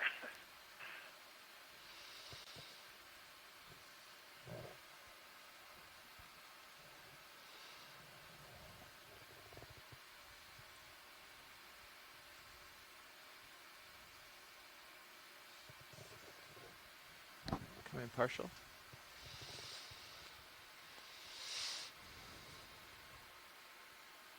It does look like a sculpin. It has maybe a little bit different coloration, but I don't know how variable their color can be, or maybe based on age. Good view. I'll make a record of it in the YouTube. Great. Thank you.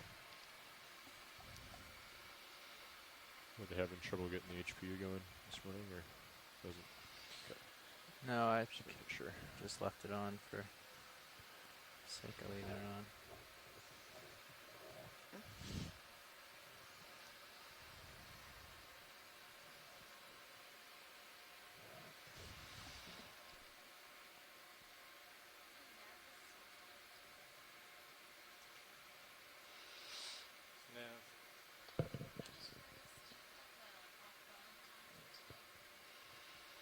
Yes,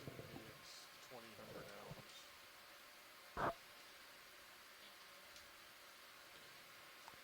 another second or two here, and then Should probably, mosey along. yeah, I should probably get a move in. I think Jim's ready.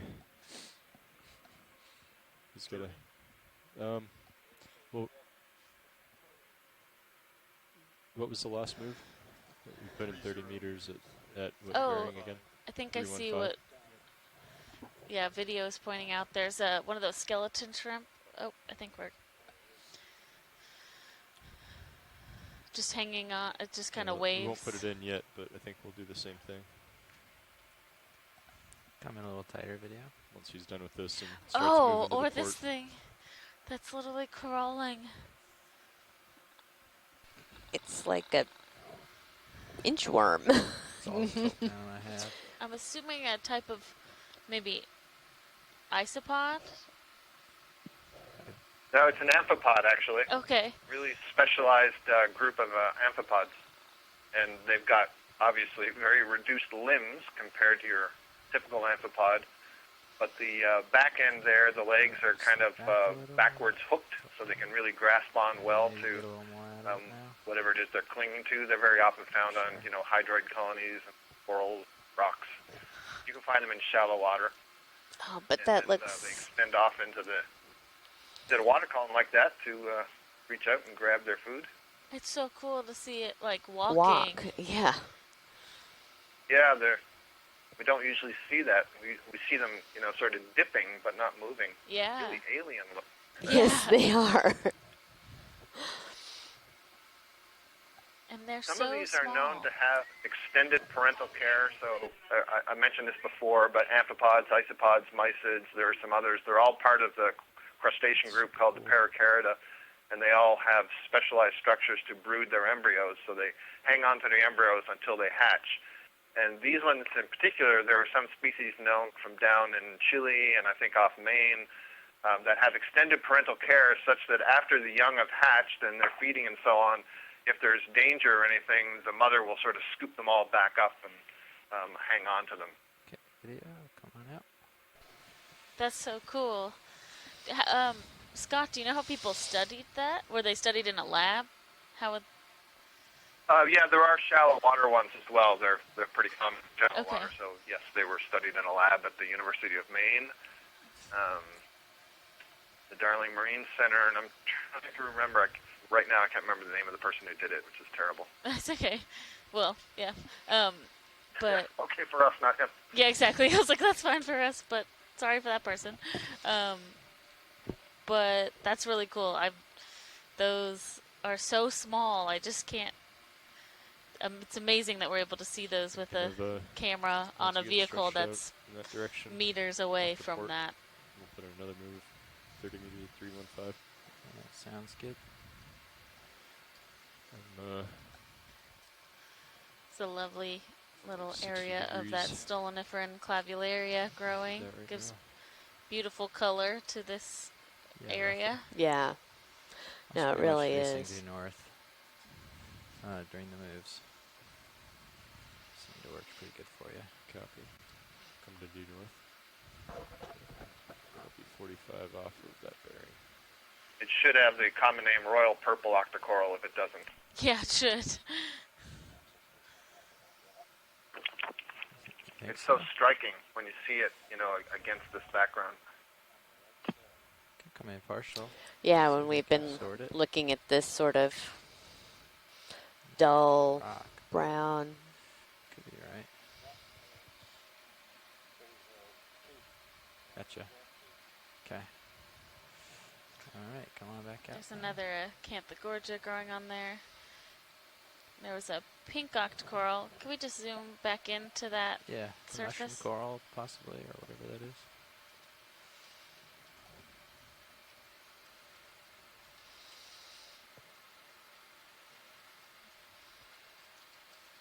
Not sure if it's just Sneaking in.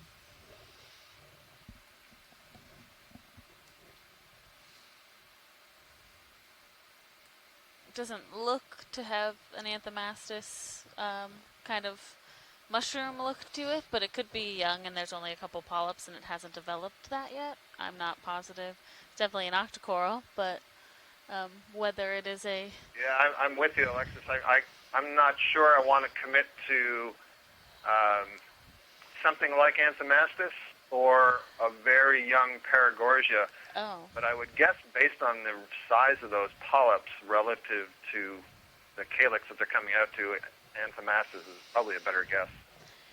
Yeah, it looks a little bit, those polyps look a little large to be a juvenile Paragorgia, but definitely, we can go with octocoral at least.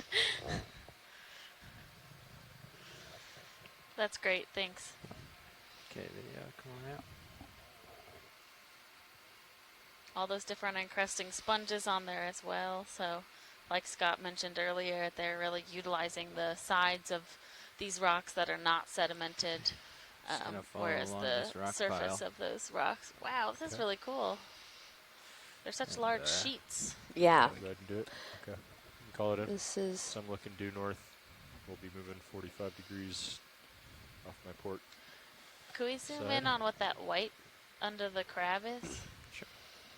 You can go ahead and There's call it in, a Jim. And then, test here. You're not worried about that, right? It's cool, Bridge but ROV nav. Yeah, no, I think that's just an urchin test. But yeah, the white Yeah, come in partial flat video. stuff on the rock. I'd like Yeah. to request to move. Range 30 meters. Are those eggs? Are those bearing eggs? 315. Speed decimal 2. What are those? That sure looks like Good eggs. copy, thank you. But whose eggs is the question? just put in that move, Jeff, just so you know. Okay. Can we just also look at the crab? I'd like to see what its behavior is.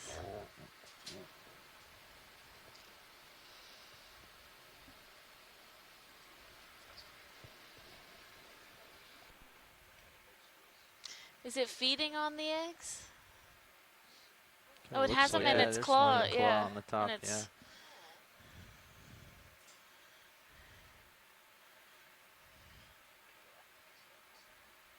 Wow, lucky crab, I guess.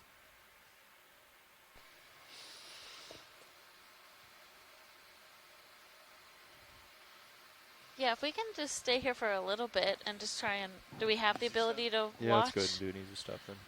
Thanks, Jim. Bridge, I'd like Bridge ROV nav. I'd like to request an easy stop. Thank you.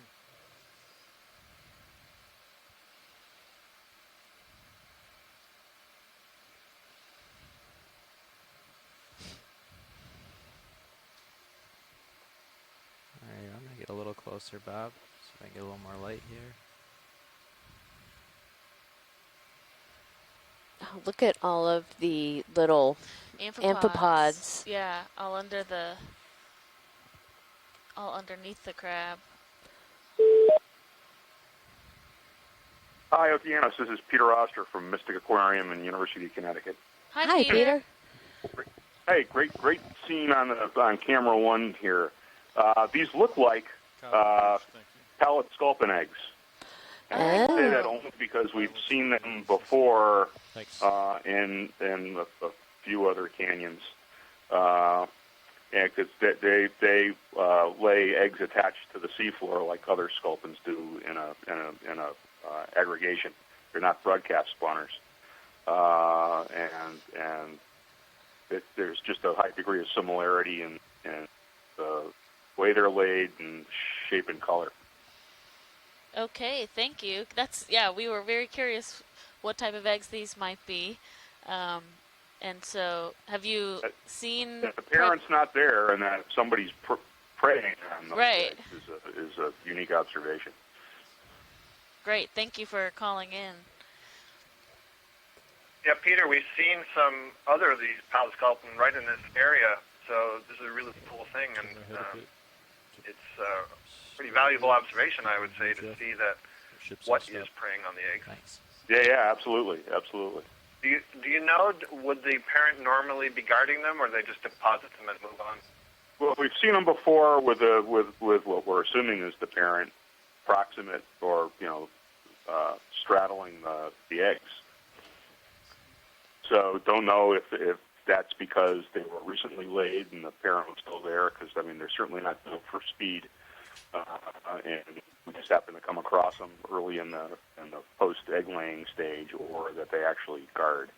Other sculpins, lay them and leave. I don't think we know.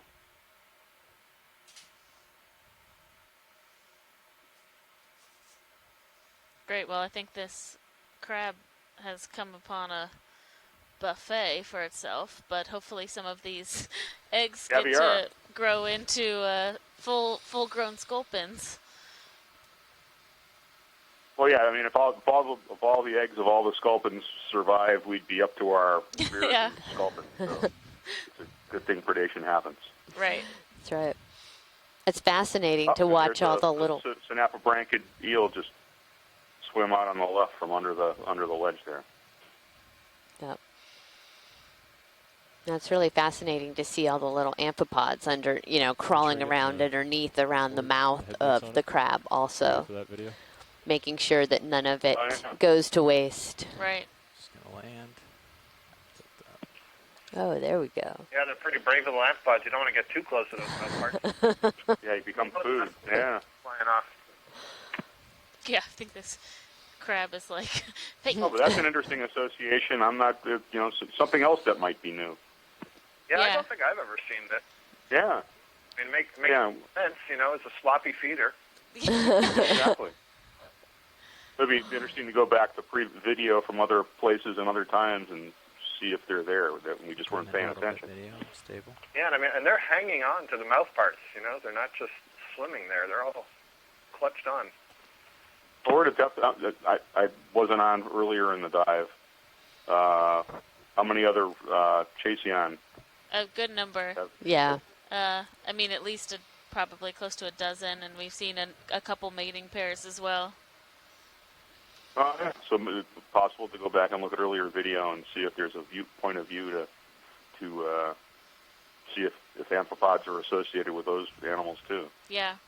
This is a really outstanding view of the mouth, and before I describe the mouth parts, I'll just point out again that these are amphipods that are clutching onto the bottom of the crab mouth parts and crawling around there. The reflective white that you see is their eyes, and I just want to remind folks who are tuned in, 5 or 10 minutes ago, when we were looking at those little skeleton shrimp that are so alien-looking. Those were also amphipods, but just highly elongated into stick-like shape and don't have all those legs.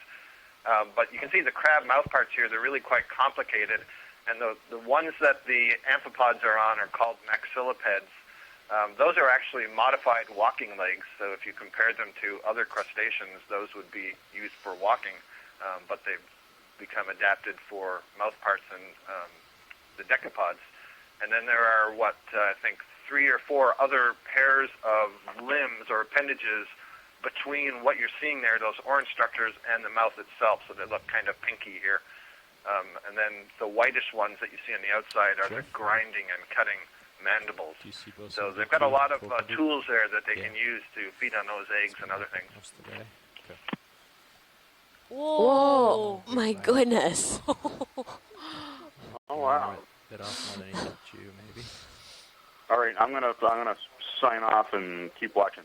All right, thank you. Thanks, Peter. Let's just frame it for now. Wow, this is so cool. Yeah. That's a big mouthful. Just give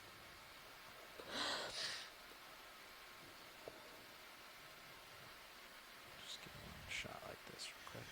And it is really, this is a good example too of how these crabs are scavengers or they are opportunistic feeders, and that in previous years, last year they saw them feeding on a brittle star, a different Chaseon feeding on a brittle star, and eating that whole brittle star essentially.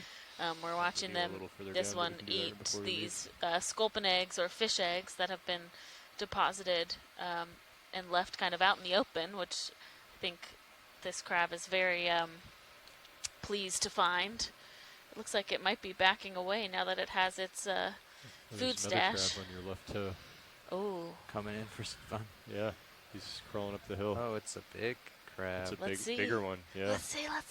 Wow. Oh, is there another one coming? Yeah, you see him in the left side. Come wide real quick, video. Oh, yeah. Oh, yeah, that's a big one coming in. Wow, There's he's the fish. enormous. Maybe he caught smell of what was going on over here.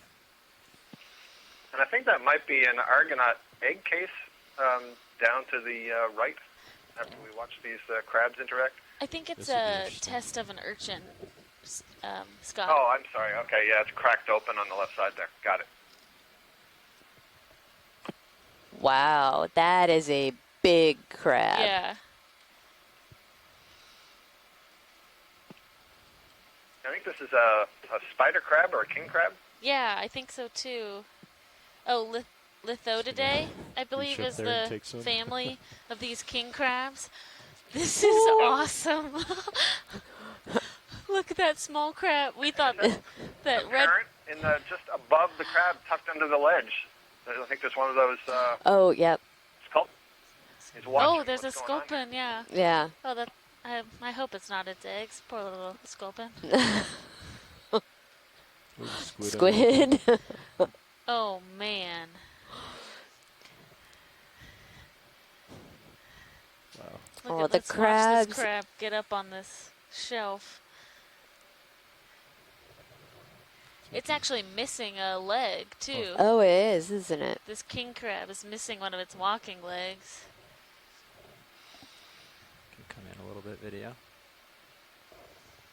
And that other Hold there. Chaseon red crab is now like, I've got my stash. I will walk away and not get attacked by this very large king crab. Right, not looking at you. Yeah. Actually, this is a good view to note that these king crabs, you note there's only 4 pairs of legs on each side, 1 missing, so it looks like 7.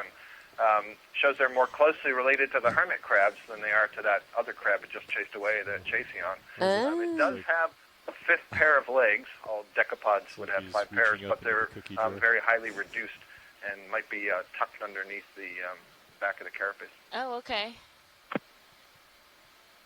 Yeah, the crab took off.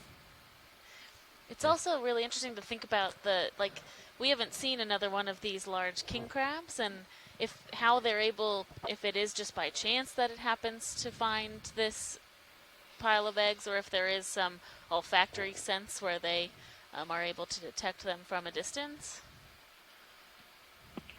It sure seemed to be walking this direction with purpose, didn't it? Mm-hmm. Right. This is also pretty fun to watch. It it on is. this ledge. Like, it should have just gone around. I'm expecting to see it just like topple over backwards. I think it'll figure it out. Mm-hmm. It probably is missing that one leg pretty sorely right now, as it would use that to help push itself up.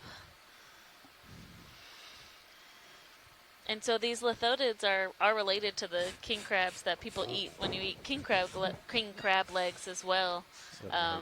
This one is a little bit different than I Yay, think good some job, of us big might guy. be used to eating, but I don't know, it's some pretty good sized legs. I mean, those look, yeah.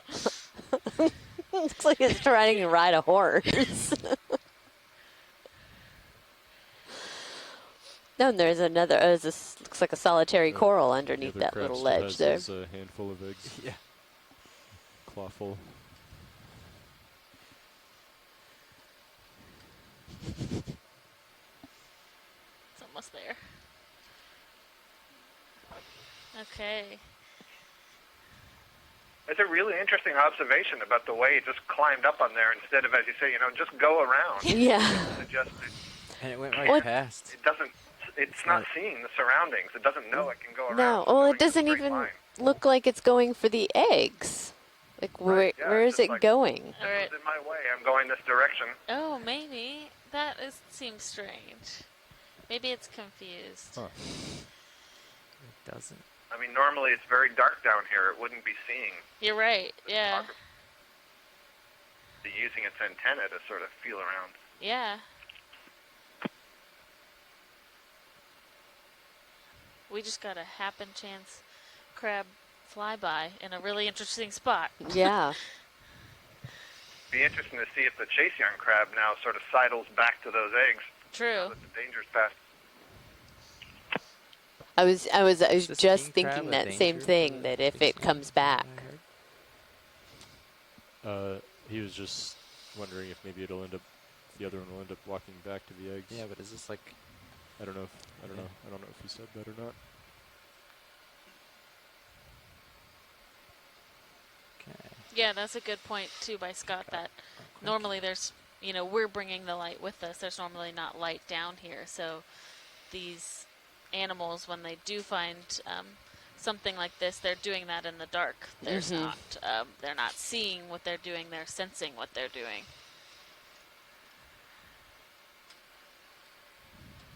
Did we have lasers on this large crab at any point? Not yet. I'm coming up to catch up to him. I thought he was gonna stop on the. I know, me too. I think we all the did. eggs, so I was not getting set up nicely. Yeah, we can kill those lights. Got it. Get rid of some of the dust. Thanks. Come around. Turn the lasers on for a bit. Oh yeah, it's a. It's a pretty good size.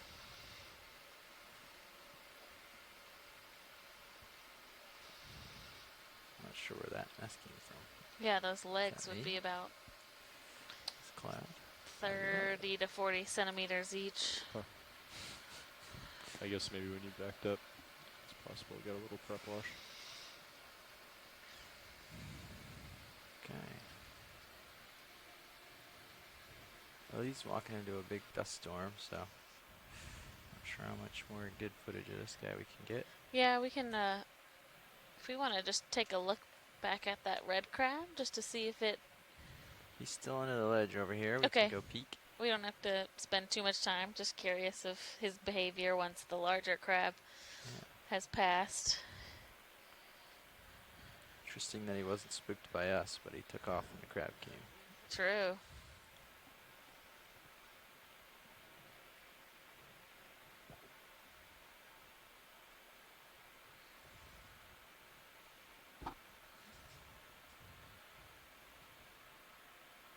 That was still really cool. I've never seen fish eggs personally laid on the floor, on the seafloor before, and then to see them being predated on at the same time was a really interesting the majority observation. of them are still there. Yeah. For now. For now. Our Chaseon crab is in hideout eating its little stash. My head's back at due north. Copy. Lots of clavularia on those rocks right there. Like Chaseon has plenty of snack left, so probably won't go back for a while now that he's got cover. Right. And these Can we just be sure to get a good zoom on the fish just to possibly link that to those eggs? Sure. Of course. Come on in, video. Up there.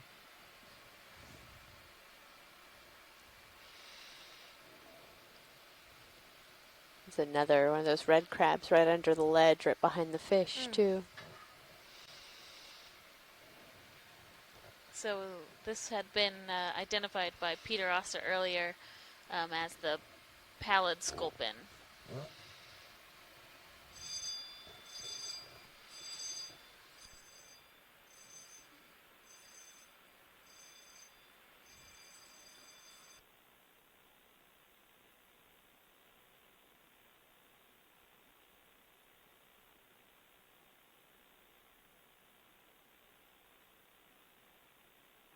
Absolutely.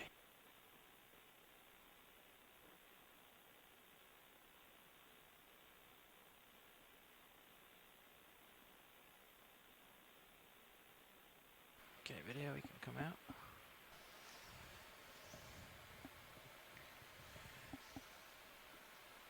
Lasers, nice lasers on that fish. Nice lasers, what? Okay. And off we go.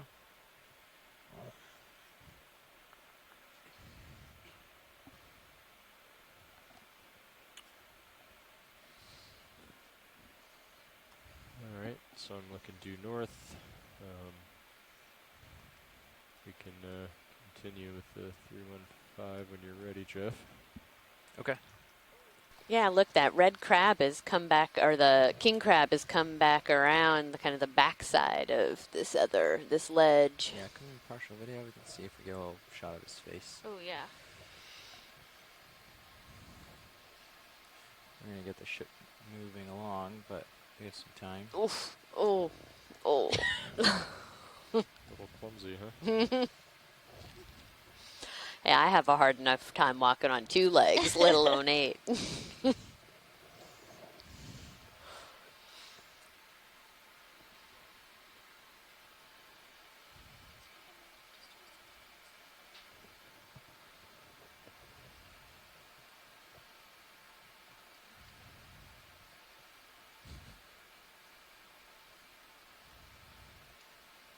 I'd be curious too what where that leg went. Somebody took it, or what type of animal would be able to confront this large crab.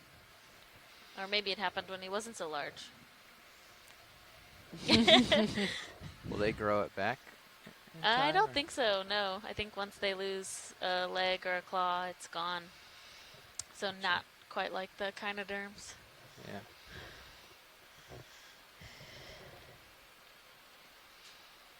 You can see all the sediment that has settled on the top of this lithodid too. Yeah, he needs to get a good, shake off and get all that off of his.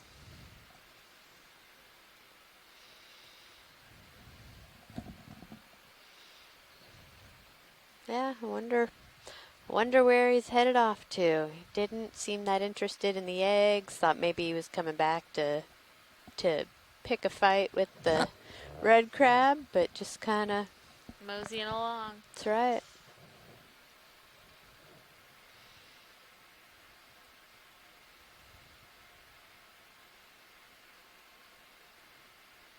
Oh, sorry, I misspoke. Jim Masterson said crabs do regrow lost appendages. So that is the biological basis of the traditional Florida non-lethal stone crab fishery. So I was not aware of that. Always learning something. Right. Oh, this is going to be difficult. Oh, and there's I think a different sculpin. Yeah. Ooh, squid. Wow, squid. Dive bomb. Yeah.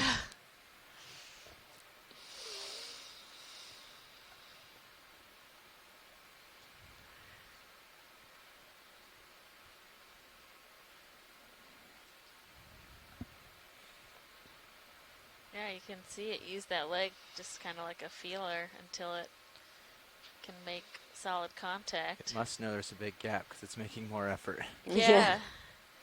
Ooh, stretch almost. Oh.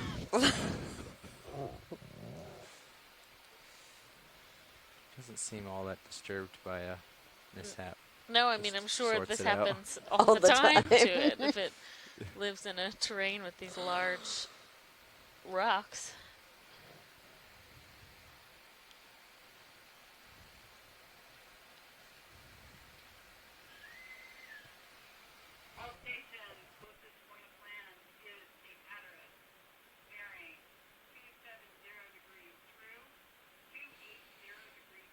Nice. Good job. Kind of rooting for him now.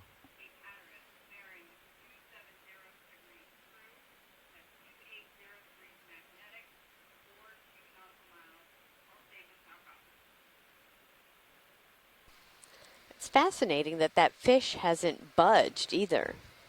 Yeah.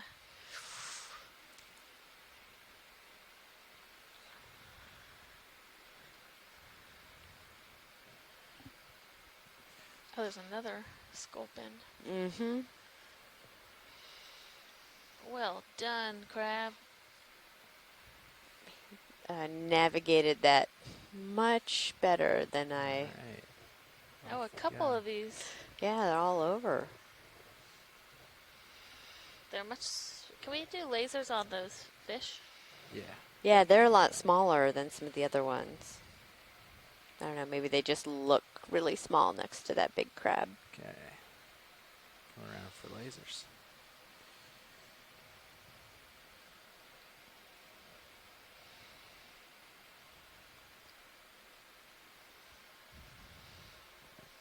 Yeah, they're about 10 centimeters.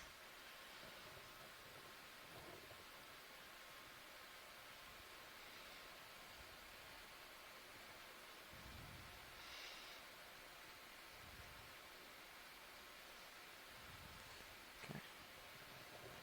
Video come on wide. All right. Should we get lined up and put in that move? Yeah, let's put in the move. Okay. 30 meters. 30 meters at 315, which is 45 degrees to my port. Go ahead. Bridge ROV nav. That was some pretty cool stuff there. I'd like to request a move. Yeah, that was fun. Range 30 meters, bearing 315, speed .2.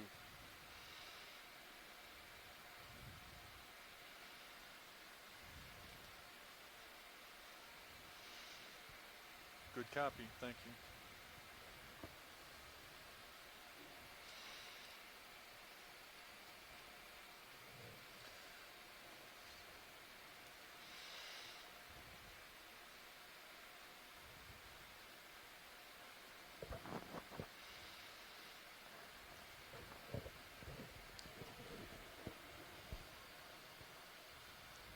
Okay, we got a ship move underway. I'm a little ahead of the train, so we'll linger for a second here, and I'm sure we'll be caught up in no time. We'll keep going. Sounds good.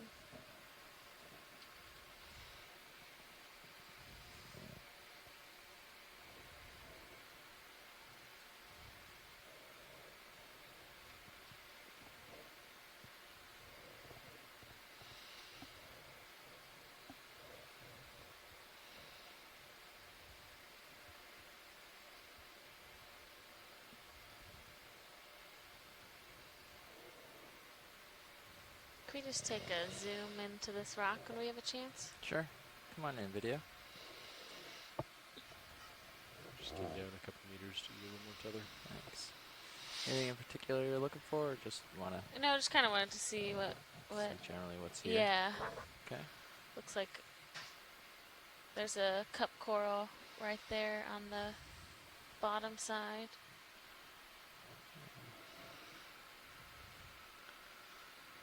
A little squat lobster. Number of sponges. Again, they are really encrusting on these rocks. Here, characterizing what's on it.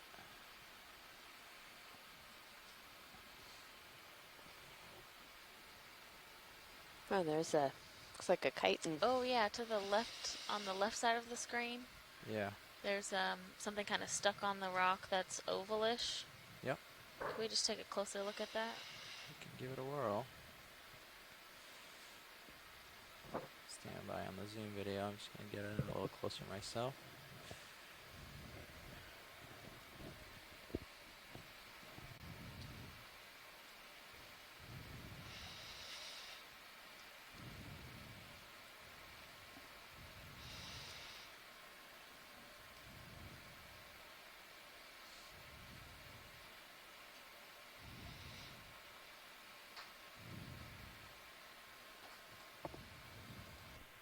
Okay, start in a little more, so we can get some detail of this.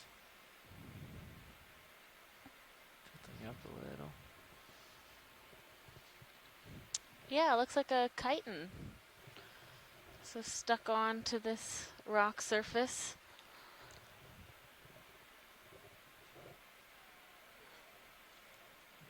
Copy. I think these are also thought to be kind of a living fossil. I believe related to, or thought to be related to the trilobites. Oh. Yeah, these are mollusks as well, so similar to 10 seconds with that. the Move along, I think. If you want to come out partial. any See what bivalves else is or in this rock, and then I should actually the cephalopods are mollusks too, but these are in polyplacophora, which essentially just describes that kind of those different plates that we see over Mhm. the top of the Mhm. surface of Staying that. on the rock. One more second. And there's something white that Ooh. is Cool. just went into its tube. I think that was a type of worm. That was pretty cool. They must be very sensitive to movement or water Mhm. motion because we just noticed that as it Tilting down. pulled Ears are back ringing. in. Tilting down, looking at 6.5. All right, I should keep up with Sirius here, so I'll mosey along. Yeah, if you want to come out.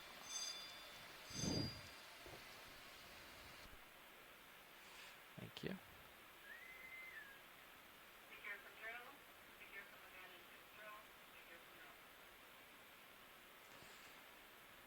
I got a couple other hard rocks coming up, so I'll push out for those.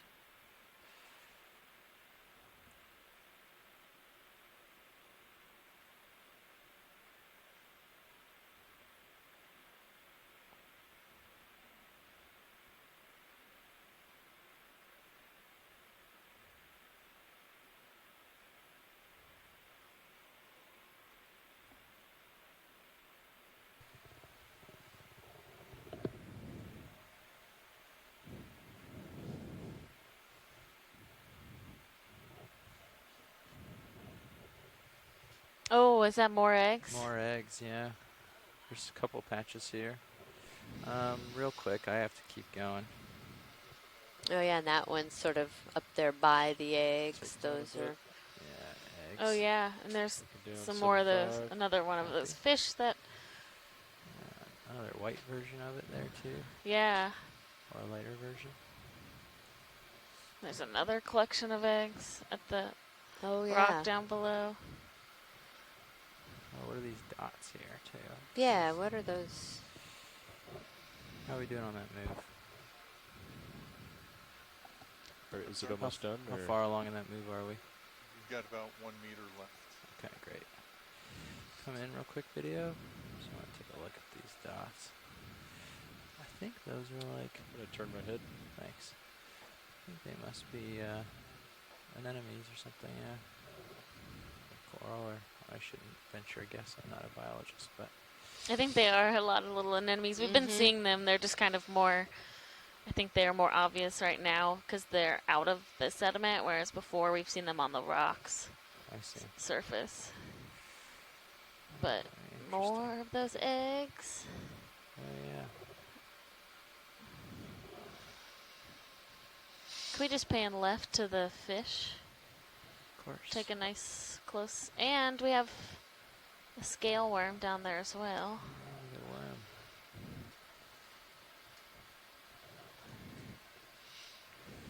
Fish hiding in the bushes. In the bushes, yeah. Amongst the hydroids. Try to come around and get the fish without his cover. Or her cover.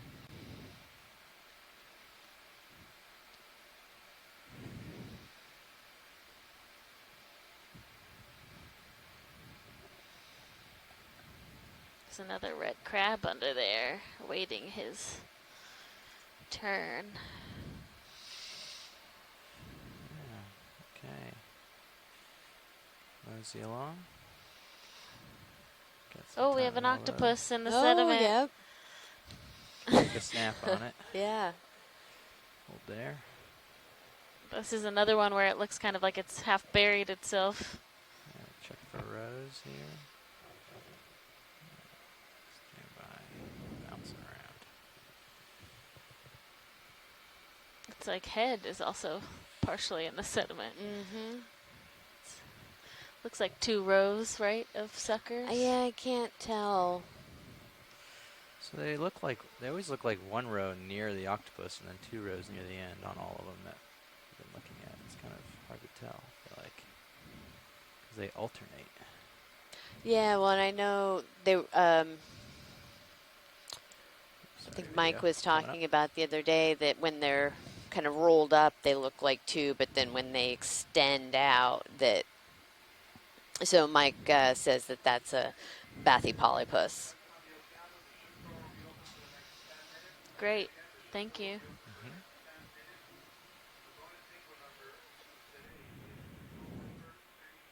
Okay. Keeping up with the train here.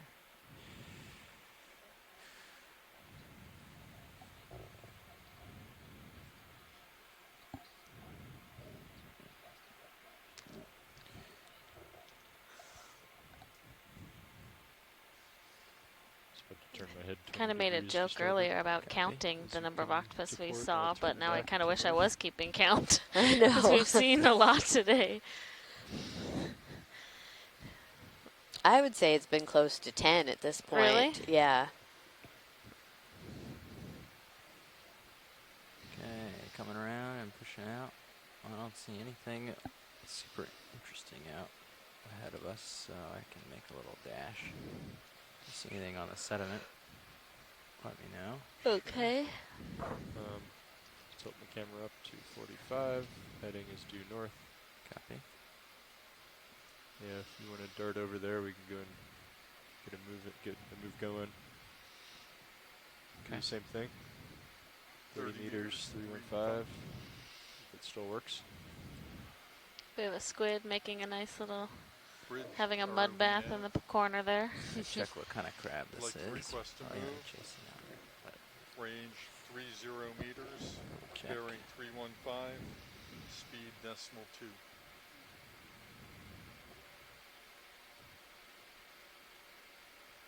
Good copy. Thank you.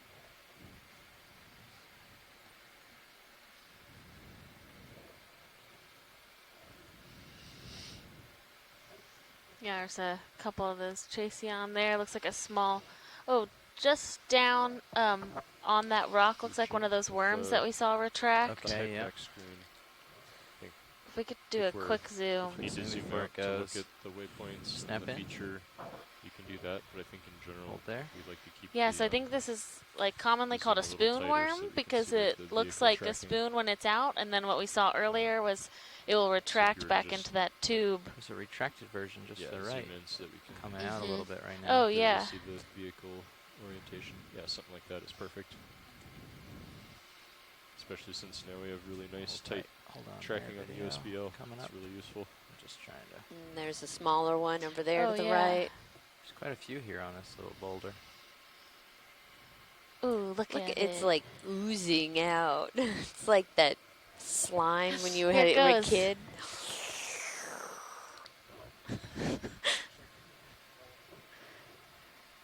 Oh, yeah, it goes all the way back into the rock. That's so cool.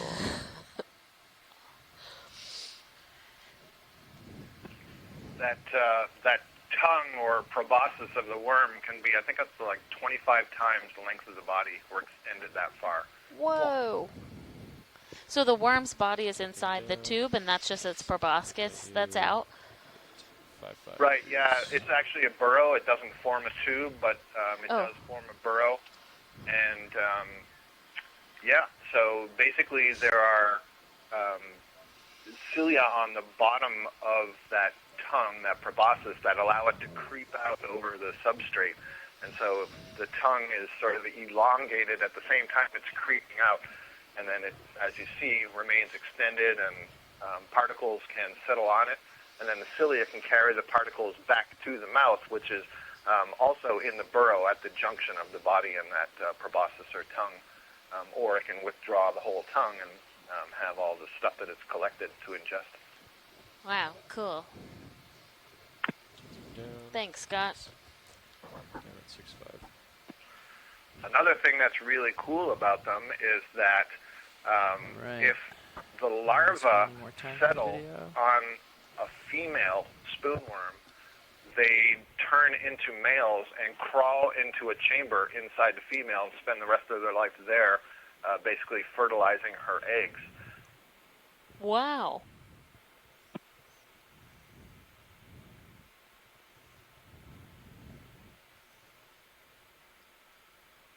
It's so cool to watch it's such a smooth movement.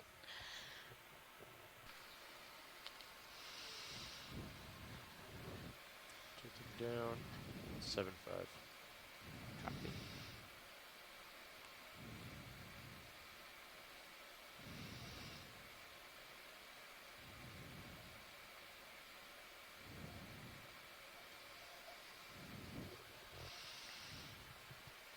It's already collected some stuff. Yeah. It's very productive, it looks like. Also like how it just, like, so it obviously is sensitive to movement, but it is I'm going not at 90 now. deterred by those ophroid arms. Common space, I guess. Yeah, All right, video, I have to move along. that's good. Thank you. So runner's good and dart out ahead a bit. And that other one started to come We're out only again. about 20 meters into that move or so, if I would estimate. It's like they just do this all day. Yeah. Okay, pushing out. Oh yeah, we have some nice rocks up there. One of the things that's kind of cool, if we're on softer sediment areas and you have those spoon worms living in the burrows, you'll often see this like spoke-like pattern that radiating trails around the opening, and that tells you that there's a spoon worm in there that's been kind of feeding in different parts of the sediment. And we saw, I think it was on one of the capstone expeditions, there was a place where there were a whole bunch of these spoke-like patterns in a row, and the interpretation we had was that once it had exhausted the food around its burrow, it sort of got up, dug a new burrow, and then started again. Oh, okay.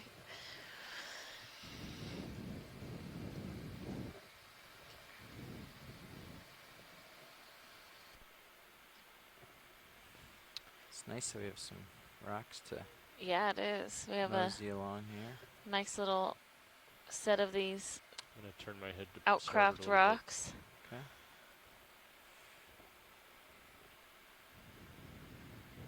Turn my head 10 degrees to starboard, tilting up. Okay, I'm going to catch up with the train. Back with you at 70 degrees. Nice. Scanning out. There's some hard bottom over here. See if that's anything. Some squid.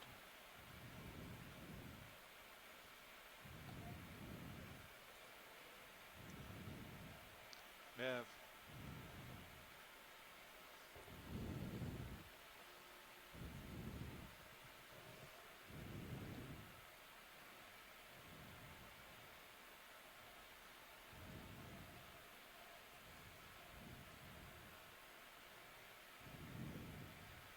Tilting up.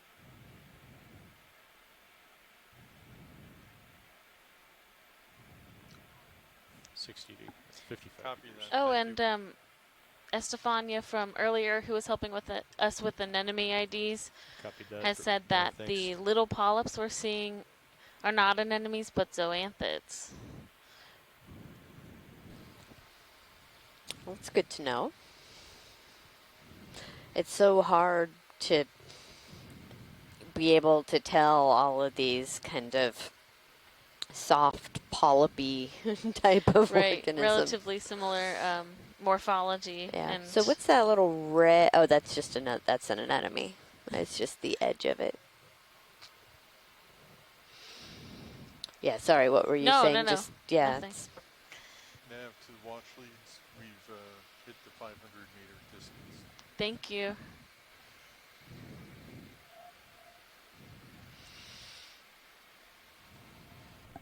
Tilting up to 45. The move has been completed. Copy Okay. that. Say if Jeff doesn't see anything on this rock that he wants to look at, then we'll put another move in.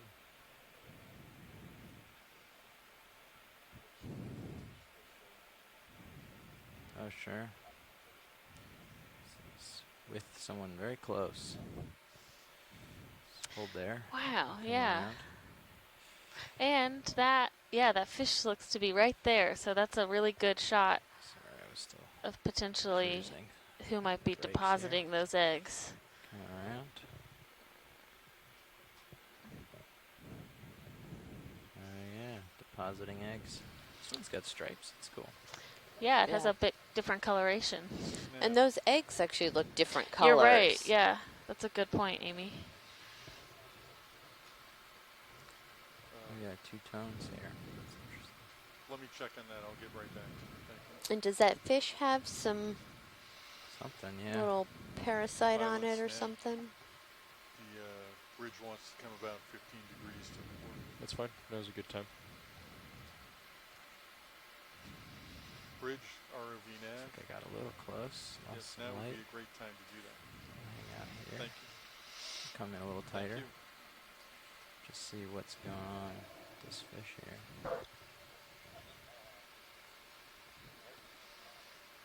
Yeah, I see it. Oh, I see. I think it's currently dispensing eggs. Should get the forward lights on. Yeah, maybe. You ready for that video? I'm going to land and pick up a little here. Yeah, we're pretty steady now, Jeff, so you got as much time as you want. It's going to be bouncy for a second, but we'll get stable. There we go.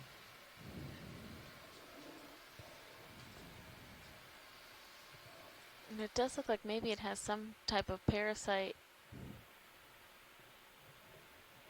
attached on the side there as well. Maybe even a couple.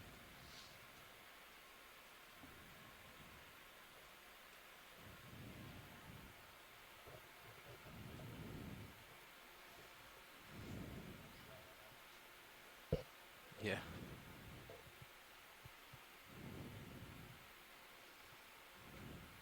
It's still, this is really a really good observation if it's likely. You're done if you want to tilt down a bit. Okay. Before you take off. Yeah, sure thing.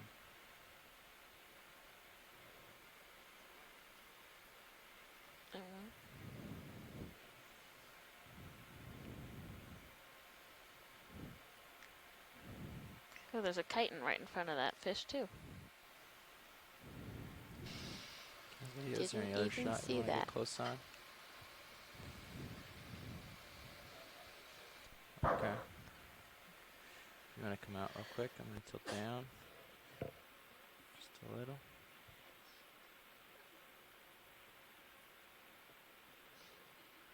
Hold there for a second, I think. Maybe a little more. Don't mind. A little more.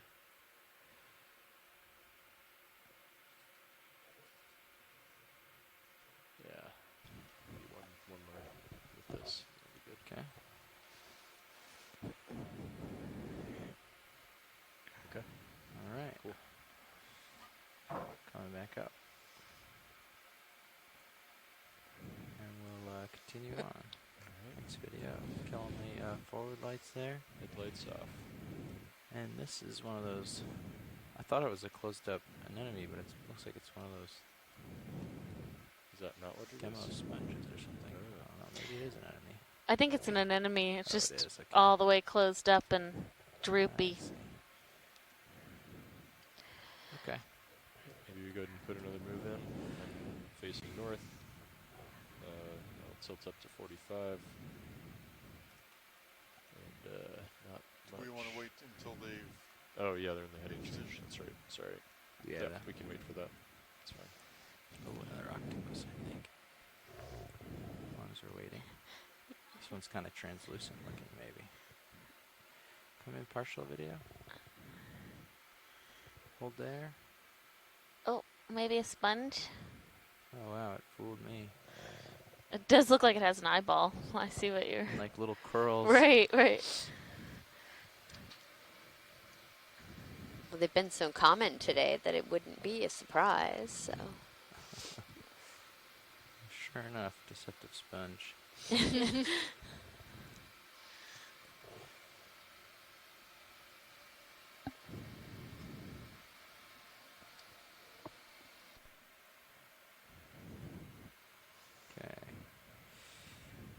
Moseying along.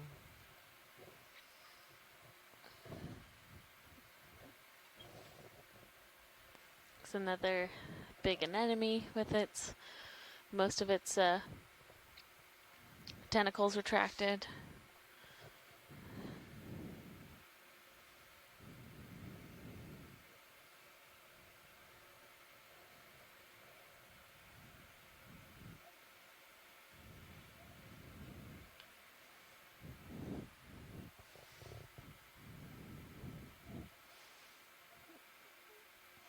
We've seen some interesting rock forms too today with some of these kind of more solid, darker rocks, and then this more carbonate-looking rock with a lot more holes in it. Thank you. Looks like another of these sculpin just hanging out on top of his rock, her rock. Yeah, you could do the move then. Yeah. 30 meters. 315. Yep. Bridge, ROV nav. I'd like to request a move. Range 30 meters, bearing 315, speed .2. Good copy. Another Thank you. crab here. All those brittle star arms coming out of the sediment. Around.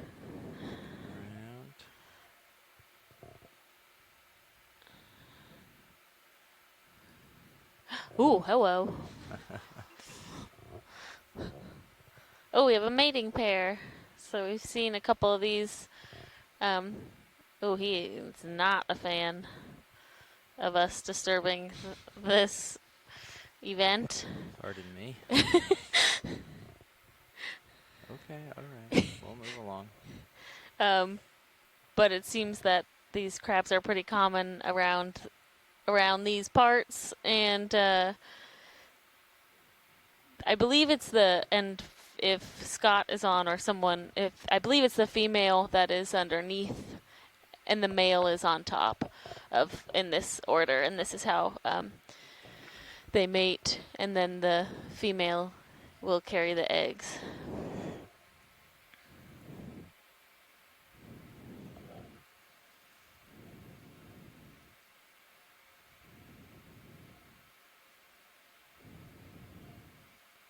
Okay. I'm looking north. Camera's down at 6.5. From what I understand, they hang out like that for a pretty long time. Yeah, I think it's not always, they're not always actively mating, but they're in that posture for a while.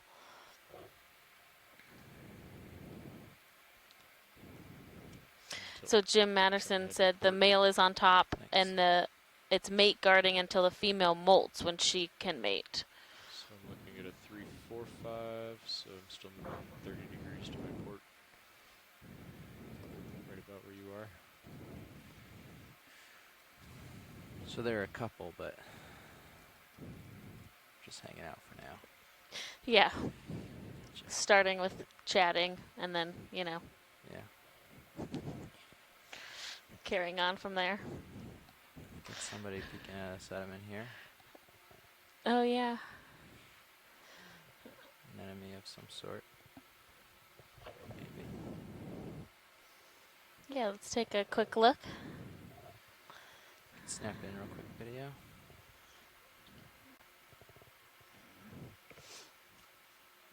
This does look like another anemone.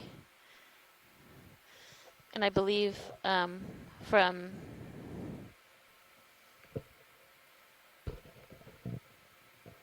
earlier identification that these are anemones that I'm not positive, I don't think it's a tube anemone, but it's hard to see without seeing into the mouth of the anemone.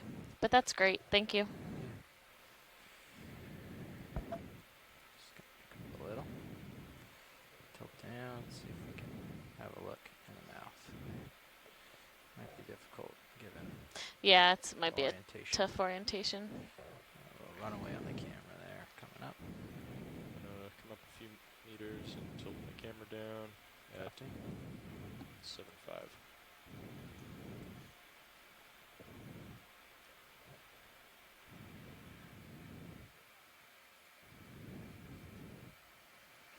Got another 10 degrees, see if I can make it happen.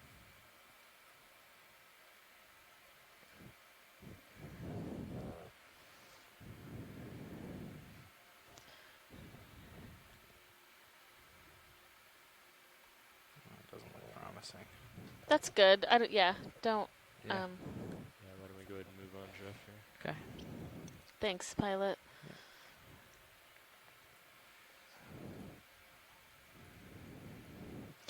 Scott France does think that one is a tube anemone, so a cereanthid, but it can be tough to tell with those ones that are so buried in the sediment. What's that move about Jeff? Fortunately, this part's so interesting. We're gonna have to run by it. That's okay.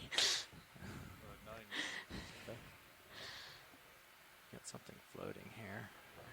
Quick glance. Oh yeah,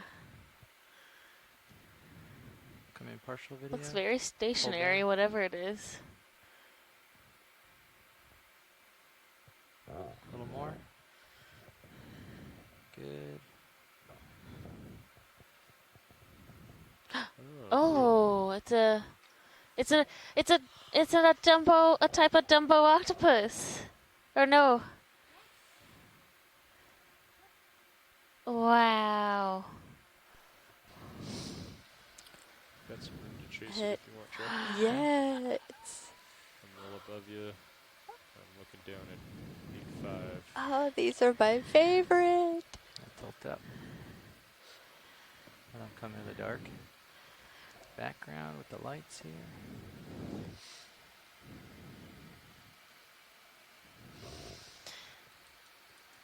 Great. Sneaking in a little closer.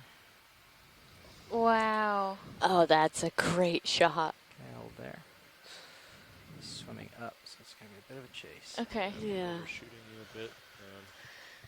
Tilting down 0. He's a ways out still, so I'm going to scoot in a little closer. Yep. Coming closer, video. This is another type of octopus for the day, so at least our third type. Delta, so you can come up if you need. Copy that. Really amazing creatures.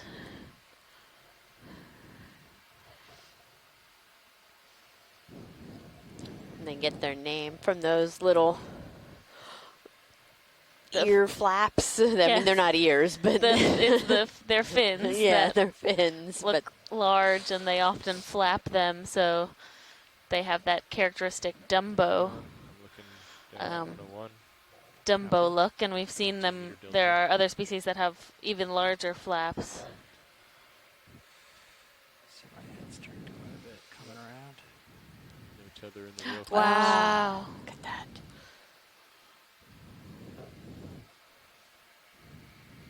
I think you're safe, Jeff. Copy.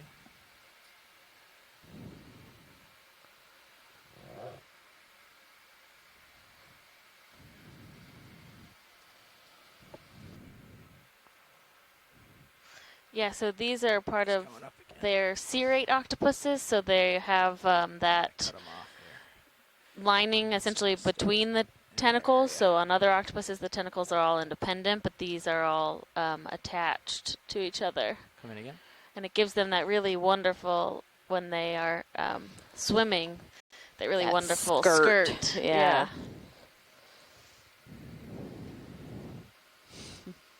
Seems like we might be on a cephalopod safari today. Just kind of float. We've seen all different kinds. Definitely the most cephalopods I've ever seen in a dive, personally, and even a nice diversity. Yeah. Got my camera down at 101. Yeah, a couple different types of squid. Said 3 different types of octopus. Okay. And pushing out.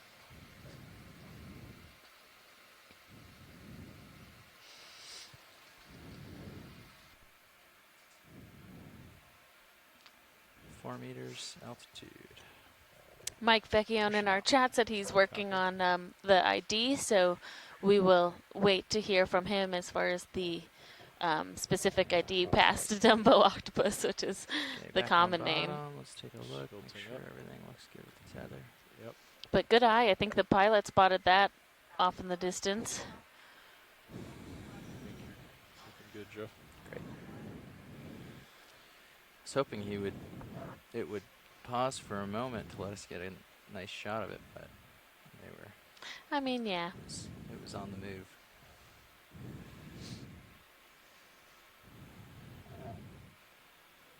Tether looks good. Yep. All right. I'm not Tilting getting up. wrapped up or anything. Good. No.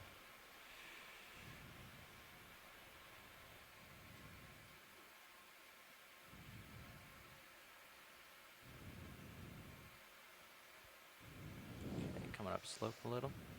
Copy. Tilting my camera up. Back at you at 50.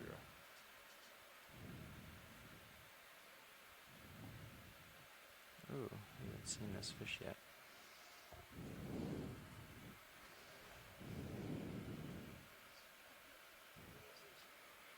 Gonna hang here for a second, Dan. Yep. Come in partial video. Hello, Okeanos. Hello, Mike. That was nice. It was quite nice.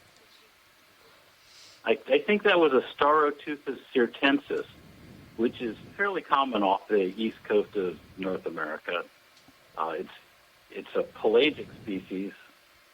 Somebody asked if it might be an Opisthotuthis, but Opisthotuthis is very flattened and spends much of its time sitting on the bottom rather than all of its time swimming like Staroteuthis does.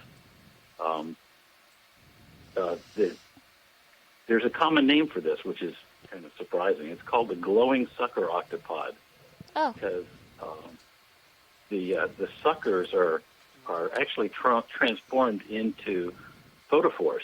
Coming around. And the reason we know this is because Edie Witter was working with Sanka Johnson, and they were doing dives, I think Johnson sealing dives back in the old days.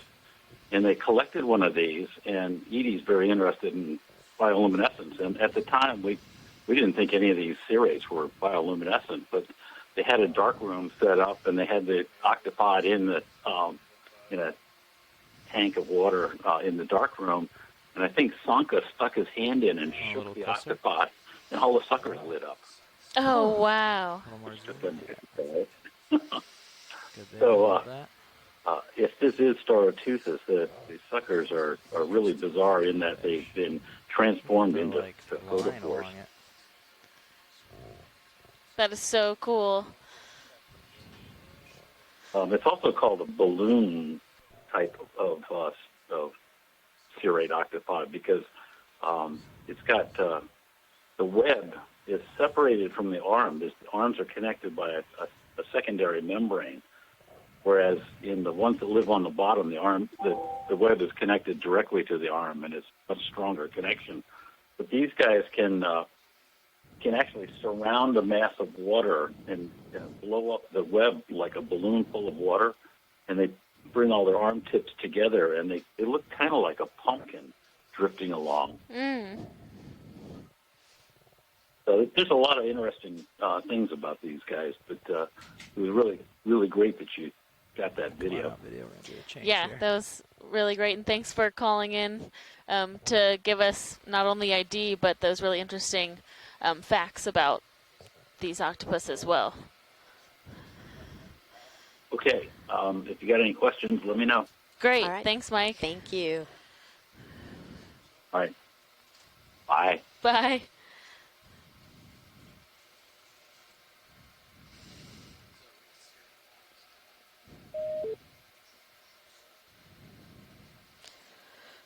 Yeah, it's been quite a dive today. We still have another 90 minutes or so bottom time. So who knows what we'll see.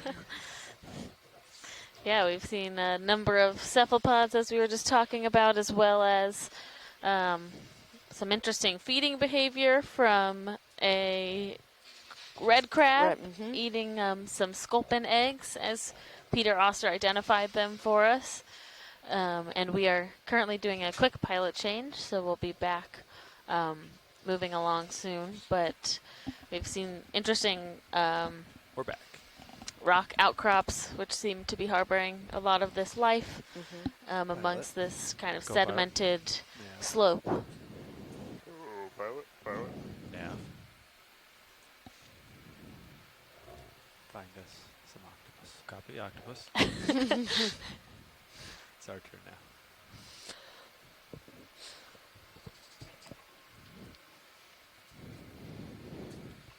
You guys have a big shoes to fill. We've seen a lot so far. Yeah, it seemed like it. Yeah, Jeff only wears a size 8. I wear a size 11 and a half, so.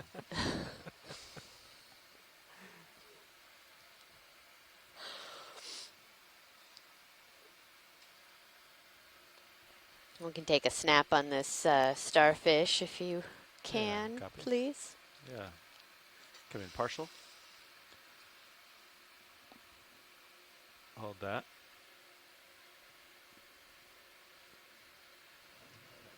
Okay, you can take additional zoom. We're gonna get you in there. Okay. These very long tube feet. This might be similar to the one we saw earlier when Chris Ma called in. It's just not buried entirely. Thank you very much. Southeast, copy. Thanks. Watchley, did you need additional views of this? No, I think this is okay. Just wanted to get a close-up of it. Copy. All right, pilot's clear. Video's clear.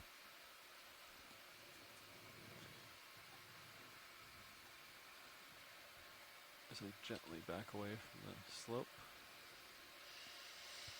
Nice and easy. I think I got you at 45, and yeah, so we're kind of working our way up here. Doing the skirt method. Yeah. So. Yeah, the last couple moves were at a 3-1-5. Does that still look good to you, pilot? Yeah, I think so. Yeah, they were trying to stay along the ridge, so we might have to. Looks like it does flatten out, probably. Or maybe that's just. I think it's a little bit flatter. Yeah. Hello. Hello, Chris. Hello. So, yes, this is actually, I believe, the same genus as what you guys saw earlier, except exposed. Okay. This is Plutonaster. I'm not sure which species, but Plutonaster occurs all across the Atlantic, and I believe even in the Pacific. And so the species all, in taxonomic terms, all kind of intergrade one another, and there's probably some discussion over whether or not they're the same species widely occurring from one end of the Atlantic to the other.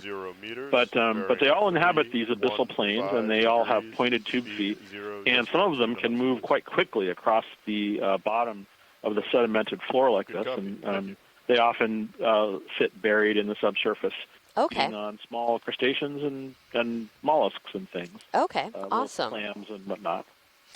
Yeah, thank you. Anyway, yeah, thank you for stopping. Yeah. I'll let you get back to it. Okay, thanks so much for calling in, Chris. See a crab down here. Always a pleasure.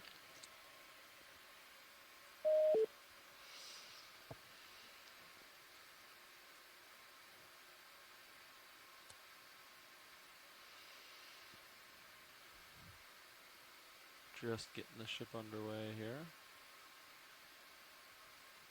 Video, can you zoom in partial? It's something up here, I don't know what it is. Dark spot. Oh, it is appear to be moving. Huh. Yeah. Looks like some kind of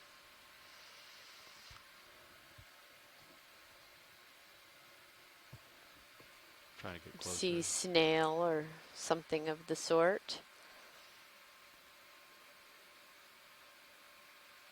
It's a good eye there, pilot. Yeah, some kind of snail.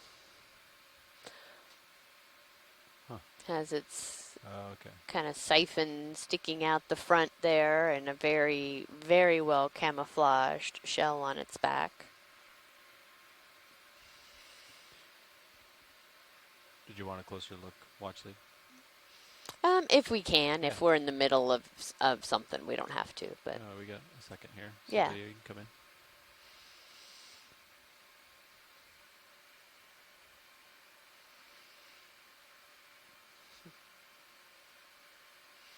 Copy, max zoom.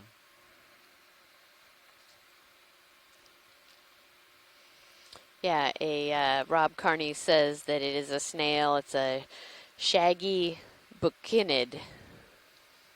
And I can definitely see why they call it shaggy. It's one of those shaggy dogs. Go ahead, Nav.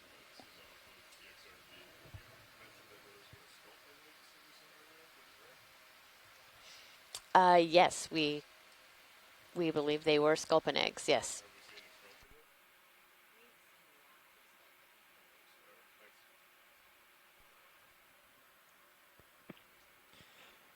A little bit about the snail. You can see on the trailing backside there that brown plate. I don't know if you mentioned it, but No, that's the operculum. What was that called? This is It's the operculum. So that Operculum. when the snail is threatened and withdraws into its shell, that part of its foot is the last thing to come in, and so that forms kind of like a trap door to close it off. Oh, and awesome. You can also see, you noted the siphon, which is pulling in the water, the inhalant siphon, and then I can see a tentacle on this side of it, on the closer side of it, sticking off to the left. And before, as it was turning, I thought I saw a black dot at the base of that tentacle, which in a shallow water bucynid would be the eye. And so these are more commonly referred to as whelks. So this would be a deep sea whelk. Oh, okay. A whelk. Very good. Thank you for that. Wow, I've never seen this before. All right, video and you're clear. You can come wide.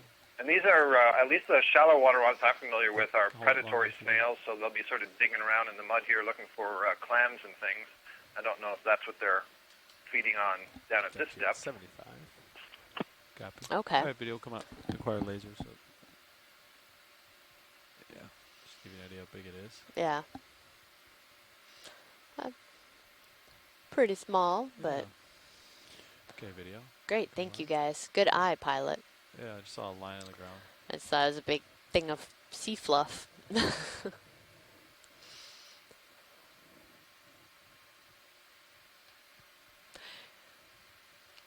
Yeah, so Nav was asking about the sculpin, actually kind of up on that ridge there, just above this, there's a sculpin on the seafloor, it looks like.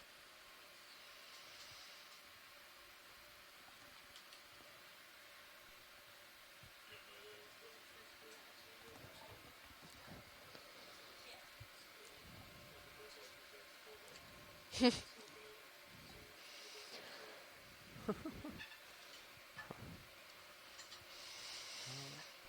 like there's a squid. I think there's been lots of those. Yeah. Okay, I got you at 90, just above you. Copy. Looks like this guy's been excavating. He can come in partial. Come up higher.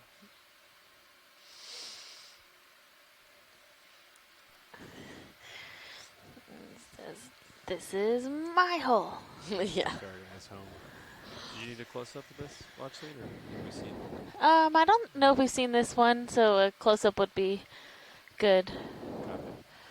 Can we video?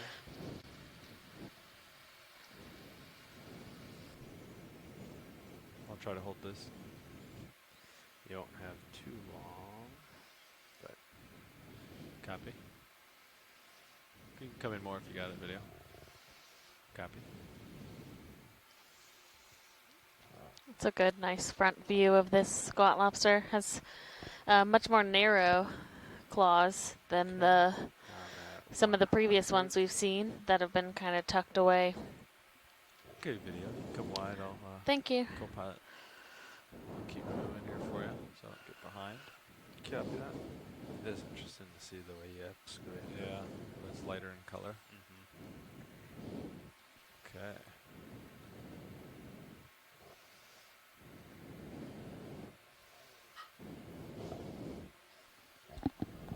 Copy. Does this sound better? Check, check. 1, 2.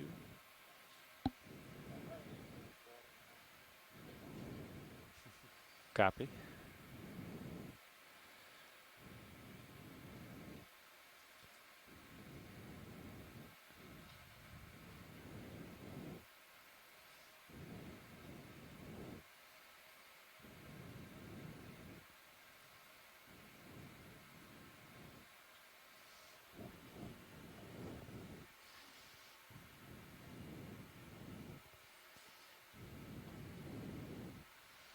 Some more squid dive bombs.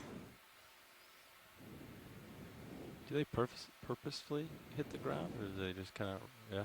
Yeah, yeah. It's been. I think part of their behavior is their contact with the actual ground. Okay, that's about 80 degrees.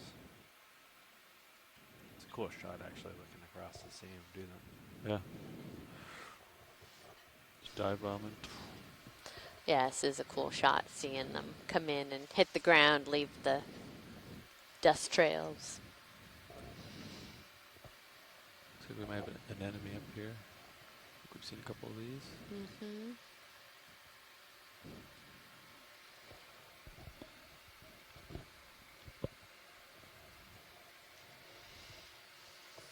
I got you at 65.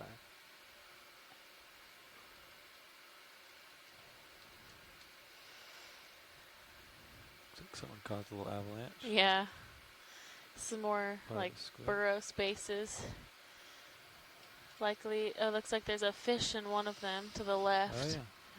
Video come in partial on fish left. One of those hakes that we saw earlier, or we've been seeing. Mm-hmm.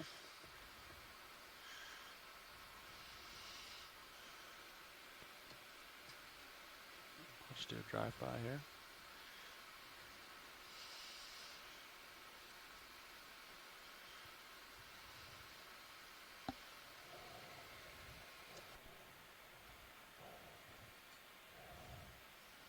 Yeah, and a number of those ophoroids all around there as well. Okay, video. We'll let him go. See what else we got here. Squat lobster. Be curious to take a scoop of that sediment. Count how many ophoroids are in there.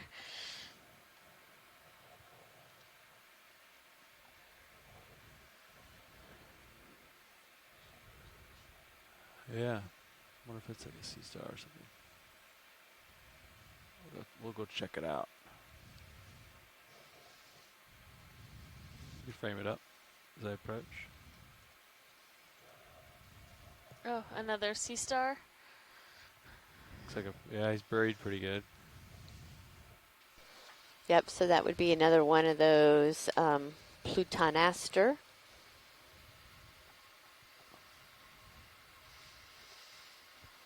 And you can see the tube feet, some of the tube feet sticking up out of the sediment more there. if you wanted. You don't have to, but yeah. Oh, There you yeah. Where they? Copy that, Bridge. Thank you. See just the feet sticking out. Mm-hmm. Some of the areas there. Where they do this, get themselves all buried into the sediment. I'll try to hold this for a shot here. Just a minute.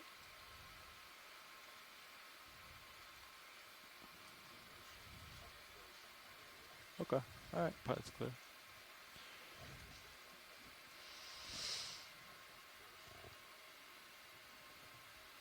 Copy. We're good. Got you at 56. All right. Time. So we're just going to kind of keep moving this way. I think so. Maybe zoom out and see if there's. I think there's another waypoint. There is, yeah. I have it selected Big already. crab. Making our way up. Gotcha. Can frame him up. He's in attack position. Yeah, he's like, ah. Good sound effects. Yeah. I know exactly what you mean. Pretty sizable. Yeah, we've seen some real big ones today of these chaseons, and we saw a super big lithodid, or king crab.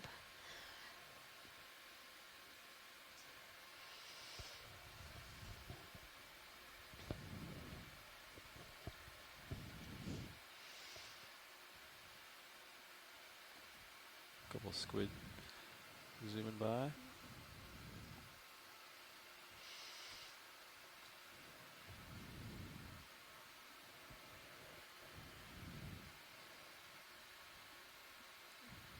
Yeah, small little eel pout right there. Oh my goodness, it's so tiny.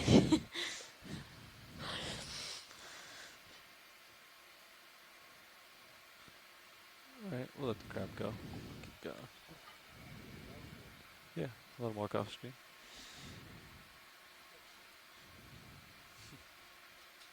All right. Let's see what else we got up the hill here.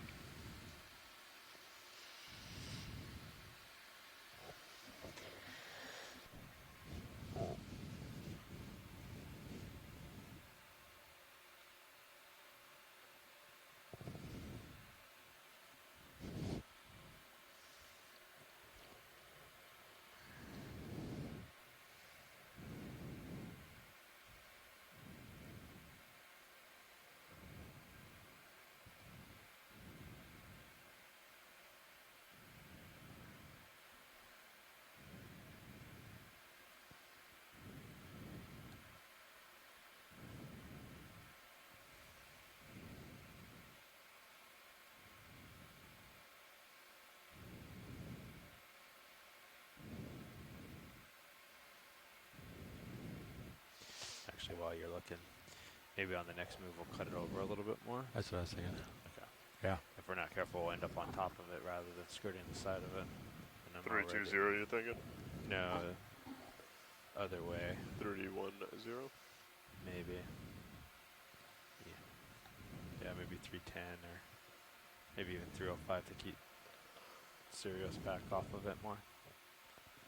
Sounds good. Somewhere in there, 310.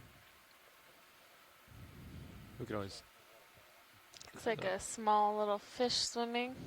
go for it. He's going away from us.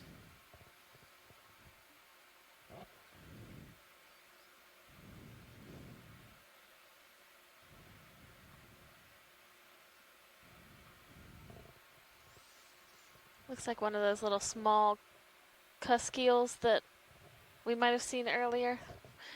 Okay, we'll let him go. He's a ways off. Yeah.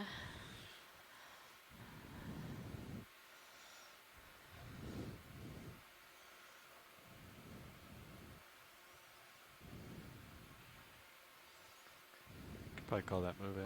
Yeah, another 30 meters, 310. 310, 305. My co-pilot wants 305. Co-pilot wants 305. We'll give it. Co-pilot will get 305. That sounds like Bridge is RV a lot of squid today. Yeah. Looking for another move if you're ready. Range 30 meters, bearing 305 degrees, speed 0.2 knots, please. That's super cool. Like little Good copy. torpedoes bombing around. They're so efficient. They just, It's neat that yeah, that you know, element. they accelerate with little movement, you know. Oh, there's another octopus, or is that? Nope, sorry, that's just a squid. I think it's a squid It's just a squid. on his elbow. Yeah. Just doing his elbow lean. I'm just trying to, find you guys at least one octopus. I know, especially it is Friday too. It is.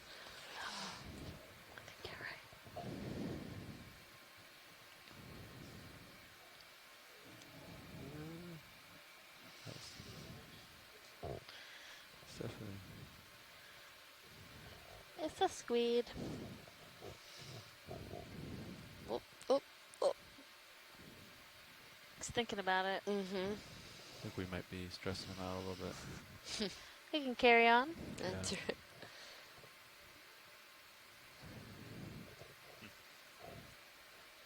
Okay, we'll let him go. I wonder if that's part of like a defense mechanism because they are down at the bottom and they, stir up the bottom sediment and make a big cloud.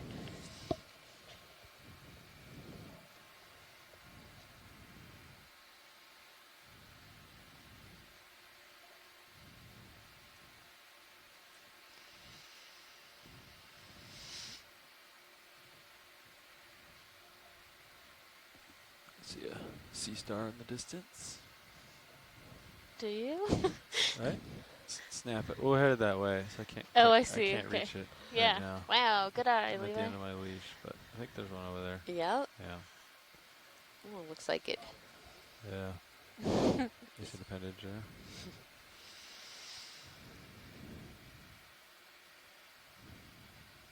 Yeah, you'd come wide video. See if we see anything that close enough so we can grab. Actually, I'm catching up quick, so. Okay, great.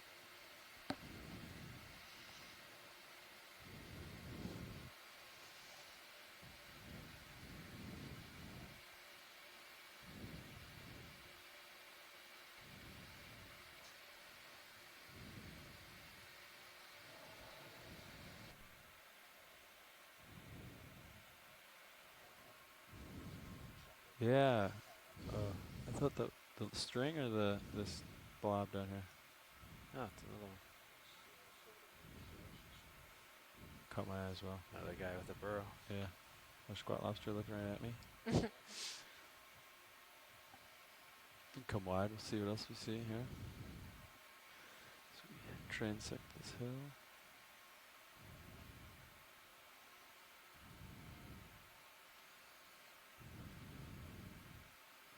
What's in the water column over here to the left? Just caught my eye as well. Oh, Lucas. Yeah. Huh. All right.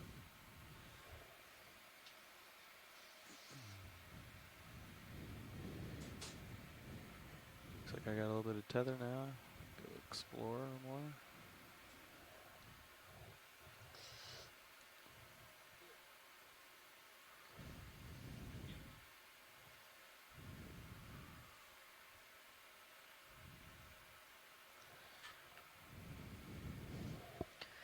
We are currently at a depth of about 890 meters. We started today just over 1,000. I believe we expected it to be about 1,200 meters, but it ended up being about 1,050 meters. So a little deeper than anticipated, but we've been working our way up slope throughout the day, and we've encountered a number of Come in video. Get an idea on this. rock outcrops and a Just lot zoom of the on. sedimented hillside, essentially, on this canyon feature. Oh yeah, he's regrowing a limb.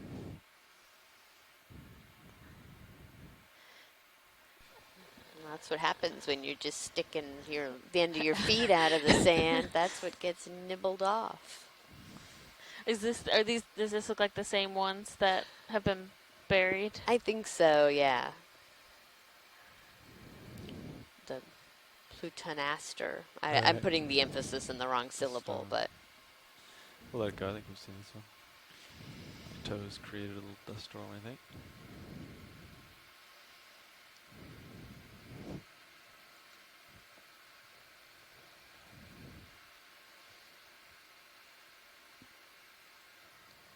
Okay, yeah, come on.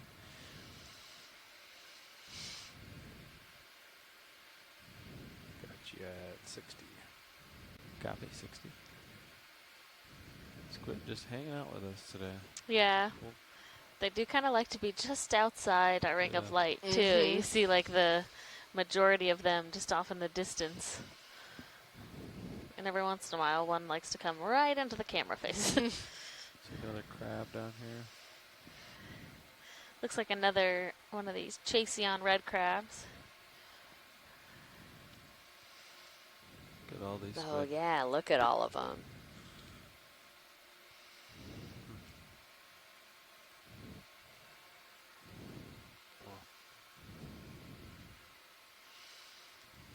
Super cool. Yeah. Want to zoom in? You can. Squid. So they disappear into the darkness. Mm-hmm. Makes you wonder how many are really all around us. I think that's what these are. Or not. Oh, interesting. In the sonar. I wonder if it is, because I don't remember seeing it too. You come wide video. And they're moving. Yeah. Huh. So get them all around you. Yeah. I hadn't thought about that. That's actually pretty cool. Bunch of little dots.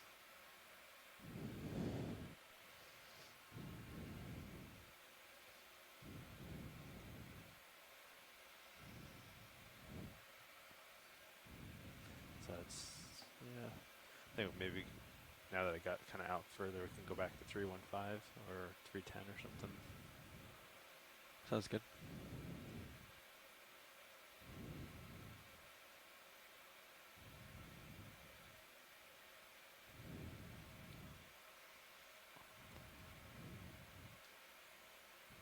It's down here. Oh, Squid. Oh, just a squid. Yeah. Saw something rummaging around down there. Didn't know what it was. Yeah. Got you back at 45. Perfect.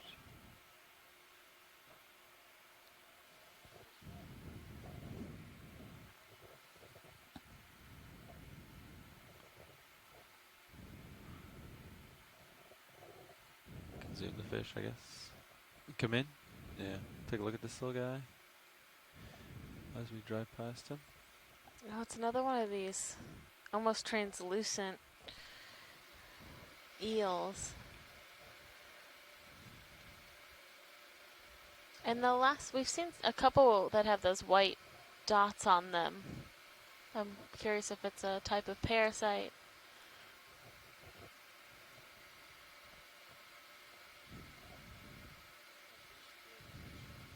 Mm-hmm.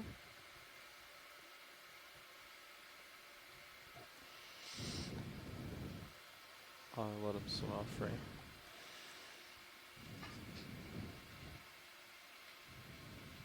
Okay.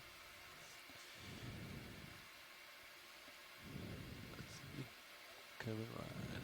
See what else we can find here.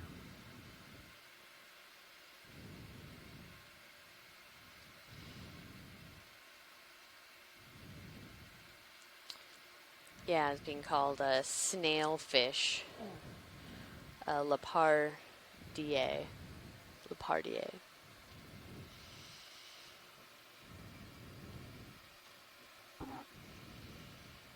That's pretty steep looking there. Yeah.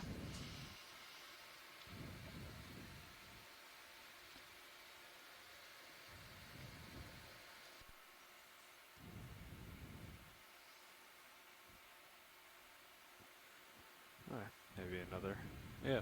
30 at 315. Sounds good. Copy that. Bridge, this is RV Nav. We're ready for another move if you are. Range 30 meters, bearing 305 degrees, speed 0.2 knots. Can we just please. do a quick zoom? Let's make it Just 3 I think it's a 315. crab molt, maybe. Could I actually change that bearing to 315? My mistake. Come in, video. Possible molt. Good copy. Thank you very much.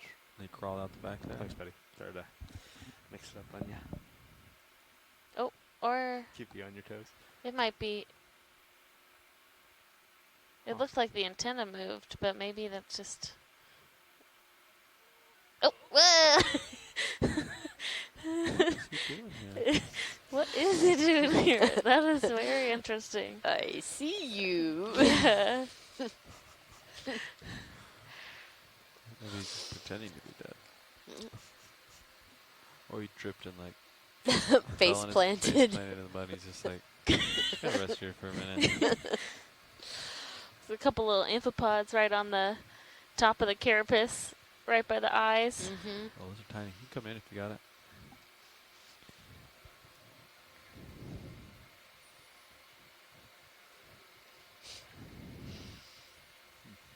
How strange. Yeah, the kids buried Dad in the sand. Good one, video.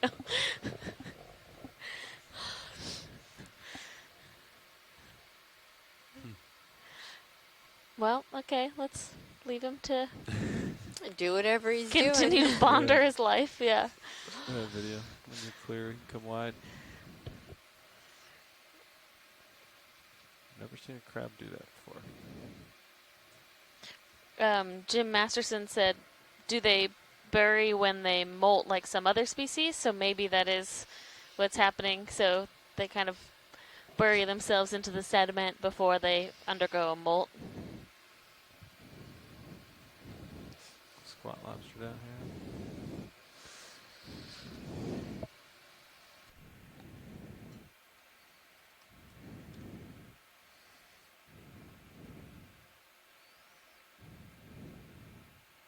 Waiting for the ship to move so I can take a second to grab the squat lobster. Video, you can come in.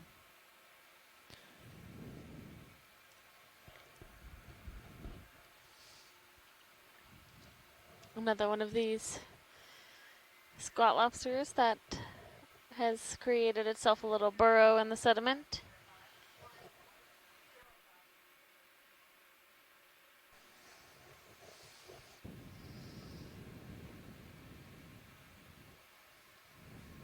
They're just looking right at me on this shift, aren't they? Deep into D2 soul. Yeah. I'll just hold that for a couple seconds here, video. And Bob Carney said not alone in there, which is very true. There's probably lots of inhabitants in that burrow.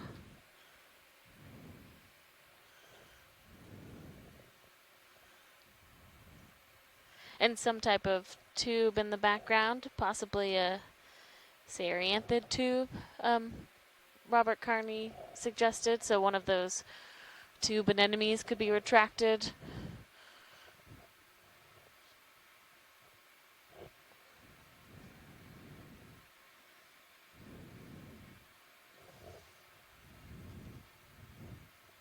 Okay. You come wide when you're clear, video. Panning down. Gentle takeoff. Got you at 65. We have liftoff. How big is that guy? That is serious. Pretty good sized shrimp. Yeah. Come in partial if you want Is that one of those swimming shrimp? Yeah.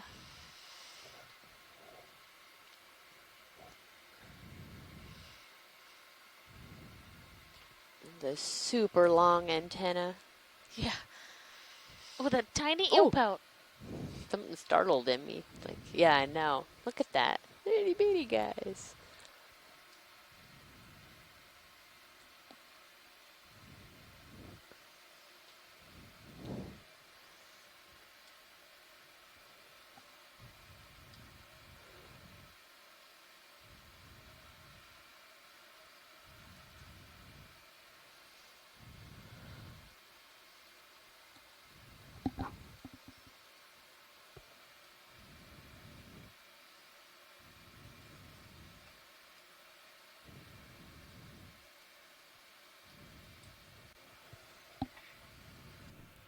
Alright, video, come wide when you're clear.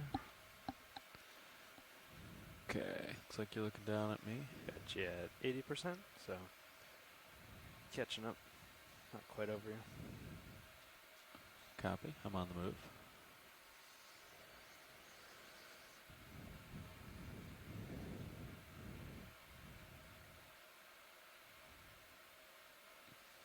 And you know, we were talking earlier about when we saw that crab eating the eggs and it had all the amphipods on its mouth parts. I don't think the other ones we've seen have had that intense aggregation of yeah, I think it comes amphipods. out and then there's a shadow. They're like, yeah, it'll come out and then go back in. What is that on the? Is that a squid? Upside down. Yeah. Crab, yeah. Come in. Oh. Or that might be a molt. Molt, yeah. Yeah, so that does look like the molt of a crab. Do you want a closer look? Watch theater? No, I think we're good. We'll Thank you. Alright. Come wide video.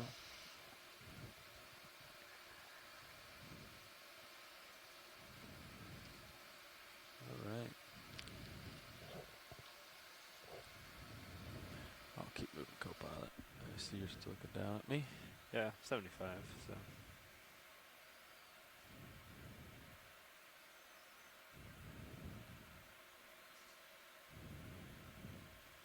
Copy that, Bridge. Thank you.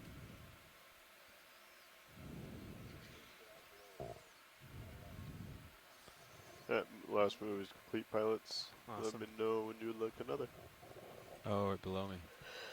So that's Copy. 310. There he is. Found him. Yeah.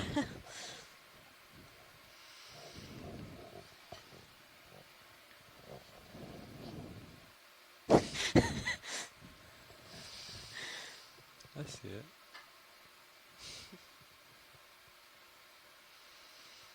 Yeah, we can do a quick snap on them as we're driving by them.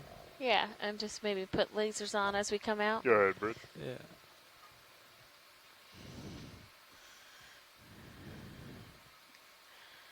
Great. Good Right. looking crab.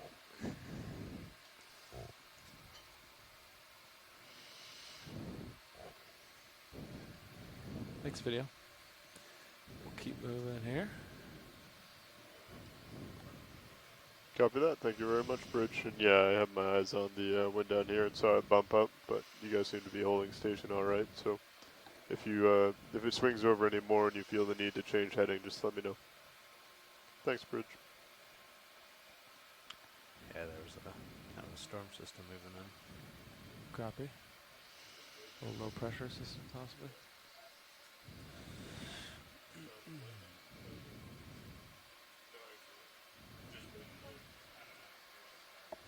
I see something moving up there. Probability that it's a squid? Pretty high. I think it's actually a fish.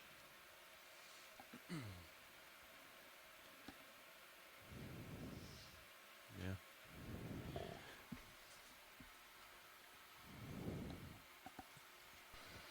But we have a hole here. There Yeah. might be, you know, something hanging out in the hole. Some excavation here.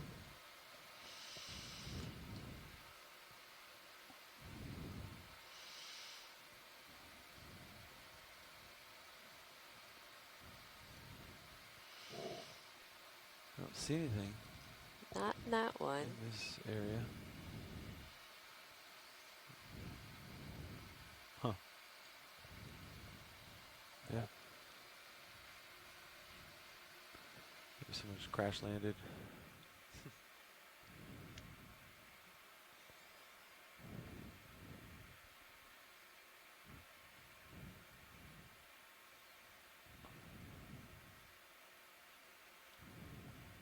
Starting to flatten out.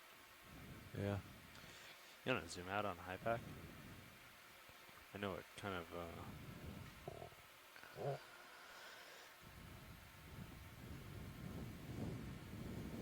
That's weird.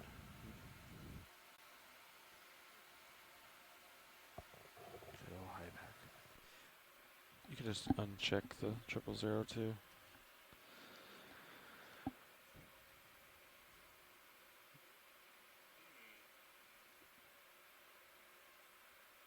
Video, you can come in partial. Let's see. Actually, I think I see something. I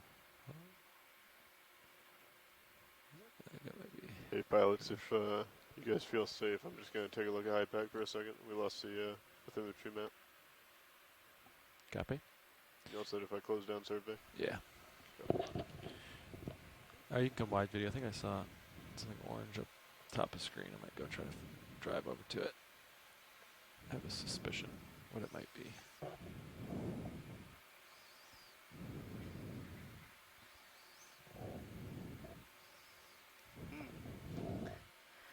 Looks like another Definitely haven't seen that buried before. sea star. Did the TIFF disappear?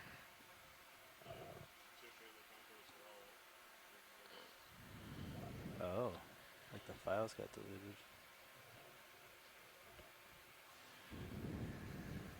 You can delete them and re-add them. See how your computer doesn't have a network connection right now? On the bottom right. I wonder if that has anything to do with it. I think they're copied locally. But you can come in. It's weird because the contour still showed up in the survey.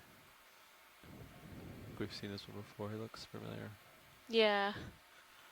Just want to see if there's any differences between this one. He's got his little ends poking up. Alright, pilot's clear. See what else we got here.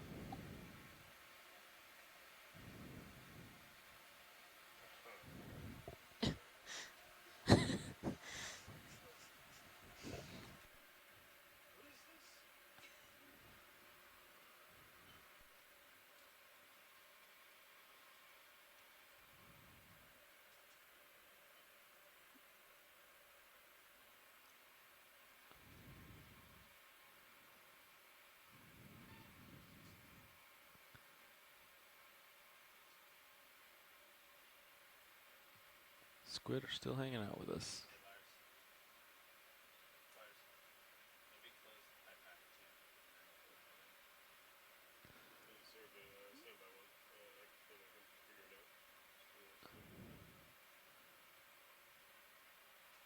Video zoom in. I just see something. It looks like it's branching right here. I don't know what that is. It's like an enemy or something.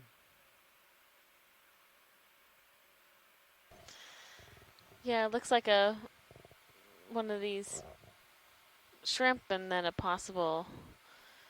enemy or tube anemone. We can't see this oral tentacles to confirm if it's a tube anemone or not, but they are often seen in these soft sediment areas.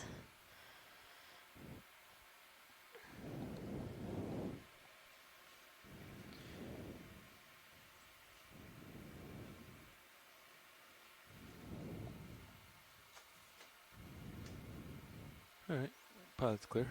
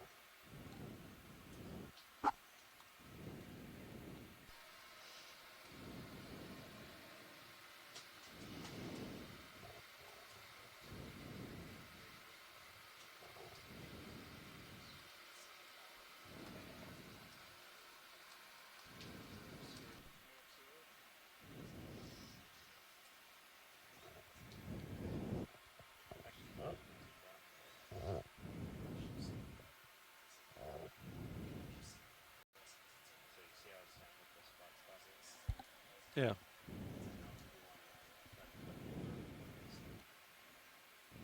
Depth, same depth. Yeah.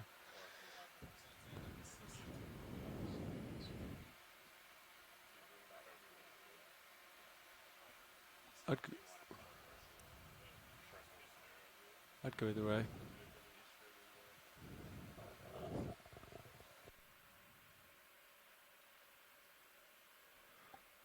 Well, actually, this is pilot.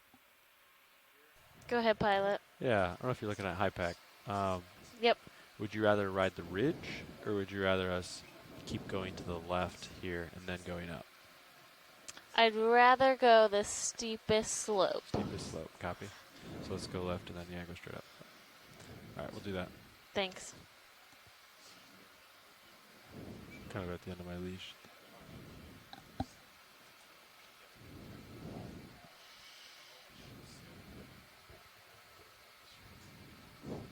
Sounds good.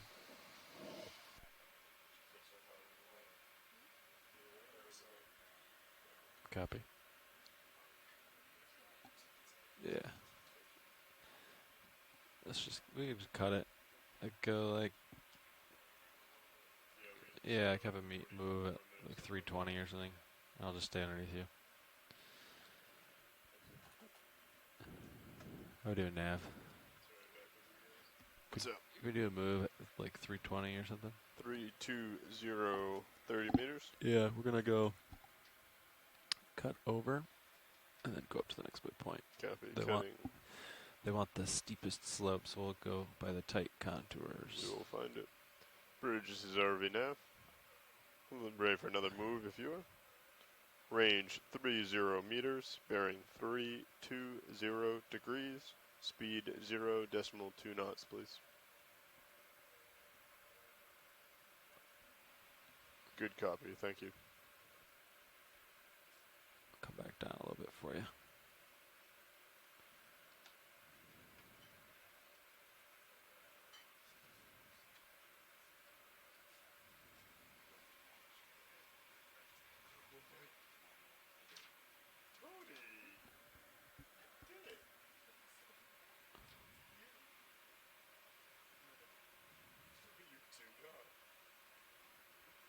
So what do we have here?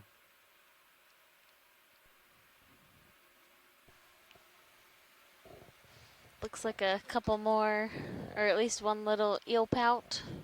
Come in, video, partial. Get both of these guys, and then we'll see. Yeah, an eel pout and then a little Nezumia rat tail on the left. Oh, that eel pout looks different. Look at the top of its head. This one? Yeah. It has It a much is. larger head.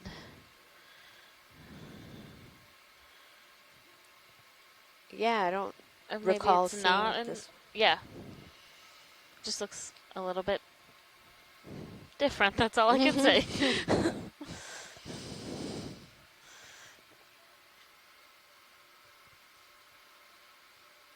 Yeah, mostly just the head shape it has a larger head and Yeah. a more narrow snout than the ones we've been observing. More head proportionate to the body. Yeah.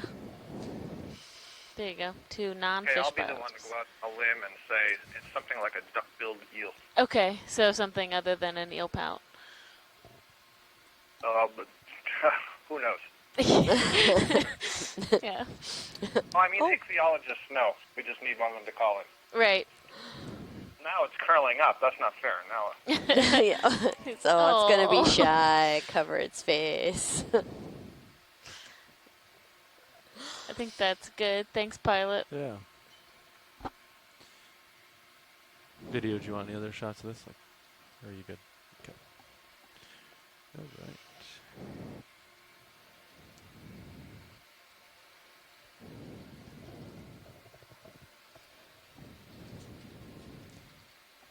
Looks like I'm catching up to you a bit.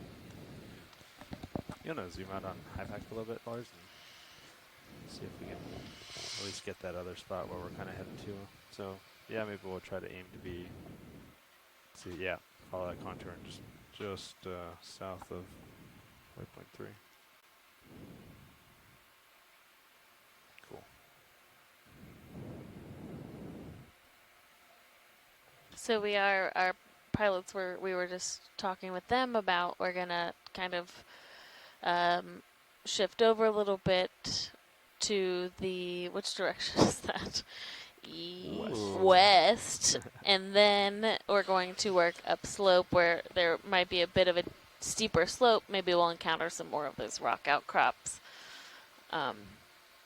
We're still seeing some of the same types of fish around these soft sediment areas, and for a while at least our squid were still hanging out with us.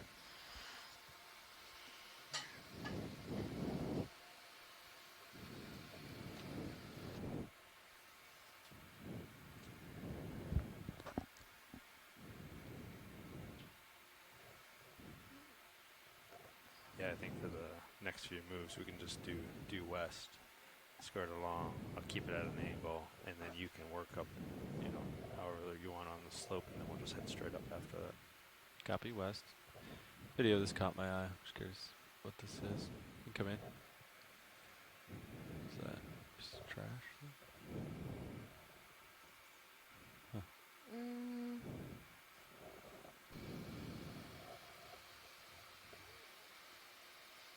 Like aluminum or something? Not quite sure. Yeah. All right, we'll let it go. It was shiny. Caught my eye. Shiny things catch your eye, Levi. Yep. Okay, I got you at 65.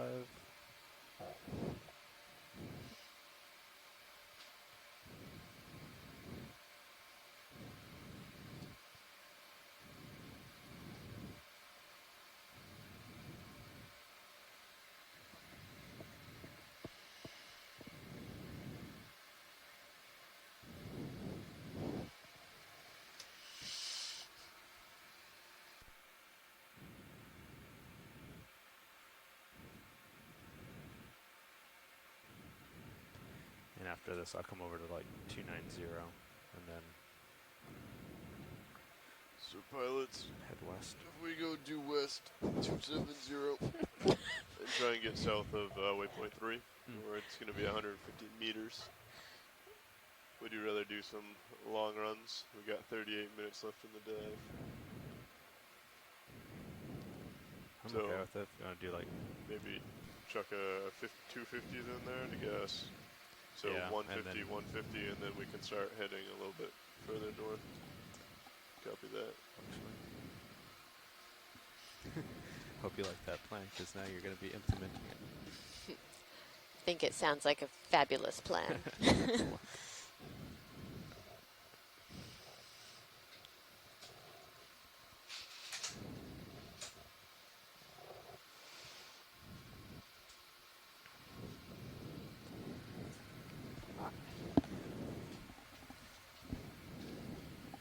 We actually Move never complete. did front Thanks, Bridge. row Oh, right. introductions today.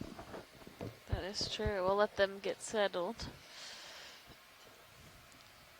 You have Levi now. All right. Well, as our last navigator just said, I think that's an excellent plan, navigator. Lars, you're talking to yourself. Wouldn't be the first time. So I'll come over to 290. Cover that. If you want to start coming around too. Sure. I'll make my way over there. Sounds good. You can actually keep whatever heading you're comfortable with the slope. So Yeah, I'll just center up on 290. Copy that. I'll saddle roll. And front row, would you be willing to introduce yourselves when you have a second?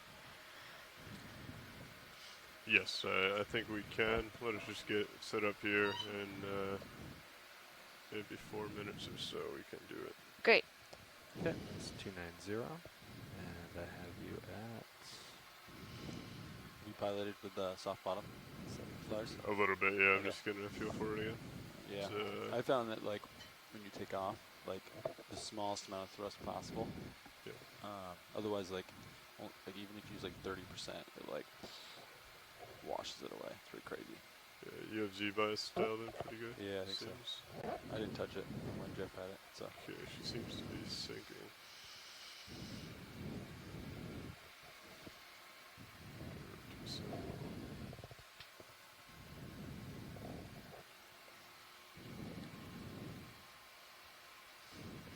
Yeah, that move is complete, pilots.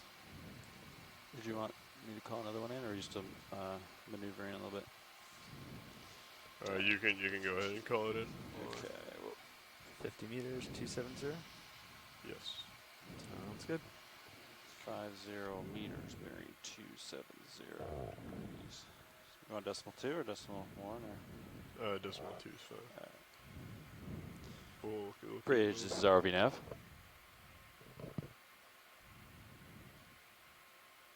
Yeah, I'd like a move, range 50 meters, bearing 270 degrees, speed decimal 2.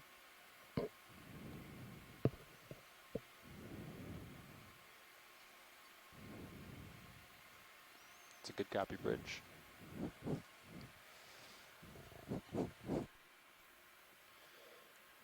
Okay, and watch leads, as you may have heard, we're going to make a couple long jumps to try and get over to the steeper part of this feature.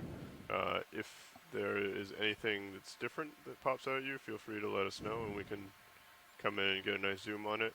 If it's a lot of the same, we might just keep trucking along if that's all right with you. Yeah, sounds great. Excellent.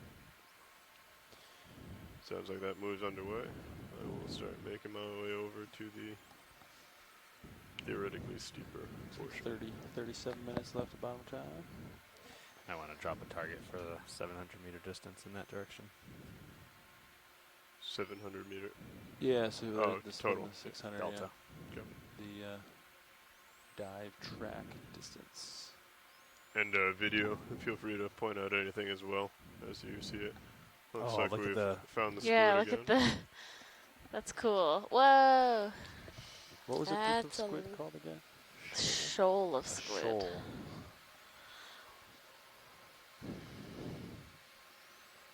Woohoo! Oh, that was kind of cool. So it's more like a squadron of squid. I know.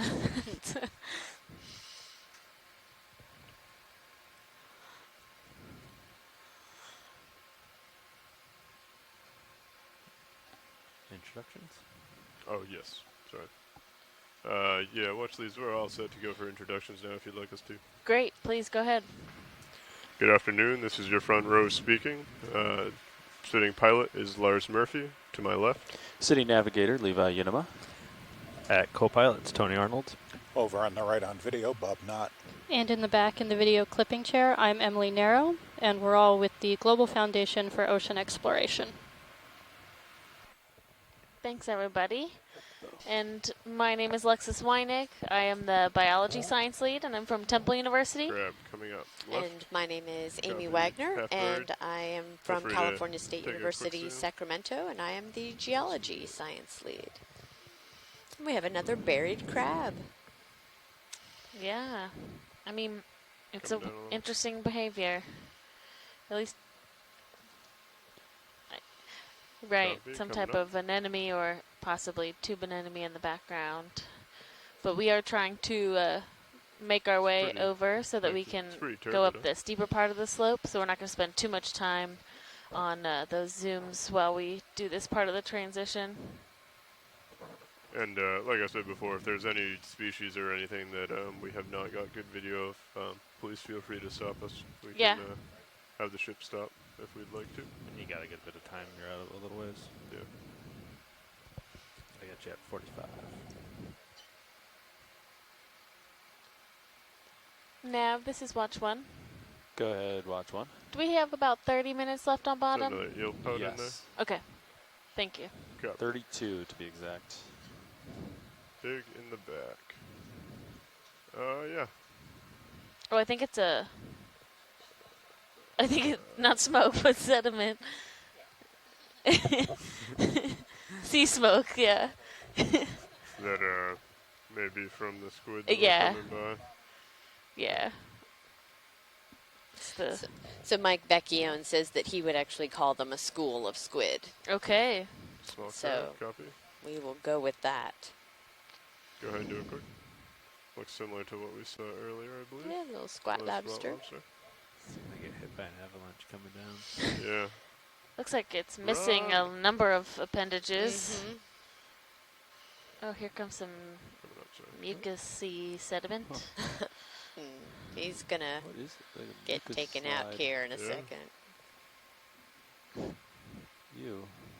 Don't put that on D2 loss. I don't want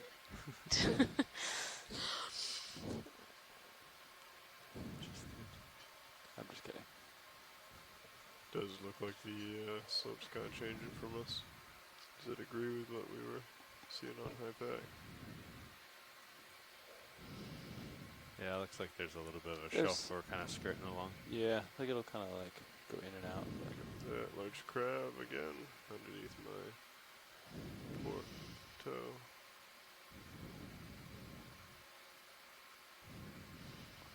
These squid are messy. If there's something, a big one or a little bit bigger cloud than the smaller ones we're making. Yeah. It definitely came from down the mound, I believe. Yeah, there's a lot of like tracks in the sediment too, which is interesting.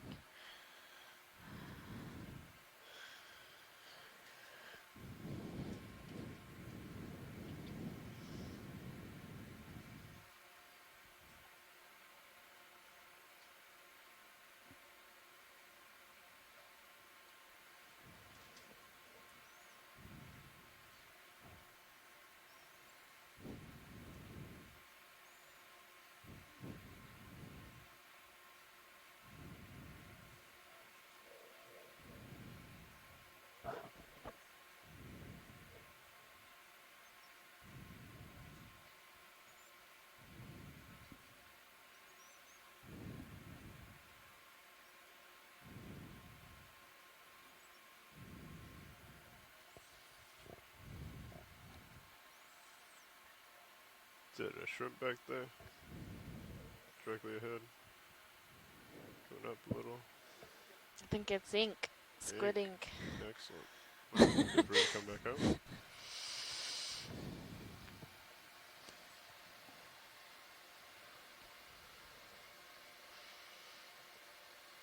I feel like we just missed something big I here. know. Yeah.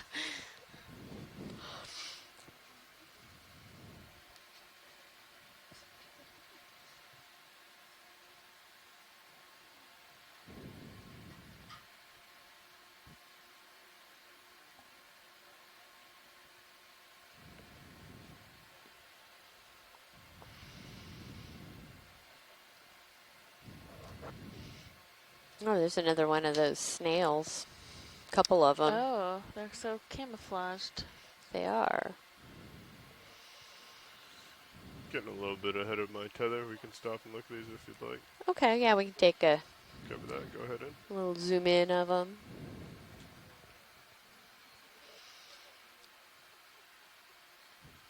I guess it's somewhat rare to actually see the animal itself. I think Scott France was saying that they see the tracks, but don't always see the organism. I mean, yeah, other than the siphon and the foot out the back, they are completely camouflaged to the sediment. Mm-hmm.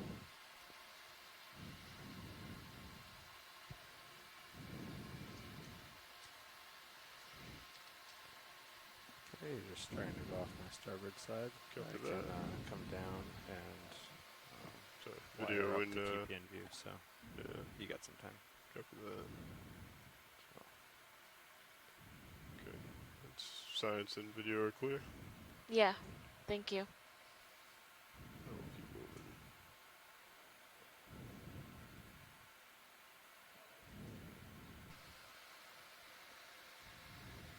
Looks like we're 48 meters into the move. Copy that. Almost there. Oh, there we go. I like how they change directions. It's crazy. Did that one have a fish? Did you see? I don't know. But it did ink a little bit when it took off. But it may have. Go ahead, bridge. Could have been a Move is tentacle. complete. Thank you. Confusing me, but I'd say give it like 30 seconds and then we can go for another. Oh, another 50. I mean, that looks like that's where it's going to start picking up. It seems to have increased a little bit. Yeah, or we could start cutting it. I mean, we have gotten away from that little flap. We can do another though. Okay. Or another 30 maybe or something. Yeah, I'll do Then more we'll start 30 going and then uphill. we'll turn. How's that sound? Copy that. Start going up slope and maybe find some more interesting things. Bridge, this is RV Nav. Got a sea star up there. Yeah, we're ready for a move. Range 30 meters, bearing 270 degrees, speed decimal 2. Is this an eel pout in the water column? maybe, yeah. Good copy. Or Video, you want to come in? Or is that one of those fish again? Copy. Thank you, Bridge. Video, do you want to come in?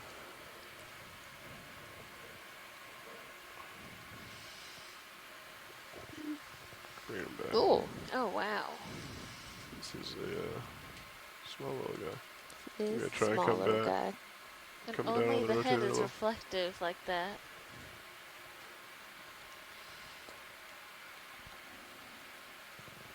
Get away. Coming up.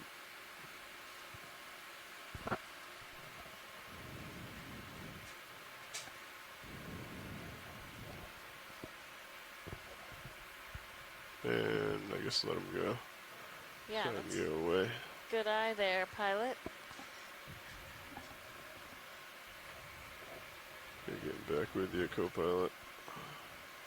Yeah, you're looking good. So still mostly centered and got you at 45. So Copy that.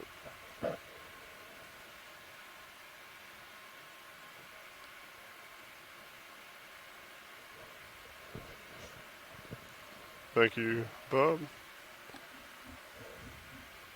Who's up next? Brian? Brian, nice.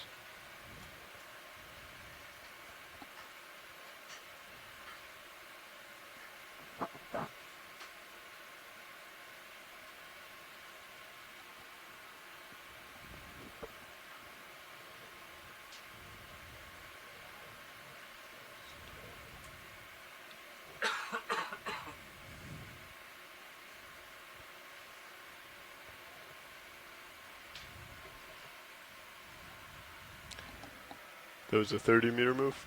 That is correct. Copy. Looks like we're maybe 5 meters into it or so. We're on the move. 8 meters in. Understood.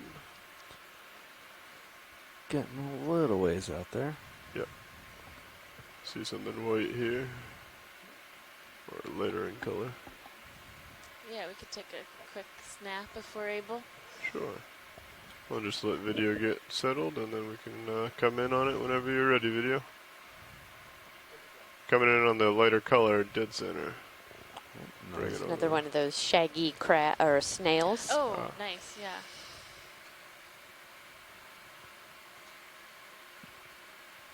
It's interesting. This is what, the third or the fourth one that we've seen, and very often when we're going over these sediment-covered areas and I see trails, I always assume there's sea cucumbers. Right. So it's nice to see that there are other things making these trails down here. Yeah. Yeah, I think it is the fourth one we've seen.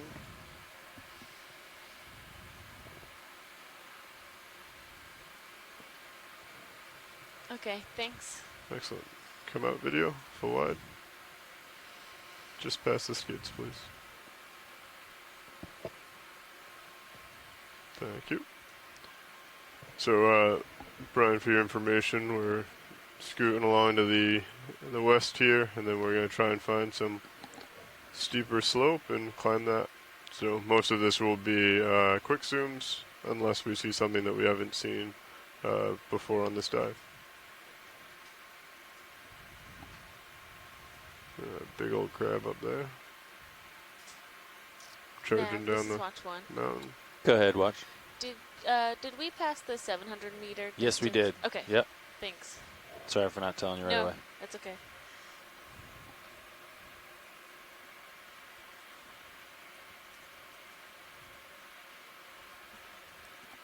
You can probably do the 700 between there and waypoint 3 because we're going to start cutting up to that after. Yeah, what are we thinking for an angle on that? 330 maybe? 325. Wow, you almost nailed that. 327, 328 right now for Sirius. It's a true navigator. Just like the same type of sea star, so I think we can just carry on. Sure. Trying to get out there. Right. Yeah, as soon as this one finishes, we'll cut up and it'll bring me closer in your direction. So I can actually start to pan over to you since we're wrapping that up. Yeah. Yeah, if you'd like to. Come over to the, what was it, 327? Yeah, I'll just do, what, 330, 325? 330. 330, coming over.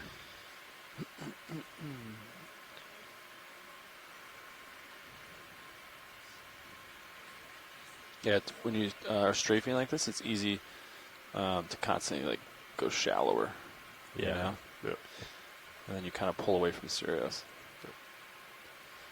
It's deceptive too with the angle. Yeah. Yeah, it was throwing me off a little earlier. Yeah, with the distortion of where he's at. I always stay a little bit deeper than I think I need to be. Yeah. Okay, so you're lined up on it. That move is... Yeah, once it wraps up. Once it wraps up, I'll call one in, maybe 20 meters, or let's see what's the sonar look like. Pretty clear. Or do you want 30? Looks pretty... I'd start off with 20, see what we're into. Yeah, I'm into that. And it's 330 degrees. We got, what, 19? I think I got you right out of 25, so that'll bring me right there, and then we can... Go ahead, Rich. Reassess. Perfect. Copy, move complete. But yeah, 45-degree angle. Okay, so 20 meters, 330, does that sound good? Yep. Bridge is RVNAV. Yeah, I would like another move. 20 meters, bearing 330 degrees, speed decimal 2. Have we seen one of these stemmed? No, we have not. Okay. We have a move going in that I need to wait for anyway, so let's get set up. Video, once I get set up, we can go ahead and try and get some good video of this.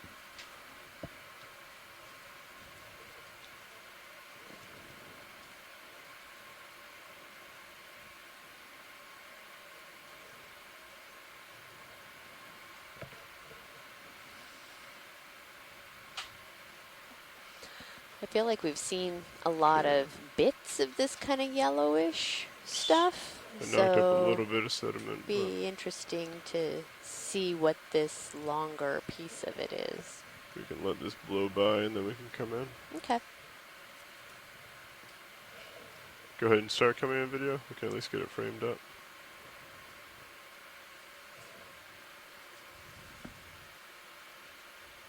And if there's anything in particular you'd like to focus on. I think I'm drifting in. Oh, I think just as close as we can get to the Let's see.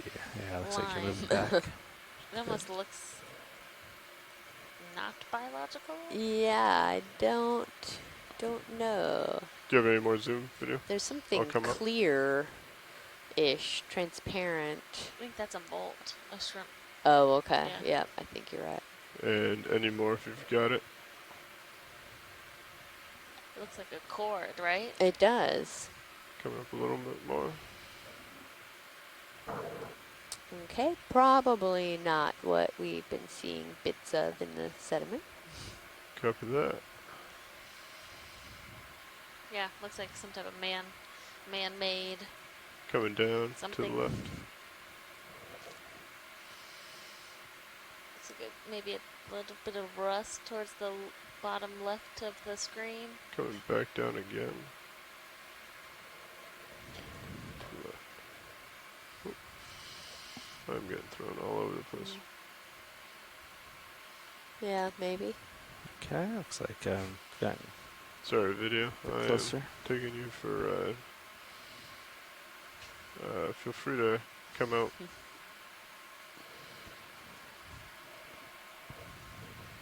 you could come out full wide video, please. Thank you. Alright, we're ready to continue. Oh, you got me at Yep, caught up to you, so you got a bit. It won't be much since we did 20, but allows you to kind of look up the hill and then we can go from there. Well, I think we found the steeper area. That looks like it. I am making a mess.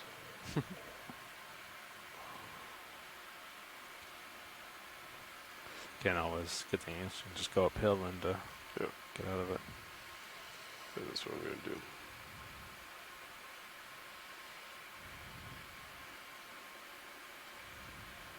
Isn't it crazy light? Super light sediment. Yeah.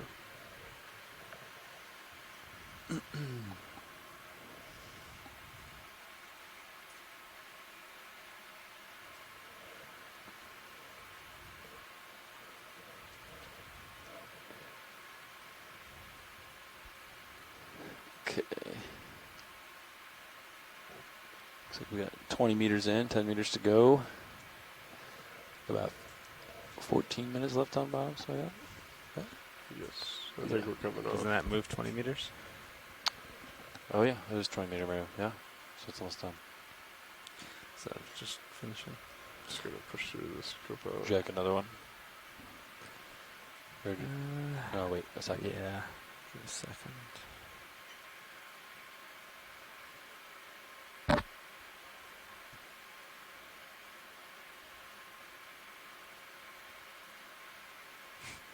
There we go. Yeah, surprised that squid. It is extremely light.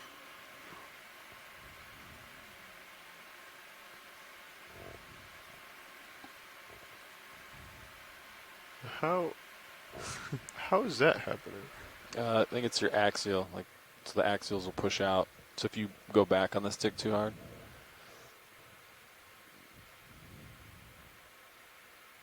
So I mitigated it by just moving really slowly.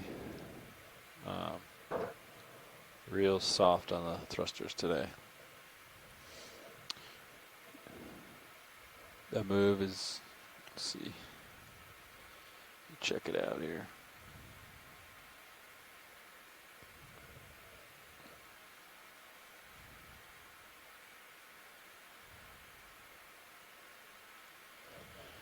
Bridge is RV nav. Yeah, is that move almost complete? Okay, thank you very much.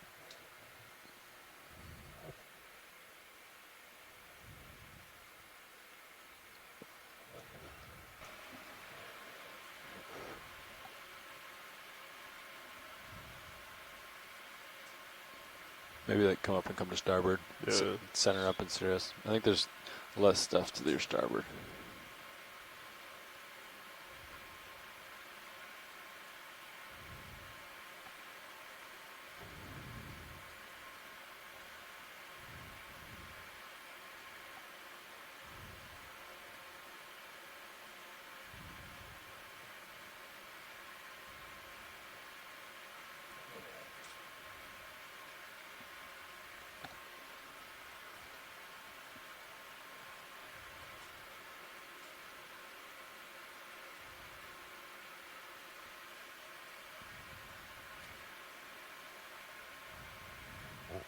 go.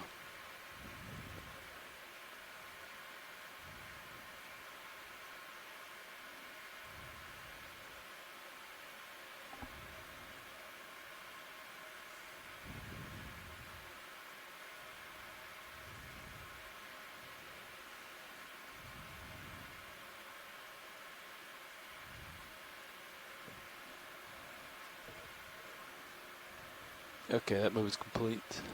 Copy that. Thank you.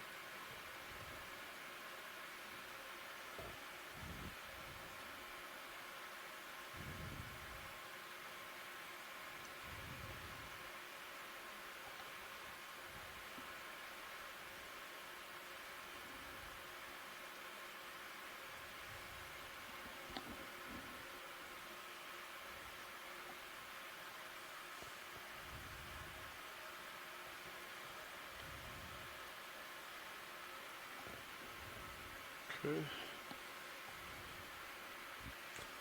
Probably do another. If you're ready, pilot. 20? Yeah. So? We can go 20 ahead. meters. Do another 20. That way you can kind of ease in and we can continue. Bridge is RVNAV. Yeah, I'd like to move 20 meters, bearing 330 degrees, speed decimal 2.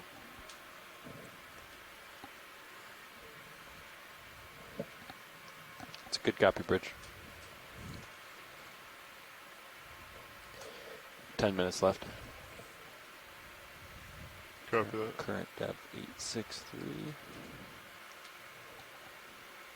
Yep.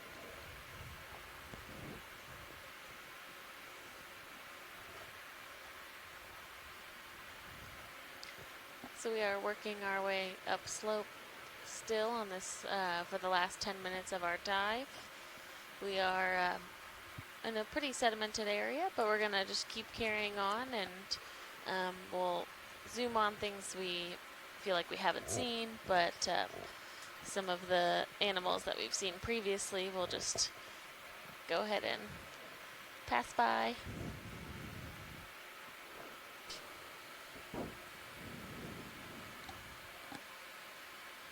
This has been quite an eventful dive. We've seen lots of octopods, 3 different types of octopus, and lots of these short-finned squid. We have seen a number of different fish. We saw some crab predation feeding on some sculpin eggs. Don't forget the 2 bobtail squid. The 2 bobtail squid. I mean, I know, it's almost like what normally is Another snail. a main highlight. It's hard to count all the highlights. Yeah. Lots of different types of anemone. What was that? Sorry to speak over you. I was just saying another snail down there. Oh yeah. Yeah, and all the snail tracks. Oh my gosh. Actually, pilot, Yes, go ahead. would it be possible to suction sample that snail? Yeah. I think so. Do we have a move in right now? How much is left? Bridge is RVNAV. Yeah, can we come to an easy stop here? Thank you, Bridge.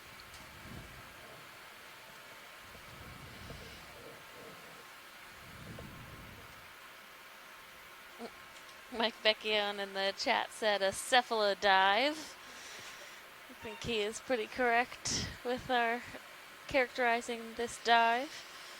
But we have 1 potential sample in our basket so far, and we're gonna attempt to suction sample punch this in auto heading might help you. snail that's crawling along the seafloor, because we've seen a couple of them Thank you. in this sedimented area. You guys have 7 minutes. Copy. I think that's pretty stable there. All right. You got me ramped up, I see. Yep. Yeah, if you want to help me keep an eye on D2, I'm going to come up a little bit and tilt down since we're probably still swinging. Copy. Give us some more delta. I can always move us back if it looks. I think it'll be fine. Okay. I think we would have been fine even finishing it, but this was safer, so. And if I could have you switch Mini over to your... Yep. To I'll the get that right now. Once you get to us, I'll set up. Okay. Beat you. Appreciate it. There's some centers. Coming on with the jaw. Jar 1 is a good candidate. Okay. Coming live with the arm. Okay. If you want to bring the drawer out partial so I can see. Yep, coming out now. The nozzle. If you could zoom all the way out on the main HD, please. Thank you. Just until I get the nozzle in hand, and then we can go from there. Might hit the... Okay, right there is probably fine. Okay. And if you could bring Mini Zeus down so I can see the tip of the nozzle. Copy that, coming down.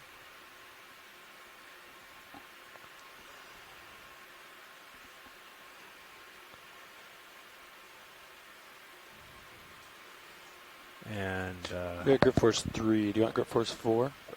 Yes, I do. Might have a little firmer grip on it. For you. Thank you. So I think we have nothing in jars, right? Correct. Empty jars. Jar 1 actually, can you bring the drawer out any further? Yeah. Coming out. It might push you back a little bit. Yeah, that's alright. I'm locking out on my shoulder.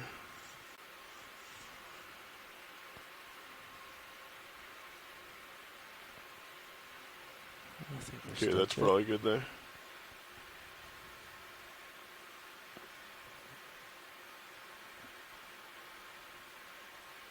You could probably get a bit more.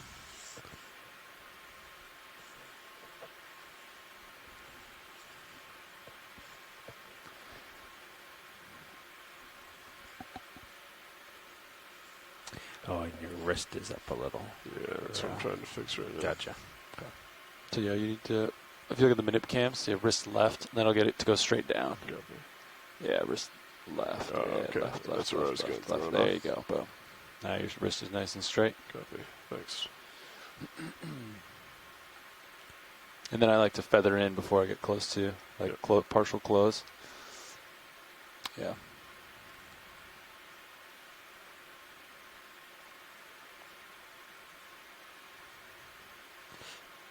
I can, I think you're a little bit far forward. If you look at the, here, just, oh. I can bring it out just a bit more if you want. Yeah, if you got a little more, that'd be great. So, coming out a little bit. That should work. Okay. Yep. Gonna go ahead and feather. Yep. Holding there. Start coming out. Might still be. Okay. Ready for me to bring the drawer back? Could just leave the drawer right where it is, and then then you're ready just to, you know. Okay. Yeah. I'll bring the mini up. Yes, please. Okay. And let me know when you want suction. Okay. Video, could you zoom in on the mini, please? Trying to center it. Copy that. Oh, this guy's... No problem. If you can just bring it a little bit more over. Yeah, that should be fine right there. Okay. Okay, gonna go ahead for suction. Suction on. Start 800. 800, copy.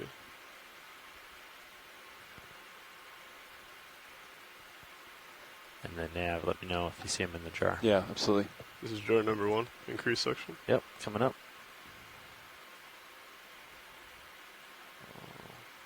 1200. Copy. A little bit higher. Looks like he kind of clamped down. Increase a little bit more. Yep. Looks like he's starting to go. Okay, we'll leave it at that. Ramping down just a little bit. Copy. I'll put it at 1,000 and then. Yeah, you got it. Okay, off. Okay, out on. I saw something dark going. It's pretty hard to see, but yeah, it's pretty. Yeah, there's something in there. Okay. If you want to point it up, I'll revert. Oh, actually, let me get the can 6. I guess it's the end of the dive, so. Oh, we can clear the tube out though. Okay. Yeah. All right. Go So to zero the turns. If you want to bring my drawer in real quick Yep. while I finish stowing this. Okay. Coming back in.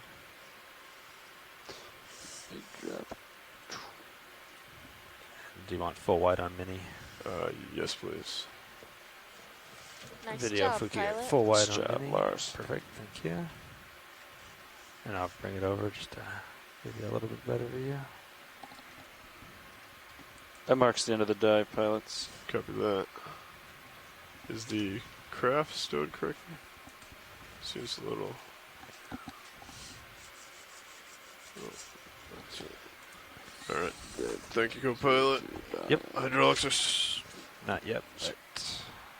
Will be in a second. 1302 biojar 1. Nice job, Lars. Okay. All right, that marks the end of the dive. I'm going to... you guys can start coming up. as you come up a little bit, I'm going to reverse the... clear out the tube, okay? Copy, thanks. Coming on now. Okay, so that marks the end of our dive for today.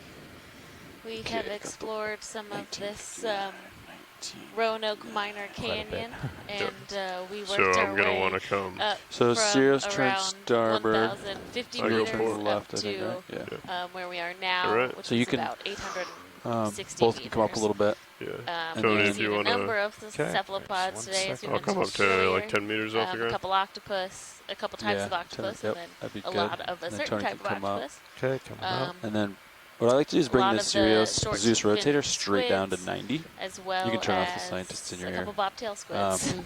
Okay, and then we'll zero the turns, then we'll get found a into couple streaming. rock outcrops that had nice So you can, if diversity he goes down to of 90, you can get back into his view. fish living you both among can them, come as up. well as some Coming up other, a now. lot of sponges encrusting, and we've seen a lot of And the then let's see. Chasion red Sirius is negative, crabs. so Sirius goes And starboard. one of those large king and crabs. D2 stays right there.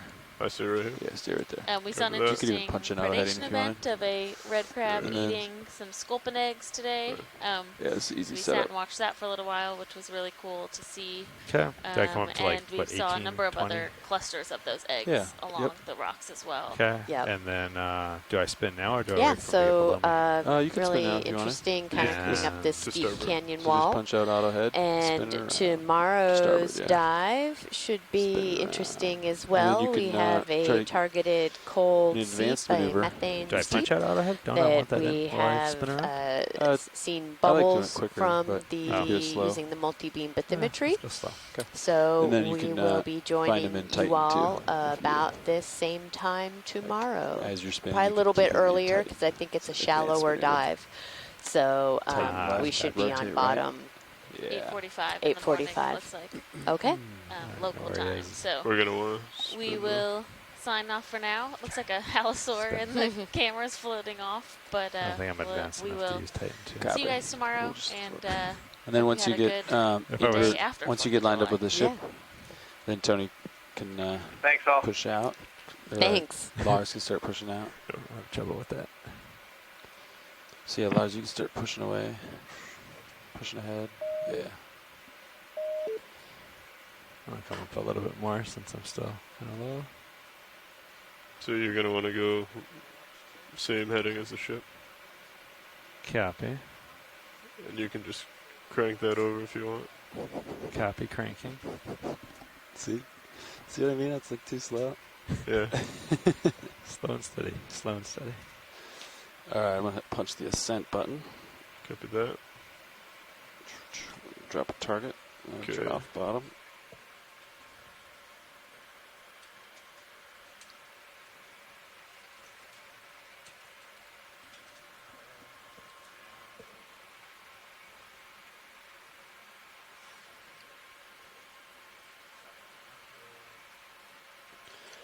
Okay, I'm gonna come up a bit.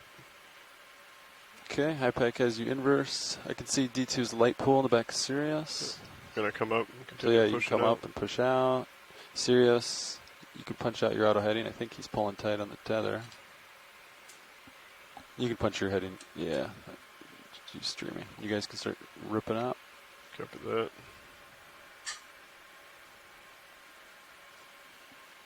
Turns are zeroed, right? Yeah. Okay. Coming up.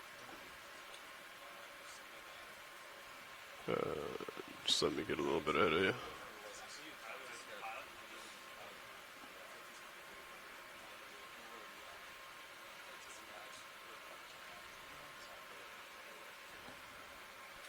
Are you good with recovering, Lars? I believe so, yes. Okay. Okay, myself, I'm going to continue pushing out a little bit. Dialing in Z-Bias.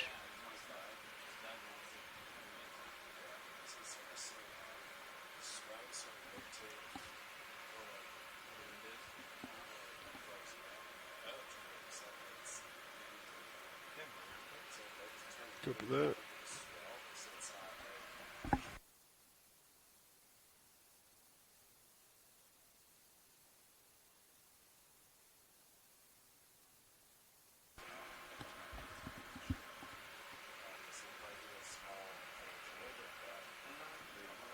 Copy that. Thanks, Tony.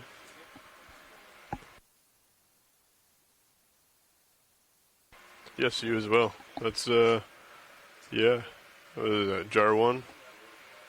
You could probably bring it over. I'm assuming it sunk to the bottom and just do like a very light suction to clear out that dust.